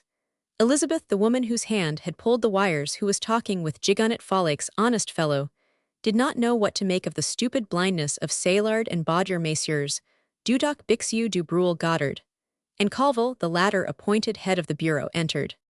What a crew, whispered Bixiou to du Bruel. I could make a fine caricature of them in the shapes of fishes, dories, flounders, sharks, and snappers, all dancing a saraband. Monsieur, said Colville, I come to offer you my congratulations, or rather we congratulate ourselves, in having such a man placed over us, and we desire to assure you of the zeal with which we shall cooperate in your labors. Allow me to say that this event affords a signal proof to the truth of my axiom that a man's destiny lies in the letters of his name. I may say that I knew of this appointment, and of your other honors before I heard of them, for I spend the night in anagrammatizing your name, as follows: proudly Isidore Roman 100 T. Baudur, director, decorated by us His Majesty the King, of course. Baudur bowed and remarked piously that names were given in baptism. Monsieur and Madame Baudur, senior father and mother of the new director, were there to enjoy the glory of their son, and daughter-in-law Uncle Gigonnet Bidault, who had dined at the house, had a restless, fidgety look in his eye which frightened Bixiou. There's a queer one, said the latter to du Bruel, calling his attention to Gigonnet, who would do in a vaudeville. I wonder if he could be bought. Such an old scarecrow is just the thing for a sign over the 2 baboons. And what a coat! I did think there was nobody but Poart who could show the like after that, after 10 years' public exposure to the inclemencies of Parisian weather.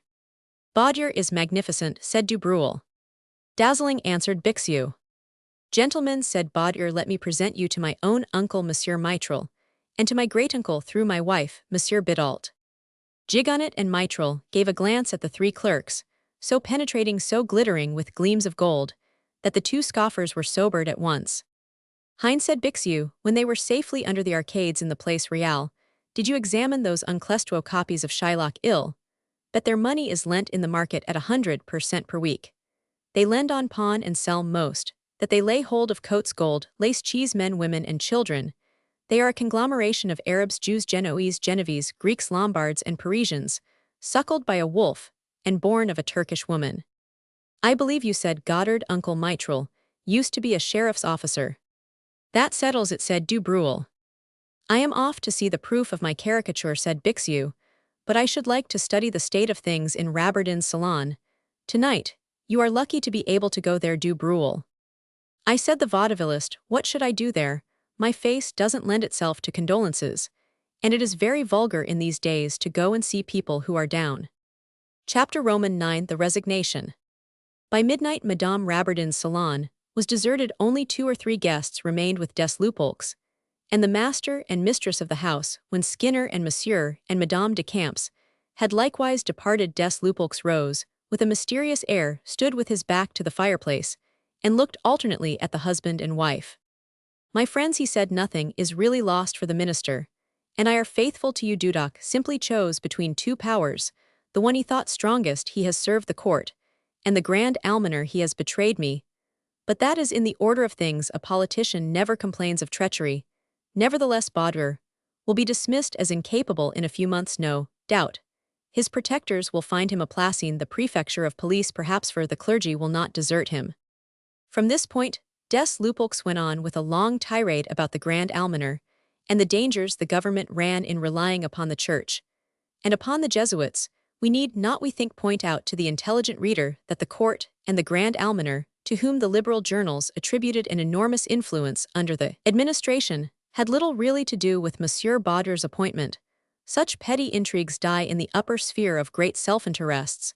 If a few words in favor of Baudre were obtained by the importunity of the curate of St. Paul's and the Abbé Gaudrin, they would have been withdrawn immediately at a suggestion from the minister. The occult power of the Congregation of Jesus, admissible certainly, as confronting the bold society of the doctrine, entitled Help Yourself and Heaven, will help you, as formidable only through the imaginary force conferred on it by subordinate powers, who perpetually threatened each other with its evils.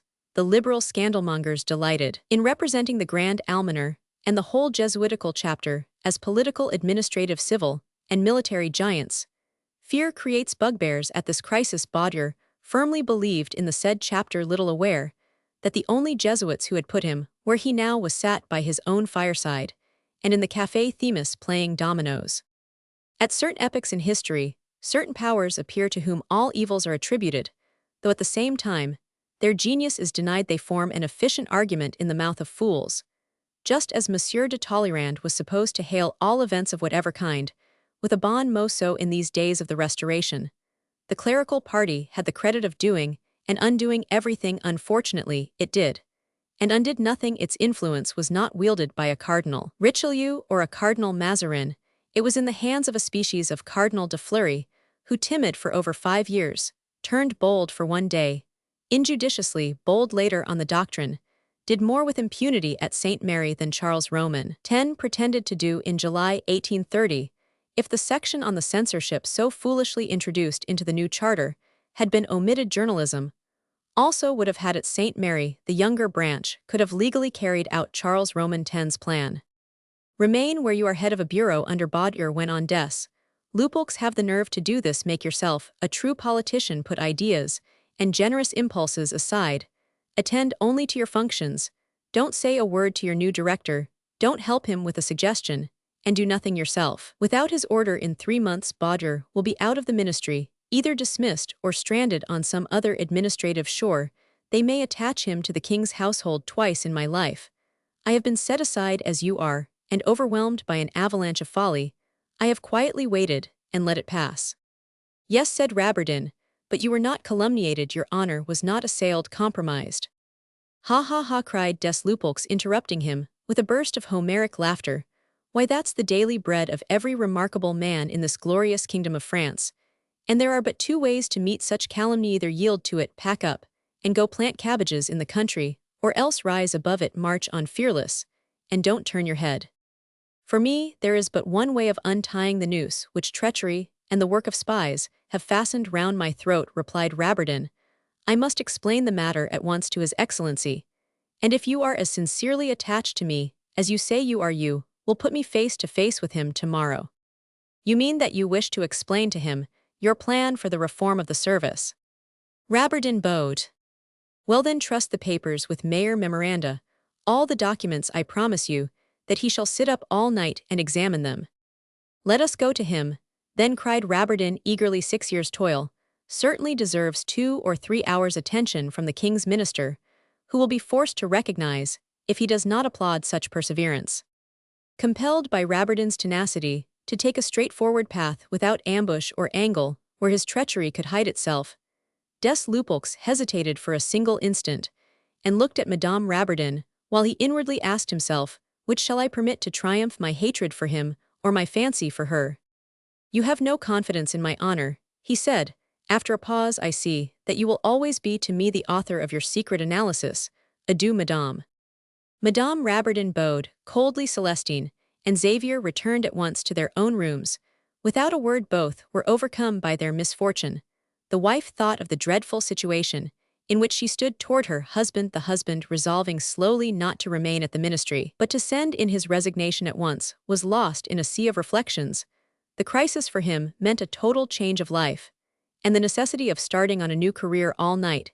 He sat before his fire, taking no notice of Celestine, who came in several times on tiptoe in her nightdress. I must go once more to the ministry, to bring away my papers, and show Baudier the routine of the business, he said to himself. At last, I had better write my resignation now. He turned to his table, and began to write, thinking over each clause of the letter, which was as follows.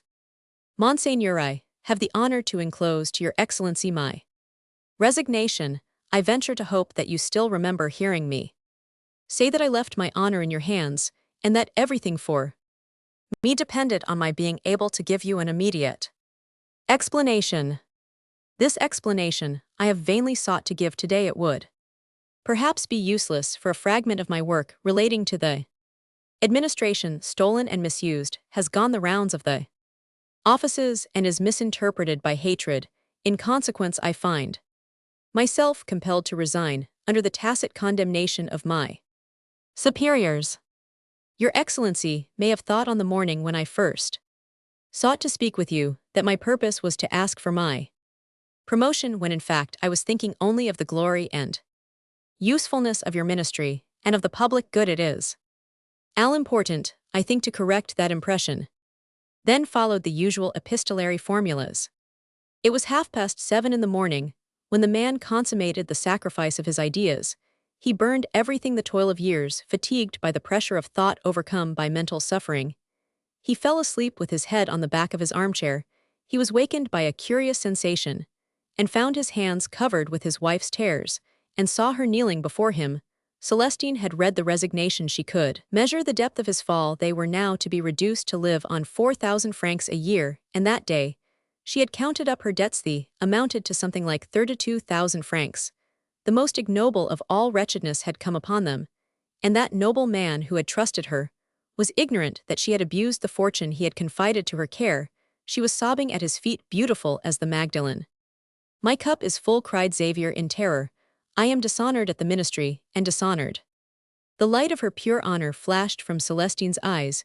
She sprang up like a startled horse, and cast a fulminating glance at Rabardin.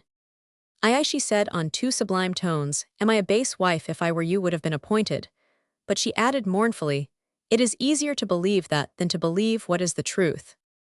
Then what is it? Said Rabardin. All in 3 words, she said, I owe 30,000 francs.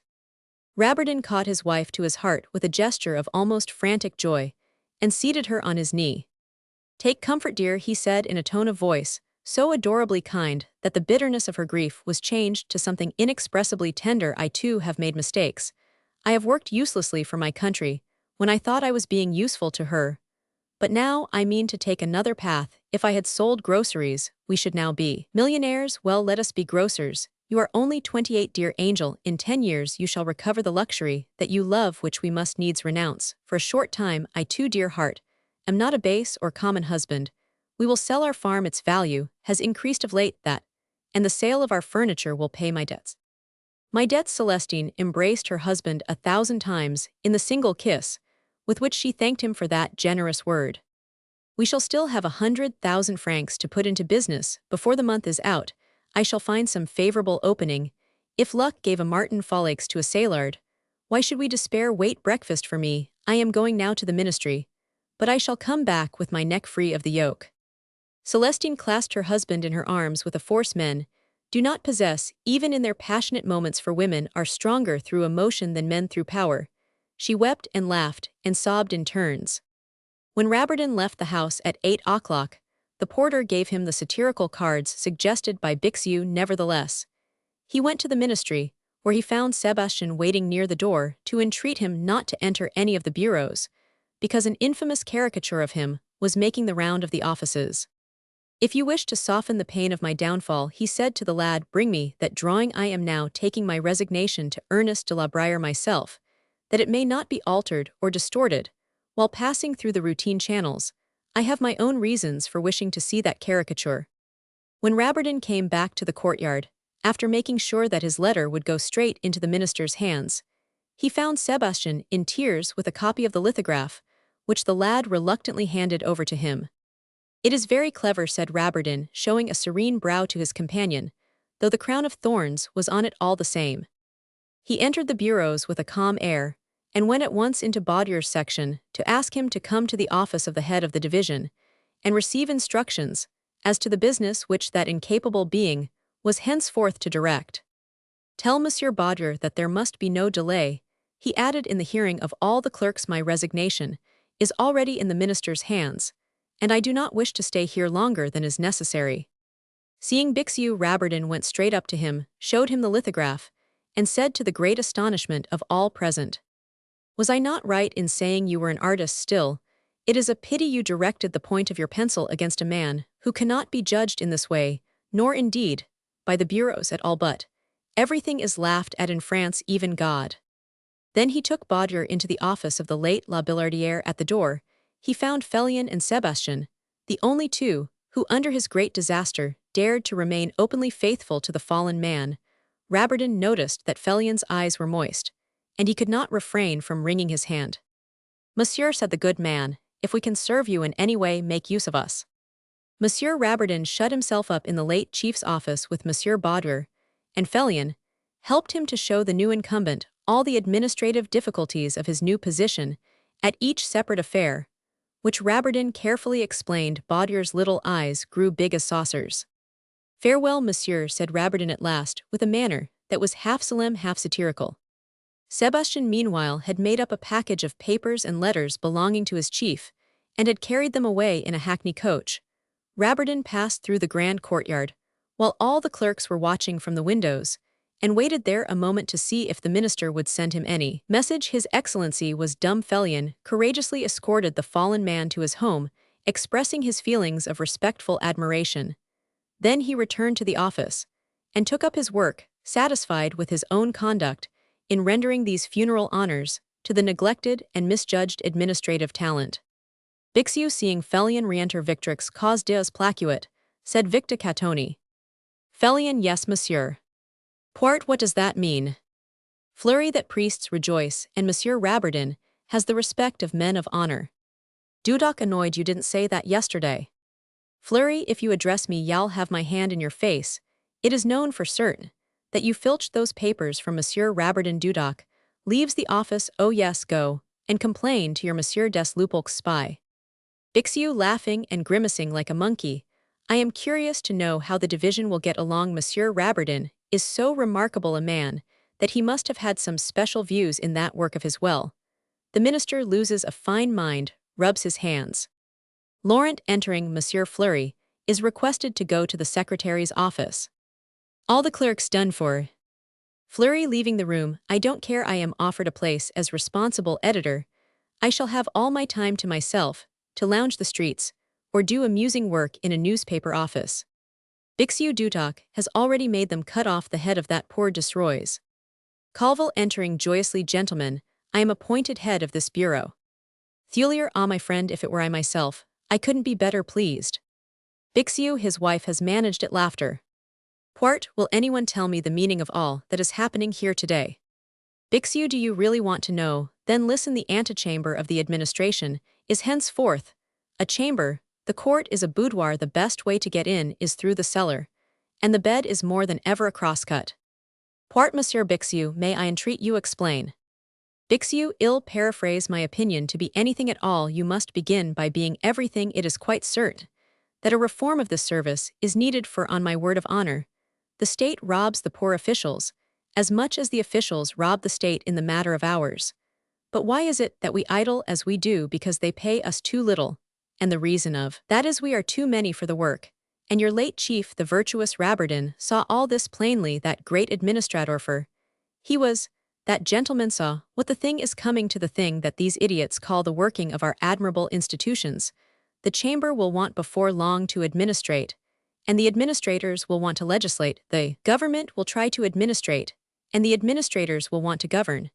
And so it will go on. Laws will come to be mere regulations, and ordinances will be thought laws. God made this epoch of the world for those who like to laugh.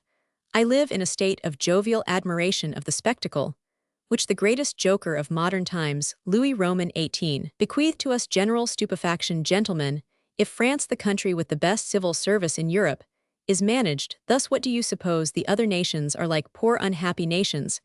I ask myself how they can possibly get along without two chambers, without the liberty of the press, without reports, without circulars, even without an army of clerks, dear, how do you suppose they have armies and navies? How can they exist at all without political discussions? Can they even be called nations or governments? It is said mere travelers' tales that these strange peoples claim to have a policy to wield a certain influence. But that's absurd. How can they when they haven't progress or new lights they can't stir up? Ideas, they haven't an independent forum, they are still in the twilight of barbarism. There are no people in the world. But the French people who have ideas, can you understand? Monsieur Poirot jumped, as if he had been shot. How a nation can do without heads of divisions, general secretaries and directors, and all the splendid array of officials, the glory of France and of the Emperor Napoleon, who had his own good reasons for creating a myriad of offices. I don't see how those nations have the audacity to live at all. There's Austria, which has less than 100 clerks in her war ministry, while the salaries and pensions of ours amount to a third of our whole budget, a thing that was unheard of before the Revolution. I sum up all I've been saying in one single remark, namely, that the Academy of Inscriptions and Belles Letters, which seems to have very little to do, had better offer a prize for the ablest answer to the following question: which is the best organized state, the one that does many things with few officials, or the one that does next to nothing with an army of them? Poirot, is that your last word? Bixiou: yes, sir, whether English, French, German, or Italian, I let you off the other languages. Poirot, lifting his hands to heaven: gracious goodness, and they call you a witty man. Bixiou: haven't you understood me yet? Felion, your last observation was full of excellent sense. Bixiou: just as full as the budget itself, and like the budget again as complicated as it looks simple. And I said it as a warning, a beacon at the edge of this hole, this gulf, this volcano, called in the language of the constitutional the political horizon. Poirot: I should much prefer a comprehensible explanation. Bixiou: hurrah for Rabardin, there's my explanation, that's my opinion, are you satisfied? Colville: gravely, Monsieur Rabardin had but one defect. Poirot: what was it? Colville: that of being a statesman, instead of a subordinate official. Felion, standing before Bixiou: Monsieur, why did you, who understand Monsieur Rabardin so well, why did you make that that hideous caricature? Bixiou: do you forget our bet? Don't you know I was backing the devil's game, and that your bureau owes me a dinner at the Rocher de Cancale? Poirot: much put out then, it is a settled thing that I am to leave this government office without ever understanding a sentence or a single word uttered by Monsieur Bixiou. Bixiou: it is your own fault. Ask these gentlemen, have you understood the meaning of my observations? And were those observations just and brilliant? All, alas, yes. Maynard, and the proof is that I shall send in my resignation. I shall plunge into industrial avocations. Bixiou: what have you managed to invent? A mechanical corset, or a baby's bottle, or a fire engine, or chimneys that consume no fuel, or ovens which cook cutlets with 3 sheets of paper? Maynard, departing, adieu, I shall keep my secret. Bixiou: well, young Poirot Jr., you see all these gentlemen understand me. Poirot, crestfallen: Monsieur Bixiou, would you do me the honor to come down for once to my level, and speak in a language I can understand? Bixiou, winking at the rest, willingly takes Poirot by the button of his frock coat. Before you leave this office, forever perhaps, you would be glad to know what you are. Poirot, quickly: an honest man, monsieur. Bixiou, shrugging his shoulders, to be able to define, explain, and analyze precisely what a government clerk is. Do you know what he is? Poirot: I think I do. Bixiou, twisting the button: I doubt it. Poirot: he is a man paid by government to do work. Bixiou: oh, then a soldier is a government clerk. Poirot, puzzled: why no. Bixiou: but he is paid by the government to do work, to mount guard, and show off at reviews. You may perhaps tell me that he longs to get out of his place, that he works too hard, and fingers too little metal, except that of his musket. Poirot, his eyes wide open: Monsieur, a government clerk is, logically speaking, a man who needs the salary to maintain himself, and is not free to get out of his place, for he doesn't know how to do anything but copy papers. Bixiou: ah, now we are coming to a conclusion. So the bureau is the clerk's shell. Husk pod: no clerk without a bureau, no bureau without a clerk. But what do you make then of a customs officer? Poirot shuffles his feet and tries to edge away. Bixiou twists off one button and catches him by another. He is, from the bureaucratic point of view, a neutral being. The exciseman is only half a clerk. He is on the confines between civil and military service. neither altogether soldier, nor altogether clerk here. Here, where are you going? Twists the button. Where does the government clerk proper end? That's a serious question. Is a prefect a clerk? Poart hesitating, he is a functionary. Bixiou, but you don't mean that a functionary is not a clerk. That's an absurdity. Poart weary, and looking round for escape. I think Monsieur Goddard wants to say something. Goddard the clerk, is the order, the functionary, the species. Bixiou laughing, I shouldn't have thought you capable of that distinction, my brave subordinate. Poart trying to get away, incomprehensible. Bixiou la la papa, don't step on your tether if you stand still. And listen, we shall come to an understanding before long now. Here's an axiom which I bequeath to this bureau, and to all bureaus: where the clerk ends, the functionary begins; where the functionary ends, the statesman rises. There are very few statesmen among the prefects.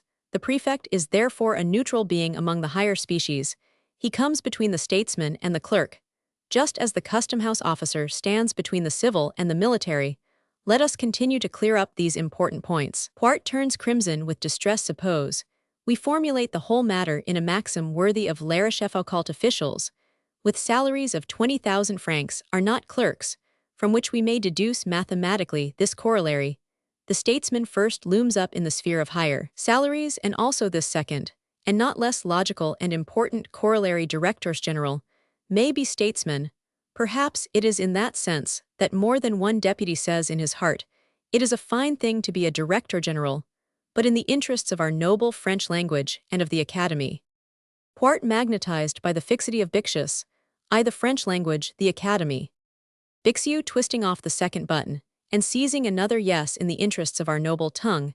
It is proper to observe that although the head of a bureau, strictly speaking, may be called a clerk, the head of a division must be called a bureaucrat. These gentlemen turning to the clerks, and privately showing them the third button off Poart's coat, will appreciate this delicate shade of meaning. And so, Papa Poart, don't you see? It is clear that the government clerk comes to a final end, at the head of a division. Now that question once settled, there is no longer any uncertainty. The government clerk, who has hitherto seemed undefinable, is defined. Poart: yes, that appears to me beyond a doubt. Bixiou: nevertheless, do me the kindness to answer the following question. A judge being irremovable and consequently debarred from being, according to your subtle distinction, a functionary and receiving a salary, which is not the equivalent of the work he does, is he to be included in the class of clerks? Poart gazing at the cornice: monsieur, I don't follow you. Bixiou getting off the fourth button: I wanted to prove to you, monsieur, that nothing is simple. But above Alland, what I am going to say is intended for philosophers. I wish, if you'll allow me to misquote a saying of Louis Roman 18, I wish to make you see that definitions lead to muddles. Poart wiping his forehead: excuse me, I am sick at my stomach. Tries to button his coat: ah, you have cut off all my buttons. Bixiou: but the point is, do you understand me? Poart angrily: yes, monsieur, I do. I understand that you have been playing me a shameful trick, and twisting off my buttons, while I have been standing here unconscious of it. Bixiou solemnly: old man, you are mistaken. I wish to stamp upon your brain the clearest possible image of constitutional government. All the clerks look at Bixiou. Poart stupefied gazes at him, uneasily. And also, to keep my word to you, in so doing I employed the parabolical method of savages: listen and comprehend, while the ministers start discussions in the chambers that are just about as useful and as conclusive as the one we are engaged in. The administration cuts the buttons off the taxpayers. All bravo Bixiou. Poart, who comprehends: I don't regret my buttons. Bixiou: I shall follow Maynard's example. I won't pocket such a paltry salary as mine any longer. I shall deprive the government of my cooperation. Departs amid general laughter. Another scene was taking place in the minister's reception room, more instructive than the one we have just related, because it shows how great ideas are allowed to perish in the higher regions of state affairs, and in what way statesmen console themselves. Des Lupeaulx was presenting the new director, Monsieur Baudier, to the minister. A number of persons were assembled in the Salantuo, or 3 ministerial deputies, a few men of influence, and Monsieur Clergiot, whose division was now merged with La Billardiere's under Baudier's direction, to whom the minister was promising an honorable pension. After a few general remarks, the great event of the day was brought up. A deputy, so you lose Rabardin. Des Lupeaulx: he has resigned. Clergiot: they say he wanted to reform the administration. The minister looking at the deputies' salaries are not really in proportion to the exigencies of the civil service. De la Brière, according to Monsieur Rabardin, 100 clerks, with a salary of 12,000 francs, would do better and quicker work than 1,000 clerks at 1,200. Clergiot, perhaps he is right. The minister, but what is to be done? The machine is built, in that way must we take it to pieces, and remake it. No one would have the courage to attempt that in face of the chamber, and the foolish outcries of the opposition, and the fierce denunciations of the press. It follows that there will happen one of these days some damaging solution of continuity between the government and the administration. A deputy in what way? The minister in many ways. A minister will want to serve the public good, and will not be allowed to do so. You will create interminable delays between things and their results. You may perhaps render the theft of a penny actually impossible, but you cannot prevent the buying and selling of influence, the collusions of self-interest. The day will come when nothing will be conceded without secret stipulations, which may never see the light. Moreover, the clerks, one and all from the least to the greatest, are acquiring opinions of their own. They will soon be no longer the hands of a brain. The scribes of governmental thought. The opposition even now tends towards giving them a right to judge the government, and to talk and vote against it. Bodger in a low voice, but meaning to be heard. Monseigneur is really fine. Des loopholes. Of course, bureaucracy has its defects. I myself think it slow and insolent. It hampers ministerial action, stifles projects, and arrests progress. But after all, French administration is amazingly useful. Bodger certainly. Des loopholes, if only to maintain the paper and stamp industries. Suppose it is rather fussy and provoking, like all good housekeepers. It can, at any moment, render an account of its disbursements. Where is the merchant who would not gladly give 5% of his entire capital if he could insure himself against leakage? The deputy, a manufacturer, the manufacturing interests of all nations, would joyfully unite against that evil genius of theirs called leakage. Des loopholes. After all, those statistics are the childish foible of modern statesmen who think that figures are estimates we must cipher to estimate figures, are moreover the convincing argument of societies based on self-interest and money, and that is the sort of society the Charter has given you. In my opinion, at any rate, nothing convinces the intelligent masses as much as a row of figures. All things in the long run, say the statesmen of the left, resolve themselves into figures. Well then, let us figure. The minister here goes off into a corner, with a deputy to whom he talks in a low voice. There are 40,000 government clerks in France. The average of their salaries is 1,500 francs. Multiply 40,000 by 1,500, and you have 60 millions. Now, in the first place, a publicist would call the attention of Russia and China, where all government officials steal, also that of Austria, the American republics, and indeed that of the whole world, to the fact that for this price France possesses the most inquisitorial, fussy, ferreting, scribbling, paper-blotting, fault-finding old housekeeper of a civil service on God's earth. Not a copper farthing of the nation's money is spent or hoarded that is not ordered by a note, proved by vouchers produced and reproduced on balance sheets, and receipted for. When paid, orders and receipts are registered on the rolls and checked and verified by an army of men in spectacles. If there is the slightest mistake in the form of these precious documents, the clerk is terrified, for he lives on such minutiae.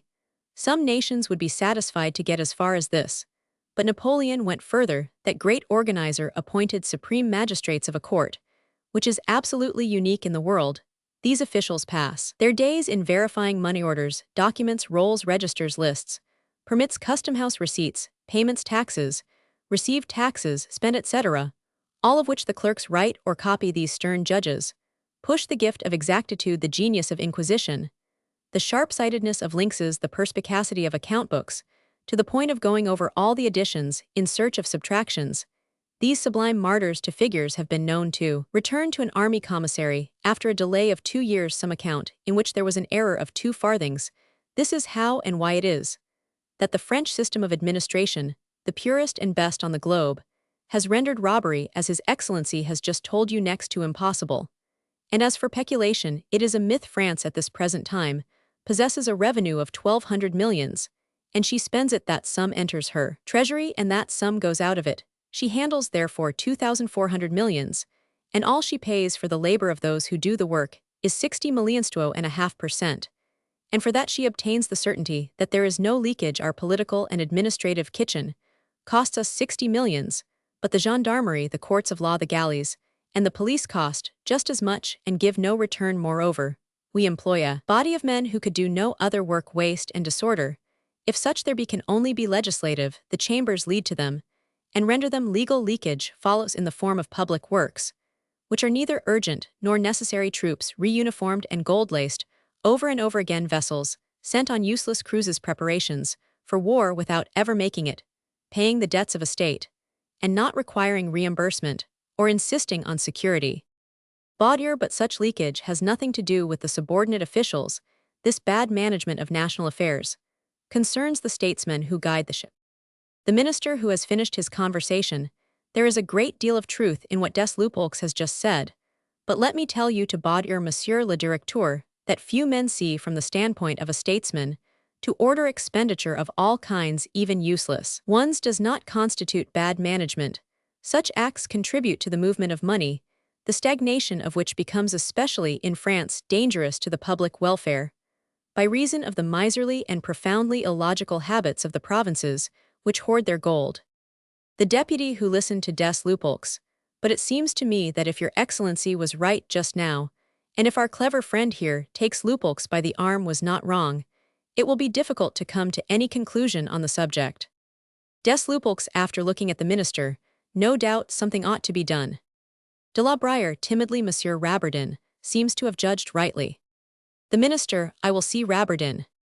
Des Lupeaulx, the poor man, made the blunder of constituting himself supreme judge of the administration, and of all the officials who compose it. He wants to do away with the present state of things, and he demands that there be only 3 ministries. The minister, he must be crazy. The deputy, how do you represent in 3 ministries the heads of all the parties in the chamber? Baudier, with an air that he imagined to be shrewd, perhaps Monsieur Rabardin, desired to change the constitution, which we owe to our legislative sovereign. The minister, thoughtful, takes La Brière's arm and leads him into the study. I want to see that work of Rabardin's, and as you know about it. De la Brière, he has burned it. You allowed him to be dishonored, and he has resigned from the ministry.